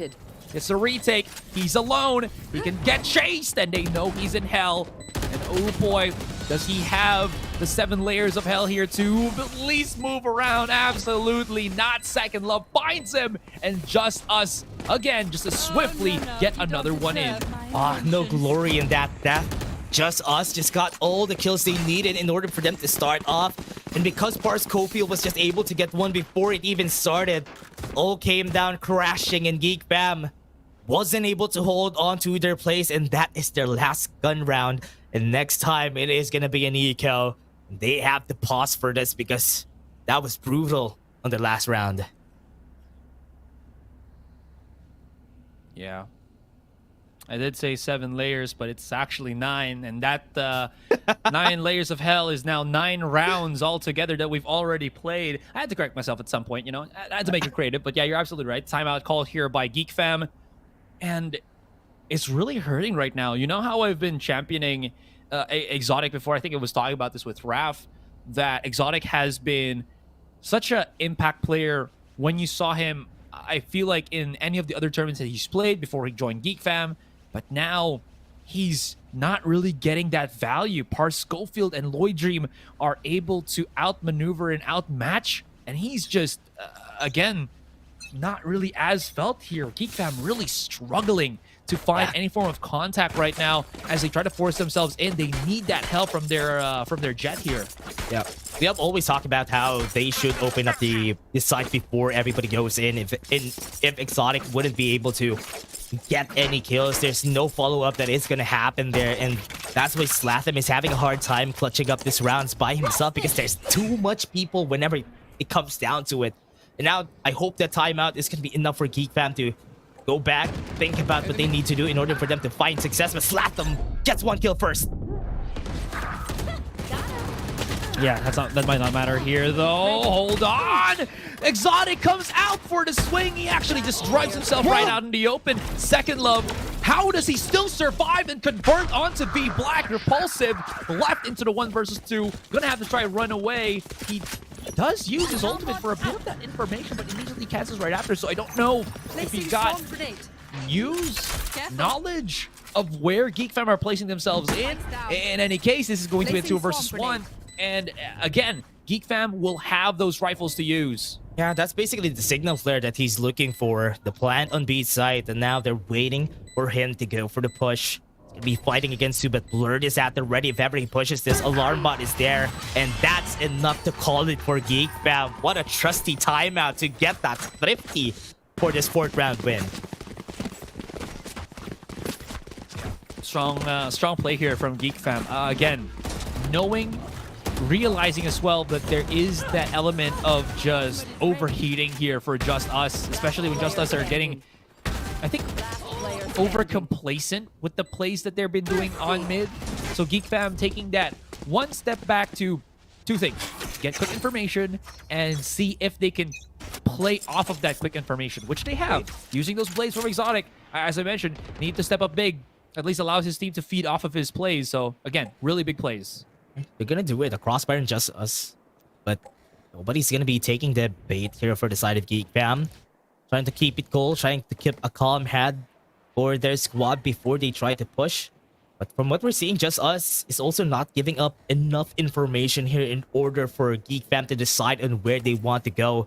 And Repulsive could definitely do that again if they try to push an A side, but they're looking for a kill and they might push here on B, but they're gonna be met with a third.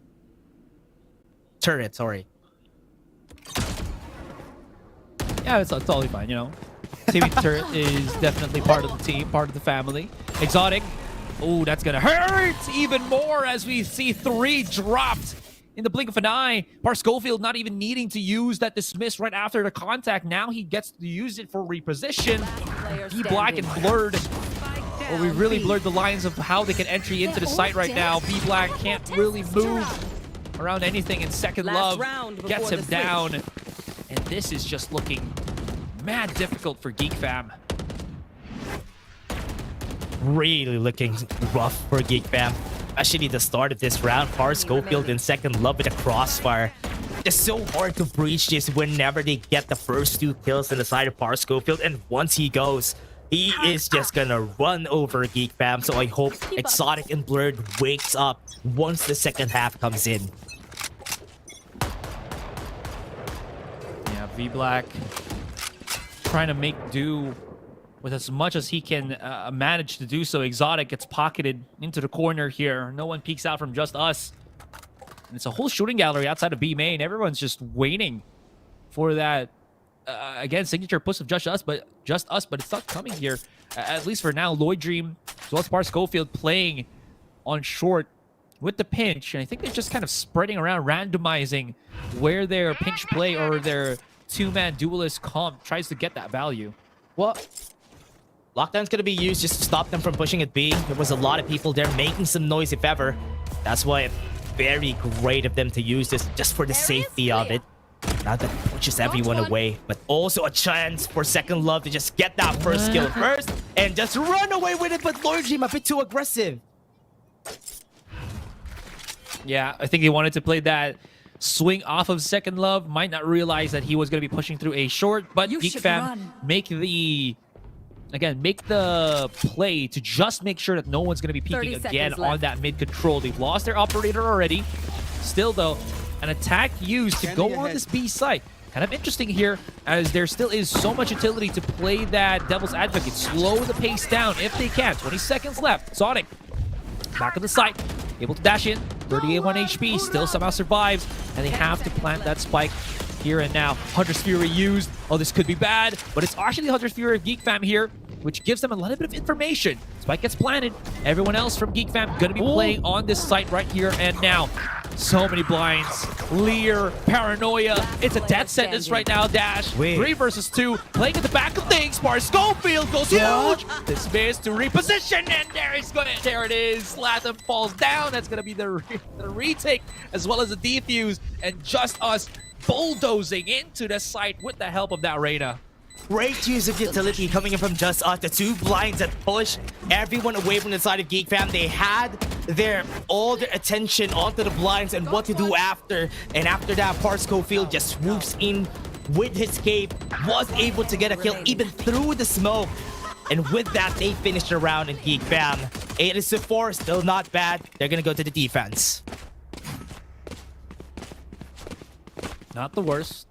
Not the best either. You're absolutely right. It's not bad. But again, really does goes to show. I feel like now the hardships that Geek Fam are trying to get through. Just Us on form today. Second Love is 17 kills. Schofield with 13. They really have been creating so much tempo right now. And you know what? The unspoken man, Repulsive, 10 assists. And a lot of those that we saw with the plays, all those Paranoia blinds into the feeding of kills. This is where it starts for Just Us. How they approach the first round is all it takes in order to get the heads on the heads of Geek Fam. They decided to go on mid, but they have been seen already. Yeah. Lloyd Dream now knocks onto the doorway. That's going to be Switch covered up. Brain Freeze getting traced at the back of the side, or excuse me, at the back of spawn. Whoa! There's still one more playing here. What a shot from Lloyd Dream.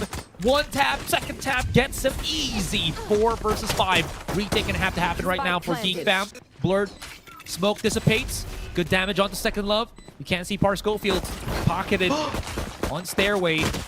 He's waiting. He's a little bit afraid. Tries to go in through the flashes. He's trying to play as at least wildly as he can be. Cannot make it happen. And Psycho at least able to get that kill through the smoke. We're not done just yet. As the push comes in. Paranoia is huge. Psycho pockets himself here. Can he convert? Only good for the 1. It's still a numbers game. And now we're down to Brain Freeze. 28 HP. Does not have many bullets to work with. 8 and a Dream. The multi-swing, and Psycho picks up the 4. Stay taut as a bowstring. The fight Geek Fam. demands it. Kept on a grabbing field. Sure. We see it, Psycho. We see it. That's true. I mean, they were kept on a standstill here in the side of Geek Fam. The push was really rough for them because they had to cover a lot of angles and with no utilities on hand. I mean, it's a pistol round, and JustUs is just able to hold their ground just on the hands of Psycho, getting that 4K stops on all stops. Geek Fam wasn't able to do as much in that round. That's why here in this game, they're having such a hard time. From what we're seeing, they are going to be starting this round on the push, but there's somebody at Pizza waiting for all of them to go.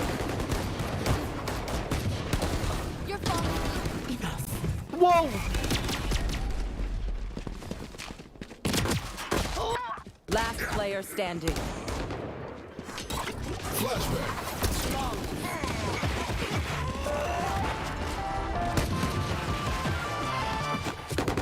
If I power down, they stop me.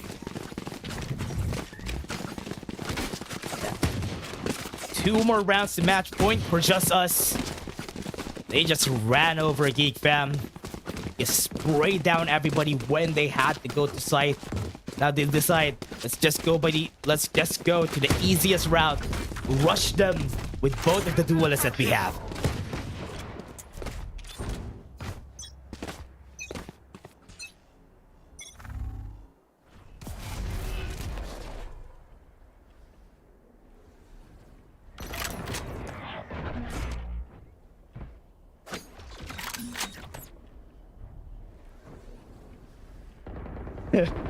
Yeah.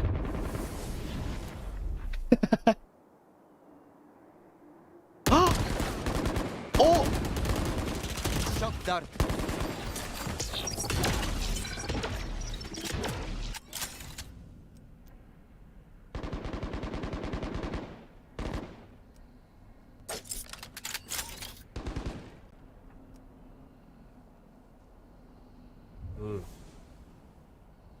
Latham has the angle if ever they peek out in Garden. If ever they wait for it. They're taking their time. JustUs could still go away from the side and decide on the matter. They want to go for B or mid. But right now they have already seen Psycho. And once they push this, B Black starts off with Second Love down. Scanning ahead. Enemy down. What a shot. 30 seconds left.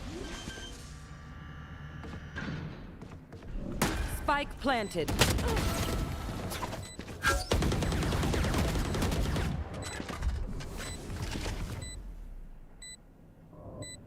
Last player standing.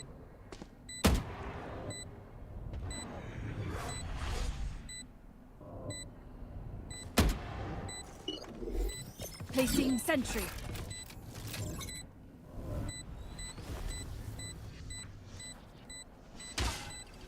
Ooh.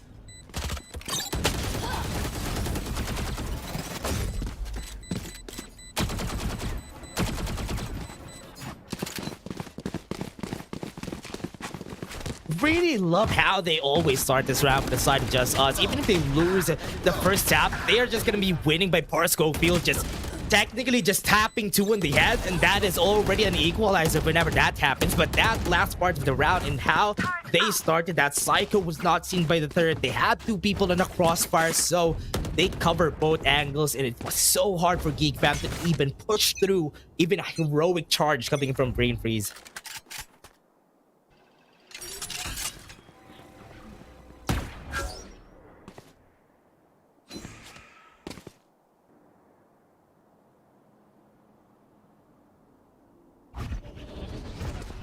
Ooh.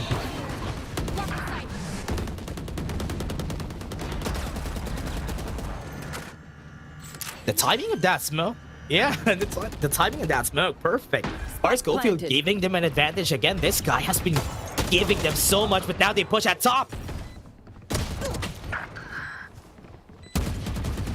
Ah, they're done. Yeah.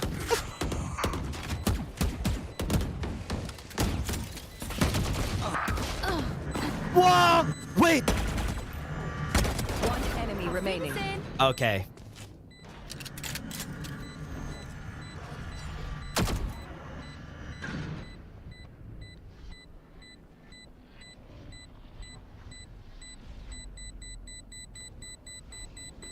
One enemy remaining.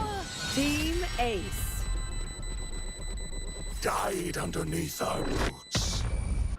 Match point. Oh yeah. Now we're back. And here we go. 12-4 match point. Very deserving of them. The way they play this map, very methodical, especially once they enter the site. Here it comes. Let's see how they approach this. The last one, the last round that Geek Fam still has their guns.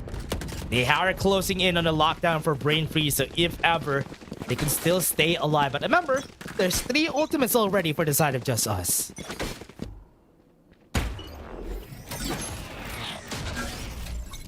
Target destroyed.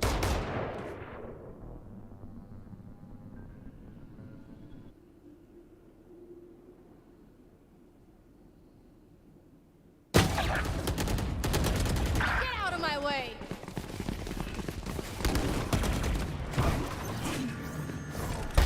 Give me those back. One enemy remaining.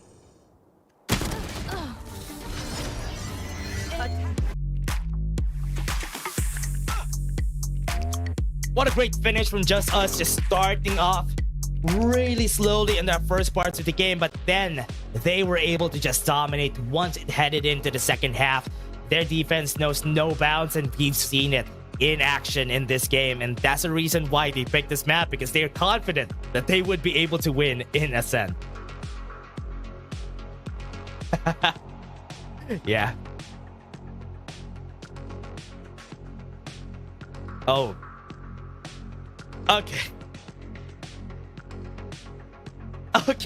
Okay, yeah. As I wasn't here with us a while ago, everybody, but here. How was that? In this game, with what happened during the whole game, is he back? Are you back, yesterday? I don't know. I'm testing. Okay, he's back. He's back, everybody. All right. Anyways, let's look at the post stats here. I hope I wasn't muted or not being heard for the rest of these rounds right now. That would be unpleasant. Yes, no, they're probably hearing all my oohs and ahs. I love it. I love it. No. It is what it is. It is what it is. We experienced those, but let's get back to the main task, the main thing that is happening right now, and it is Just Us back into form. This is, I think, the team that we were expecting them. Again, it's not the end of the series just yet, but what a statement play that we saw right now from Schofield and Lloyd Dream. I mean, sure, Second Love bouncing with 20 kills, but that first 13 kills comes from those super aggressive Reyna Lear peaks outside of A main. 4 out of 4 in the post plant. This shows how dominating this squad was when they went onto the attacker side and Just Us. Man, this is a different story here for their members, and we have seen them struggle when they fought against Valhalla, but when it came down to the game, Just Us was able to get this to a 13-4, a dominating first game. I hope in the next round, will there be an answer from their adversaries? Geek Fam on split, they played this well against NAOS, so fight's not done yet. Yeah, and again, Geek Fam were the team that picked up that split map, so it's going to be up to them to really try to encapsulate that one, as Just Us, as we've seen, have struggled on the particular map itself, but with how hot they've really been in map 1, there's always that point where it can really carry over. And a lot of these highlights, man, you can see right now how confident Just Us really has been. So, Geek Fam, there's so much challenge to one up and get things very much quickly started there on split. Yep, and a good start at that. So Geek Fam has a lot to cap on the side of Just Us because they have been domineering this game. The domination from once they went into the defender and in the attacker side, they have been so great. But now that we go on split, there is going to be a big change. I hope they play the breach in this map because yesterday it was great. Yeah, absolutely gorgeous there from the team itself. Anyways, we're gonna go on a break. Hopefully, we get to also fix our own tech issues. Who'd have thunk, you know? Casters also get their tech issues. Anyways, guys, we're gonna go on a break. When we come back, it's map number 2. We'll see how this goes between Just Us and Geek Fam. Again, Just Us need one more map, and they will eliminate Geek Fam after this one. Geek Fam really need to step up. Anyways, here we go. Break first.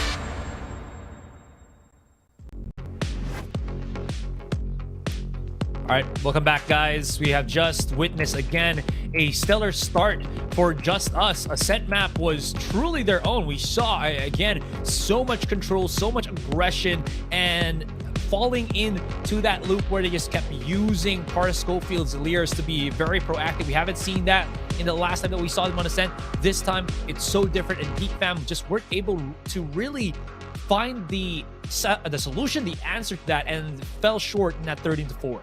Yeah, whenever we see a lot of those Reynas being used on this map especially, there is not really a lot of promise whenever Reyna comes into play, but except for those maps. But in this game, Schofield just delivered. He just need the sheer peaks, the sheer wins whenever they try to go for a fight. And when that happens, it was openings for the side of Just Us.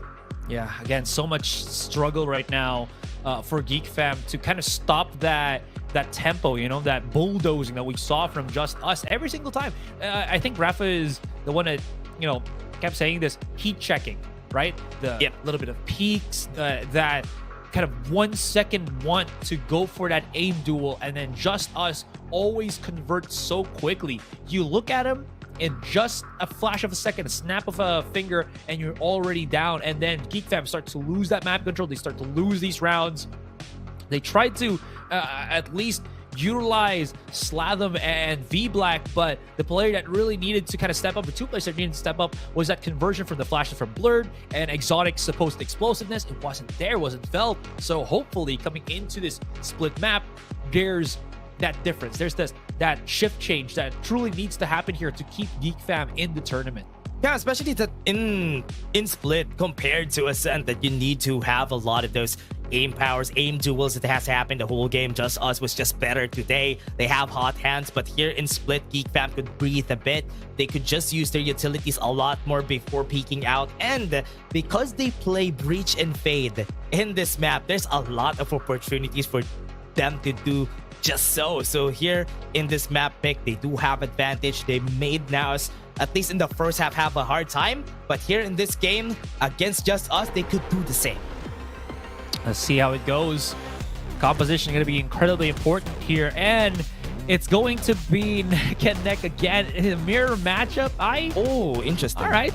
Double duelist right now for Geek Fam. So they're bringing in Slatham as that extra raised duelist. I do like this. He's been very explosive on that Soba of his. So bringing him onto a raise where he can put his hands into more contact could be a good option here for Geek Fam.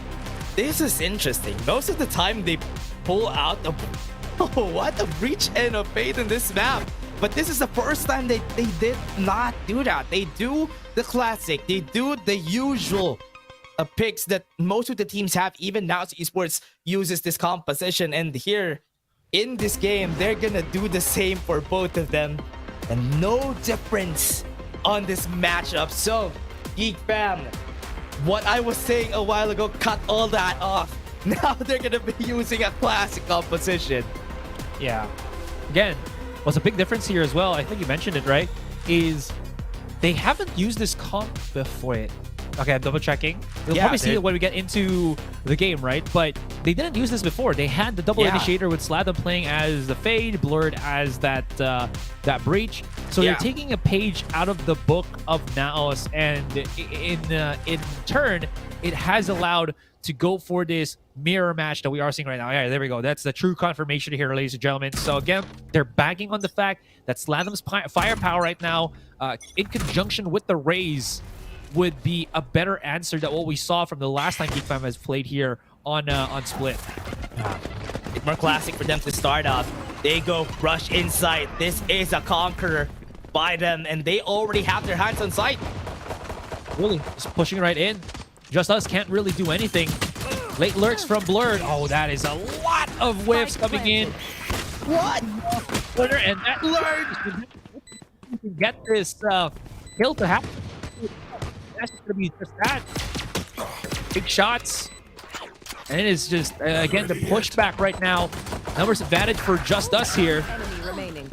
And they are falling down little by little, bit by bit. Only Repulsive remains. Playing on pillars. Repulsive. Oh, make some noise. Now with this, they know where he's coming from. So if ever he tried to peek out, Brain Freeze was not ready for it. One right click could be the end. B Black taking his time. He is gonna be sticking this. He is just gonna take the right click for B Black to finish the round. And great start of the round coming in from Geek Fam. They just finished. Everybody was gonna be coming from B Heaven, and it all came down to that 2v1. Look at that conversion here from Geek Fam. They all fall down, right? Just Us trying to get into the site together, waterfalling in together, and Geek Fam answer with the simultaneous peak. That swing as well, or that lurk that we saw from Blurred, also helping out Geek Fam in a sense. It baited a bit of time here for Just Us. That those precious couple of seconds could have been used by Repulsive to help him start that defuse. But again, it being burnt already. Great start here for Geek Fam at least.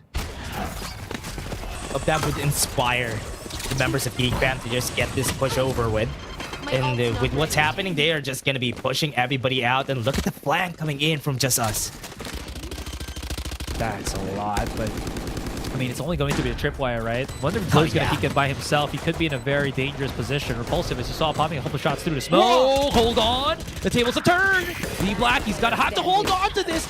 He's so flashed up, and Repulsive answers at the other side as well to get Slatham down. What had just happened? Geek Fam with a great start, and then out of nowhere, gets just swept from underneath them. Just Us wasn't ready for the flank. They had a tripwire, or rather, Geek Fam wasn't ready for the flank. Had a tripwire. Once it popped, they already got their first kill. Once Blurred fell down, it was all on the hands of Just Us and how those 3 people who are in B main to actually finish it off for their side. And Just Us just changed the momentum just because of that, and they were not able to win in their supposed bonus round on the side of Geek Fam. Absolutely stellar stuff there from Just Us, and that breaks Geek Fam's economy here. They're going to be strapped for cash once again here, Dash. And this is not the position that they want to be in. Definitely not. Yeah. If they start this with this, I mean, Geek Fam already have a lot of people in A site leaving mid open. Don't really have a lot of information takers. And they do have some members here from the side of Just Us that are just going to be seeing it. They know that somebody's pushing at mid. And B side is way, way open for the taking here. Yeah, they kind of hope that they could get that quick information, right? But not going to happen just yet. I mean, Just Us. This might be bad, though. Yep. For Second Love, if they allow mid as well as that B Heaven to be, well, pinched over, even though there's that bit of noise, Repulse is going to be very late to the party. Oh. Paranoia. Someone manages. No one wants to push a smoke here. Second Love comes in. Slatham. There's a thin piece of air that is stopping him dead in his tracks. Exotic comes in. Teammate blinded, but it's going to be fine. Yeah, it seems like they're going to be able to make their magic work here somewhat. Blurred now tries to go around, but can he really go against Repulsive, who's just kind of dancing around B Heaven with a stinger in hand? That's Us for the flawless round. Yes, sorry, Spectre. Didn't want to take any risk in this round, just playing around their smokes, playing very far back in order for them to not lose any of that economy on the hands of Geek Fam. Now that it's the 4th round, supposedly this is the time that they both have the same amount of guns. But because Just Us just turned tides around, they do have a chance here with 3 rifles on hand, or rather 4 together with the Bulldog. They are just going to be pushing on A side. Slap them already on ramps. Yeah, wanted to go for that quick little barrage, that doorbell into the A side. Not going to find anyone close, though. Blur does find a pick on mid, but that is a trade for trade. Psycho now, believe, activates his Seekers. That's going to expose where Geek Fam are right now, but, I mean, with the contact what Repulsive has had, as well as the spike getting planted, should know where it is. Be Black smartly backing away, has to hold hand in hand here with Slatham as Exotic whipping these shots. He's not looking too good. He's already taking the damage. Repulsive already here, knocking back on their site. Second Love finds Exotic. That's already the site cleared up. What a Void clear. Dream is just breaking them bit by bit. If they can somehow re-encompass this A Heaven position, maybe they can stop that defuse from happening. Slatham throws the nade, but it's a little bit too late, and that's going to be defuse as Void Dream unloads the whole mag. And Just Us continue the rampage. What a finish. Just Us just cleaning up once they head into the site.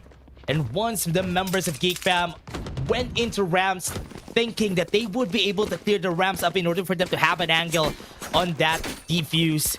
They weren't. They lost most of the duels, and that's why JustUs just reigned victory against Geek Fam. Man, it's so difficult for Geek Fam to be in this position again. They're back to that drawing board. They don't really have that money. Sure, Slatham does have his showstopper, but Lloyd Dream has also exposed that he does have that operator in hand. Par Schofield already feeling the heat as he's the one that brings the fire into this game. Lloyd Dream joins in on the fight. Slatham, though, takes 2 already. Step in the right direction if he can make this conversion work.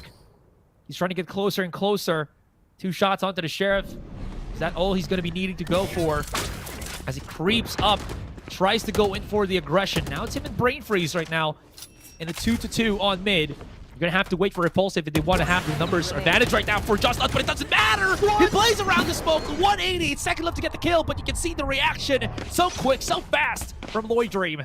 What a fast reaction from Lloyd Dream. He was able to get the operator shot in and was ready for that shorty. It's a good thing that he had somebody to help him out. But the start of this round really was a bit rough, even for the side of JustUs. They lost a couple of members, but doesn't really matter if it all comes down to the aim battle, to the peeking. It's just JustUs that is going to be winning.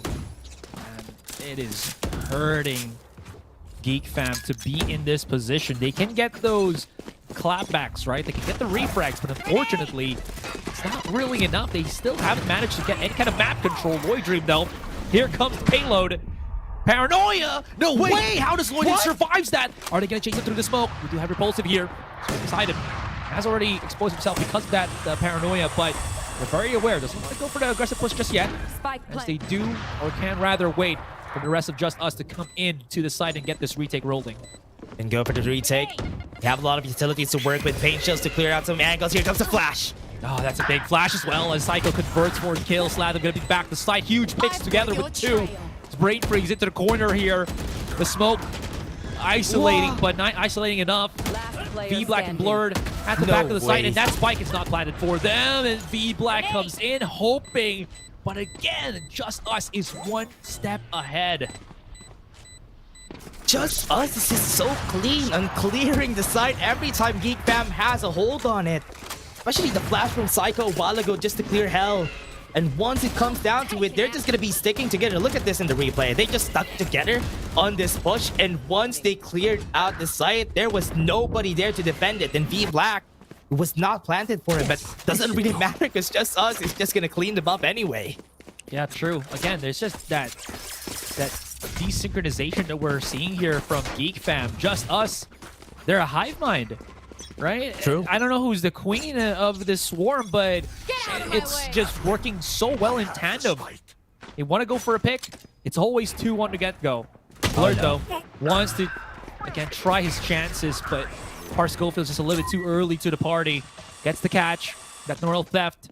Showing positioning. If they try to push through this, Psycho's ready for that flash if need be. Use here Repulsive as well, answering back.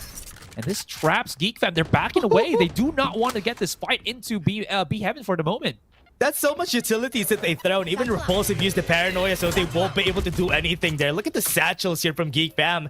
They had to back away because there's too much pressure in B Heaven that JustUs has been pulling out there. That started the round. They can definitely go for a lurk if ever they want to. But Slatham, if he dies here, yes he does. That's going to be an answer for JustUs. Now, they have a chance to go aggressive. Not sure what was going on the head of Slatham there as he wanted to go for this quick little pick. Psycho has already been spotted, but he backs away.